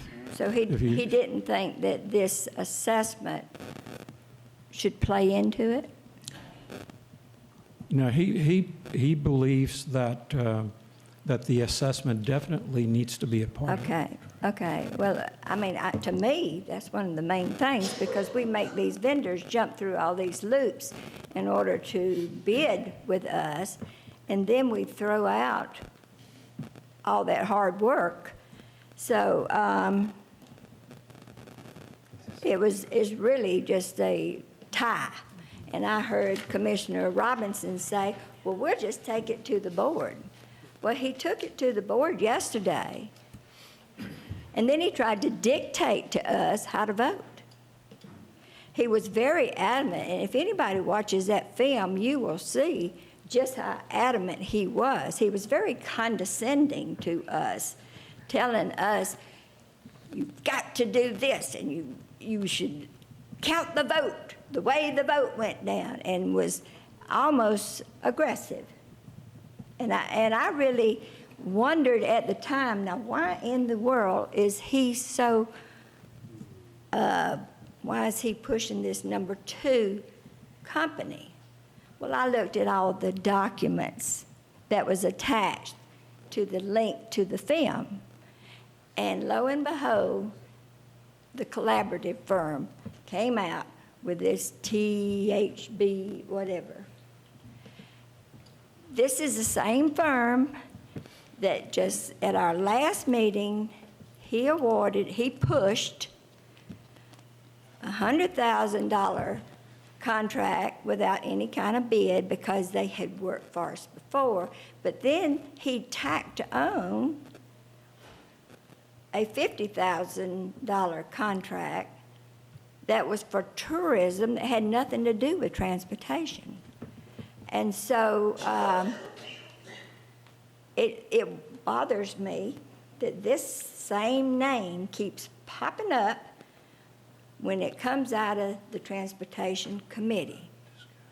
But I think, and what I said yesterday, I trust your judgment because you're the department of our DOT. I trust Mark Till's judgment because he's an engineer and everything.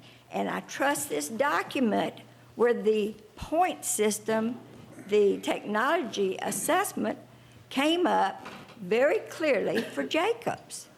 So I don't see what we're even talking about a vote. The only vote that was taken was for the number one position because y'all just decided in the meeting you were just going to take the top two and discuss those and then vote on those. So there was just one vote taken that I could see.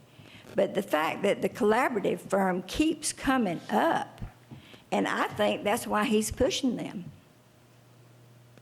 And the fact that the ARC man said that this ought to be in the play of the decision. I think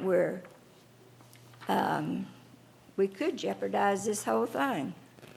But this is a grant for what, $635,000, right? 500,000.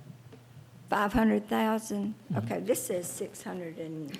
Well, there's a 625 is the total contract, 500,000 in federal funds and 125. And that's local why money. the ARC people Correct. were there, Correct. was to make sure that everything was kind of legit.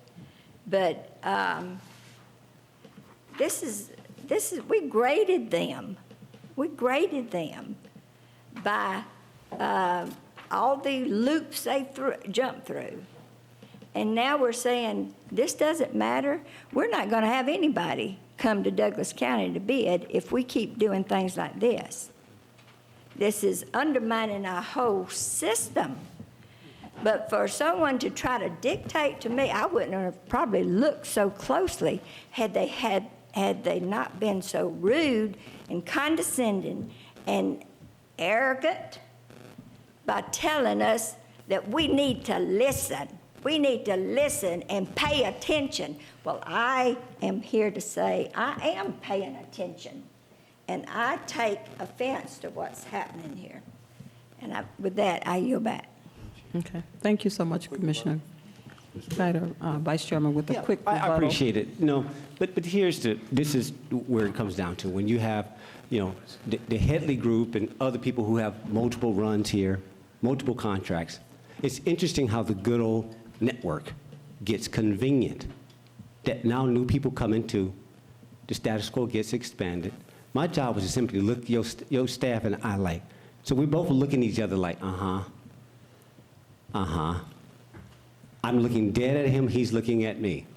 And we're both saying, I'm saying, okay, as an educator, if you're going to, his comments were, because I let your staff drive it. That was the whole point. I didn't. I checked everything he did. So he sits there and he pushed it forth like the technical was there. And he says, okay, well, that's going to be included in our overall. If you want to weight that, you should have put 55 points on that and 45 points on the oral like a standard education university professor would do. I don't have time to teach you what you don't know. I let you play your hand. And that was fine. We just said, be integritous, whatever you do. I didn't push anything. I held them accountable. You don't get to come and interpret my committee on how this runs. We let him drive it. All we said was, be accountable. To your very point. Your words, your approach, your standard. You brought the witness, right? So like I said, I had this guy working in here, and it's like one of those like, wait a minute, who is this guy? And you're going to add this guy to be a voter in lieu of Gary? That's corrupt. You can't put Gary's an unregistered, meaning Gary is registered. This guy's an unregistered voter. How does he now come into a committee that's like coming into York County and voting in light of you not being there? I didn't know who this guy was. So it goes both ways. That's what I appreciate Madam Goddard, y'all. You got to appreciate her, because that's my point. Now we're going to knock this wall down. Yeah, that monopoly that has been traditionally out here, I get it. I get staff. And it's like, no, it's what it is. We didn't do nothing wrong. It's like you guys simply played your hand. The votes were the votes. You can complain and comply that you didn't win the election or whatever, okay? Whatever. There was nothing done there. It just played the way it played. It played the way, nobody was dictating anything, but what y'all not gonna do is be slick. What I won't do is allow you to give my power back over to staff because, like, okay, that's on you. Not in my committee, you're not. How you run your county, your little jurisdiction, your committee is how you do it. Now, if you want to come out with a conformity of rules, sitting on my desk, I've been waiting for it, may not be the time, is a set of rules that the state has for their committees. Oh, it's a beautiful document. If you really want to talk about rules and how we handle this. I was sensitive not to push it. That's why I said take it to the full board. I knew it was going to be political. And I was like, no, I'm going to hold you very accountable for every word, everything you did, every meeting minutes. Like, well, that's what it was. Get the words right. If you want to reframe it to go down a certain path, so be it. Nobody manipulating nothing. I'm just like, no, what you heard me say, no, I'm going to hold you accountable. The very fervor that Madam Chair, like, yeah, okay, right. Get your words right. Follow the logic. You can't sit here and reinterpret like, okay, I'm too old for that, whatever. Let that go. It becomes what it is. So the recommendation was simply based on, well, you said the top two. I wrote mine down. I had mine for the camera. I did mine. Everybody did their top two. You added them up. If you didn't think through what you were doing and the outcome you were trying to manufacture, then phooey on you. That was on you. I held you accountable to the process of whatever they submitted. If you wanted to add more points to technical, you should have did it. You want to have less points to the oral, you should have did it. Do better than that. That's what I call amateur logic. That right there. Not staff. You're good, Leo. But my point is, don't do that. Don't do that. Anybody looking at that, that's why I kept calling the guy from, like, you paying attention to this? I'm drawing him in like, are you listening to this? Like, because I wanted to be above reproach. That's my whole point. I can't help it because it's becoming more competitive. That's the whole point that we've been advocating for disadvantaged business enterprise. People are being locked out historically. And we're saying it, yes. So if people want to leave the county because whatever they want to do because they don't like what they experience, if people don't, now they've got to compete versus cheat because they had a lock because it wasn't competitive, because they pretty much didn't have to worry about disadvantaged business enterprise or changing margins, then okay, but compete. That's our point. Like, no, look at staff now. So all of this you're saying, like, no, keep running the First Amendment. We'll go deeper. We'll go deeper in this well. Right? That old way of doing business, handshakes. Right? That we now have to put tabulations out there like, why didn't you put a table together? Why didn't you show it versus trying to give this narrative that we did 3 years ago when y'all tried to get that performance contract with no paperwork? When y'all tried to get, when the directors tried to give an oral narrative for a $2.5 million contract. Do you know what I've gone through in 11 years? I've watched everything. I've watched staff pitch 2 chairmen. I just watched it. I just watched how everything moved. Yeah, I talk to people. I tell them, like, look, this is what it is. This is what's going on. I mean, I'm the greatest mentor, greatest educator, because I just sit there. I just tell them what it is. This is how they move. This is what Douglas County's about. This is what it is. Just bid on it. Yeah, because we're making it transparent. Right. So I'm not going to sit here and play this little, this amateur narrative game about, it's like, nah, tell the truth. Tell the truth how the system is locked up. Tell the truth how traditionally people never had a chance, and they're frustrated. And they come to us and they're saying, well, Commissioner Robinson, I said, okay, I'll be right back. Let me hold this committee accountable. I don't care what the outcome was, just not the way they were trying to manipulate it, or manufacture it, or nudge it, or tweak it. That's my job, to check and balance, and I love it. My $200 was about that moment, like, yeah, okay, let's see how this play out. And I just sit there. They know I do. And they're trying to read me. I get it. But no, let the public hear both sides, as they say. Let them decide. But it ain't that type of party. Ain't that type of party. I yield. Thank you so much, We got a Commissioner. motion.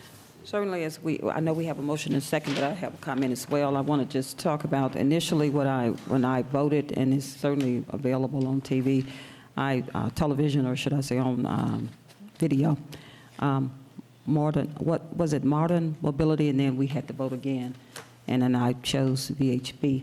But of course, yesterday in our meeting, I had an opportunity to realize that there were some documents that I had not had an opportunity to look at, which was that quantitative piece component. I had, certainly qualitative is great. I was highly impressed with VHB. Their presentation was amazing, with a lot of diversity. But again, I was just sidetracked when I saw the evaluation comprehensive piece and look at the scores. There is 11-point spread here in terms of differences, but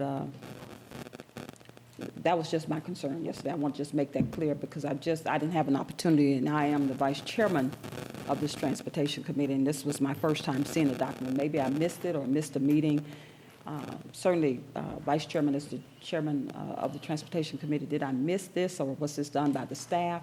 Can you speak to this for me, Director Valentin? Just help me on this evaluation of the comprehensive piece, particularly this quantitative component, the cover letter, the project approach. And I mentioned that yesterday in our letter, in our meeting, our work session, scope of work, project team description, proposed project staffing and experience results, and references, checks, and the schedule, the qualitative assurance procedures, and the budget. Who compiled these numbers? Those, well, that criteria was what was advertised in the request for proposals. Essentially, we indicated that they had to submit the information that we requested and that we would grade them based on that criteria, but that there would be, in addition, potentially, a presentation that they had to make that could be used as part of the evaluation. Mm-hmm. The RFP was not specific as to whether we would grant additional points as a result of that. It was silent as it resulted to the presentation. So, like many others, most of the requests for proposals or requests for qualifications that we advertise, when they come in, there is a team of individuals assigned to evaluate the responses. And that's what we did in this case. It was done in-house. It was done by myself and two of my staff who have an engineering or transportation background. And we did the evaluation independent of each other, without consulting with each other. And then we compiled the results. And that was what the spreadsheet was about. That spreadsheet was initially communicated to the Transportation Committee and eventually sent to all the board members. Okay. Thank you. Commissioner Guider.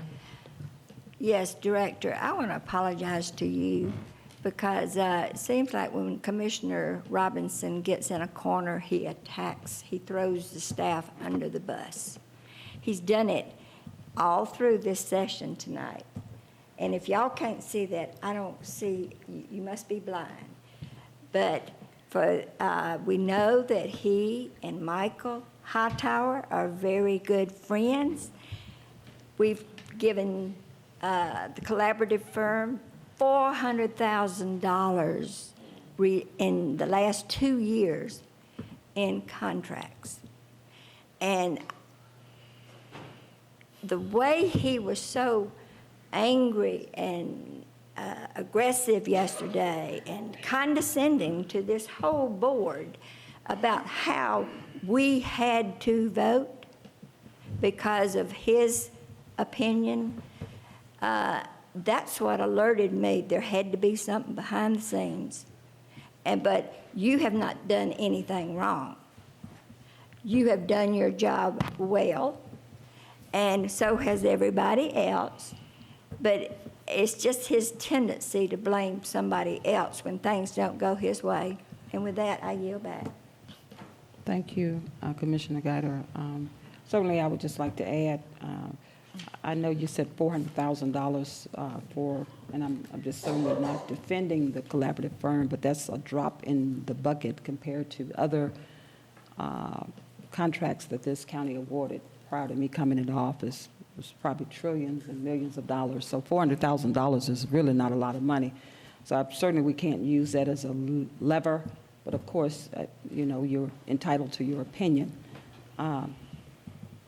But at this time, we're just going to call a motion. I can hear my colleagues saying, let's go. For character, yeah, real quick, Madam Chair, just for character point. But, point of order. Yeah, but it's the character. The angry black man, it's something from the 20s and 30s. Get over that. That's not what this is about. It's about being, I mean, you wrote those emails early on. I still got copies of them, how, the angry black man. No, you're just not accepting certain things that you see. Like, I've only got one friend here in this county of 150,000, Dr. Robert Watkins, who were roommates. Everything else is business. Yes, you get to know people, but that doesn't make them your friend. Separate the two, right? I mean, we mentioned everybody from the Moorlands who just got acquired, and Mark calls me and said, hey, they need some new business, and everybody else getting their contracts amended, and people getting different things right there in the moment, or we're sitting in the committee and stuff, and everybody's trying to find a third-party independent who we can bring in to evaluate certain things, because, again, this is professional services. It's none of that. Like, stop. I get it. Like, he's angry. No, you just don't have to accept this. I need assistance. You don't have to accept certain behaviors like, nah, it ain't gonna be that way, Madam Guider. I now hang on. I get your pedigree. Hey, hang in there. You gonna remain the same. I respect you as is. This shit has shifted. It's gone. And I get it, but to sit there, it's not so much as the person. So you keep making it about the person. It's all about, it's just, it's like, no, I get to be that guy that's bold and educated and says, no, I'm just not going to do it that way. It's not to be mean. It's not to be, it just stands there and says, but I'm looking at a system that's 150 years old. It just ain't going to move that easy. And it's acting like today, I pretty much wasn't trying to change my meeting. Y'all can appreciate my peers. And it's like, didn't I say last week I didn't want to only come in here during certain days? That I only want to have my meeting when I want to have it, and the system act like it didn't hear. And it's like, I only come in here during certain days. So if I have to get to a place of you're not listening, that I have to repeat myself to a director who is sitting across from me, that thinking you saying it 4 different ways is going to change what I said last week, for the convenience of what I need to get before the Board of Commissioners quickly. Well, the committee is not for him. It's for me to get buy-in from Madam Chair before we get to the full board. I don't have time for amateur logic. Do better. Not certain who you're used to dealing with. I'm good. Not arrogant. Look at it. Everything. He's black. He's arrogant. Everything. Right, Madam Chair, I guess it has to be for the record. It lets you know. This is historically the spirit is speaking. Like, yes, there it is. Everything that you're about, like, is being drawn out. There it is. There it is. Everything that you're about, like, no, you don't get to say it's this and it's really that. You don't get to define my reality. I don't need to be liked. I don't need to be affirmed. Like, I appreciate that. But okay, call the question. I yield, Madam Chair. Okay, thank you. We have a Yeah, Commissioner Mitchell. I had fallen asleep back there. Stop. I'm just kidding. No, but just one quick question, though, Director Valentin. Let me ask just one quick question, and this will be it. This particular project, or this particular thing here, if we didn't vote on this today and moved it back to committee to get some further clarification, would that affect this project any form of fashion, or is it time sensitive is what I'm getting at? It would just delay it by however long it takes to make a decision, but... Because my thoughts are, because there's a lot of moving parts and a lot of misunderstanding, and call it what you want to call it, as to how we got to this point. And I'm trying to not throw the baby out with the bathwater. So in doing such, if doing that, to be in the first meeting, and hopefully by that time the committee would have kind of gathered and worked on the details of what this would be, and then send it back to the full board, is that doable? From my perspective, yes. Got it. Okay. I think, Madam Chair, I think that will be the I mean, there's a motion on the floor, but so I can't override his motion, but I think that would be the ideal way of actually trying to get through this, to say, Vice Chair, if you would, recant your motion to say, give you guys some more time with this, so we can kind of, meet the 12 o'clock deadline that we're fastly approaching. But that would be my recommendation, but I can't speak for Vice Chair. He would, rescind his motion to allow me to make a motion of that sort, to put it back in committee and make that kind of a motion. I don't know, would that be a supportive motion? So that would be my recommendation, but right now, it's kind of on you. Oh, I yield. Okay.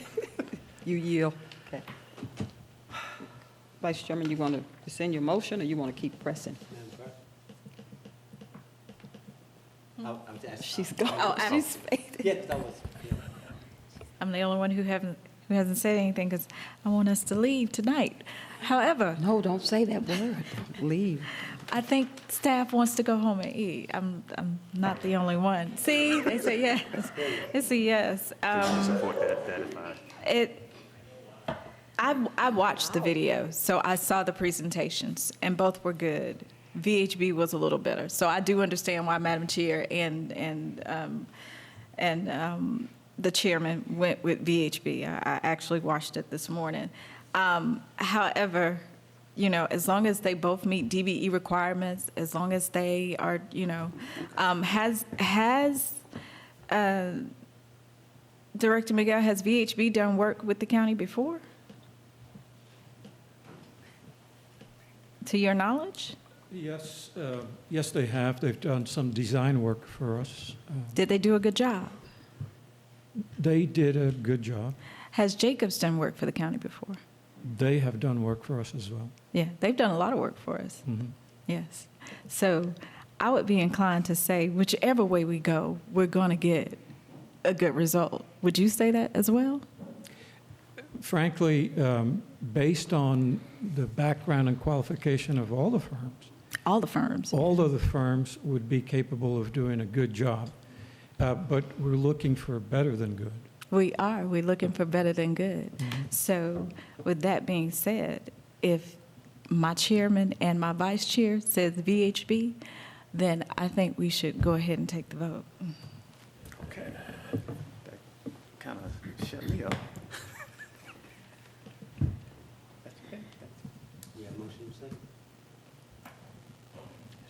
I think we have a motion and a second. There has been a motion and a Motion second. on it on the floor.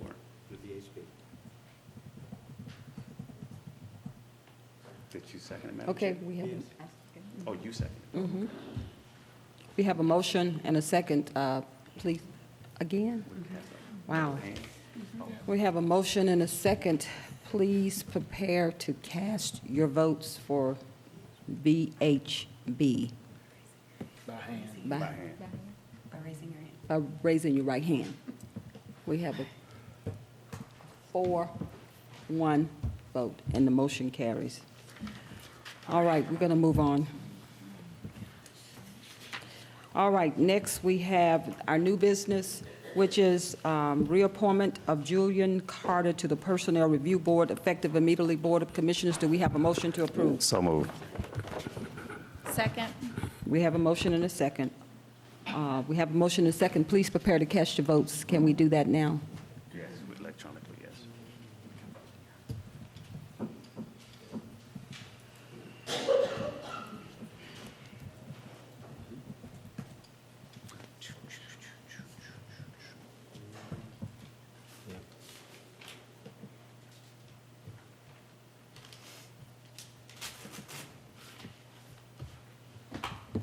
We have a 5-0 unanimous vote, and the motion carries. Tab number 12, authorization to approve compensation recommended by the Superior Court judges for the Chief Juvenile Court Judge effective January 1, 2020. Do we have a motion to approve? We have a second? Anybody? Second. Second. Okay, we have a motion and a second. Any discussion? We have a motion and a second. Please prepare to cast your votes. Oh, the color's changed. Yeah.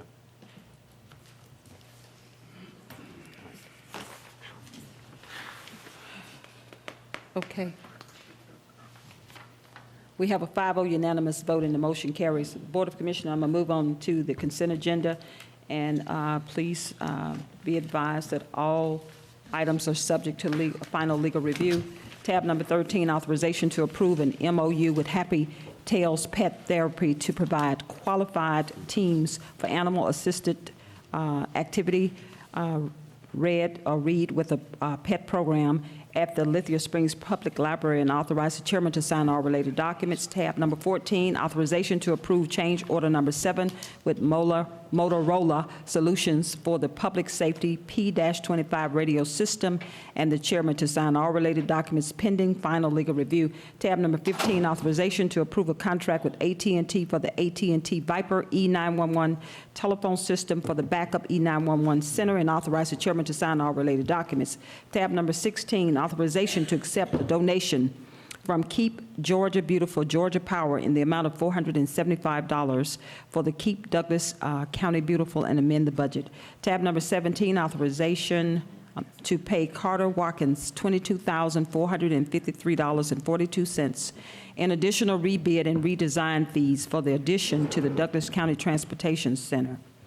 Tab number 18, authorization to submit the road resurfacing list attached to GDOT to be funded from the 2020 LMIG program grant with $500,000 local match allocation from the 2016 SPLOST, and authorize the chairman to sign all related documents.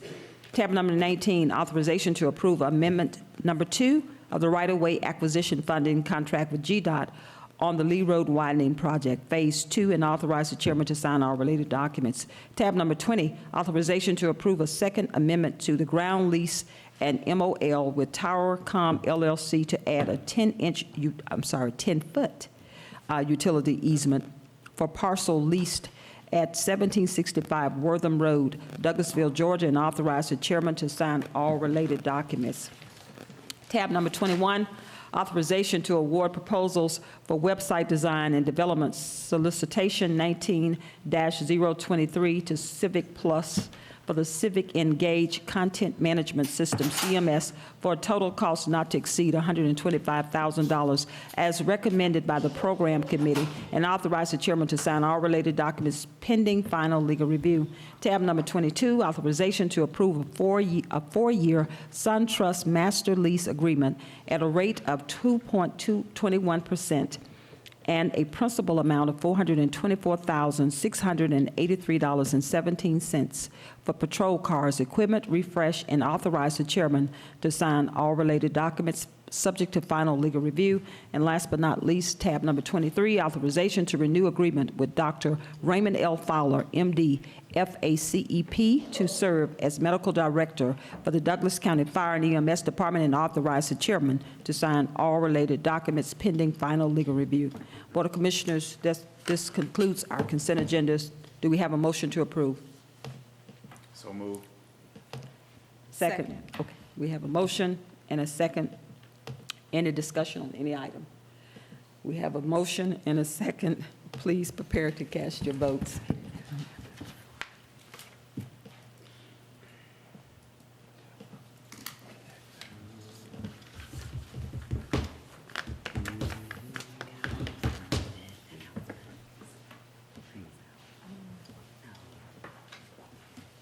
We have a 5-0 unanimous vote, and the motion carries. Next, we have approval of expenses. Board of Commissioners, you have... Point of order? Yes. I'd like to take mine out. Sherry brought something up that I need to... Say that again. Sherry brought something to me right at the end of the day that I want to take mine off, so remove my expenses. Do we, Just remove them. do we need a motion for that, or just remove them? Ken? Ken, need your assistance. It's an agenda item. I think if the commissioner wants it removed, he can just ask it to Okay. be removed. Okay, we'll just remove it. I'm just trying to make sure I follow protocol. Okay, Board of Commissioners, you have two expenses. We have approval of Commissioner Carthen's expenses. You see it in writing, and approval of Commissioner Guider's expenses. Do we have a motion to approve these expenses? So moved. Second. We have a motion and a second. Any discussion? We have a motion and a second. Please prepare to cast your votes for approval of the expenses. What happened? Because it's going to have to be a hand vote because we removed it. Okay, we have a motion and a second. All in favor of the motion, please indicate by raising your right hand. We have a 5-0 unanimous vote in the, Things, I took mine oh, out. right, okay. We have a 4-0 unanimous vote and the motion carries. You have a 4 and an abstain, he said. Yeah, one abstain, yes. Okay. Last but not least, we have our announcements, and our communications director left, so I will just read those for us tonight. Before I read, any announcements from our Board of Commissioners? Y'all have anything coming up in your districts? No, that you just a wanna- Merry Christmas. Okay, Merry Christmas. Okay, the Douglas County 150th birthday party celebration kickoff will be January 16, 2020 at 11:30 a.m. at the Douglasville Conference Center located at 6700 Church Street, Douglasville, Georgia 30134. The public is invited to attend. For more information, contact Tiffany Stewart Stanley at tstewartstanley@co.douglas.ga.us. Next, as a holiday present, Connect Douglas is offering free rides for the month of December for Douglas County residents and visitors. Connect Douglas services operate Monday through Friday from 6 a.m. to 8 p.m. and Saturday 7 a.m. to 8 p.m. For schedule and pickup locations, informations go to www.connectdouglas.com or call 770-949-7665. And hit option 5, and then contact Connect Douglas at 770-949-7665.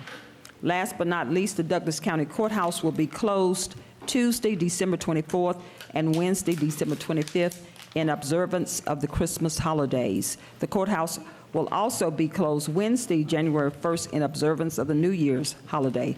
Douglas County Fire and EMS, Sheriff's Office, and E911 will be open, as always, to protect and serve the residents of Douglas County. Board of Commissioners, that concludes the announcements. Are there any other announcements to come before this board? If there's nothing else to come before this body, this meeting is adjourned.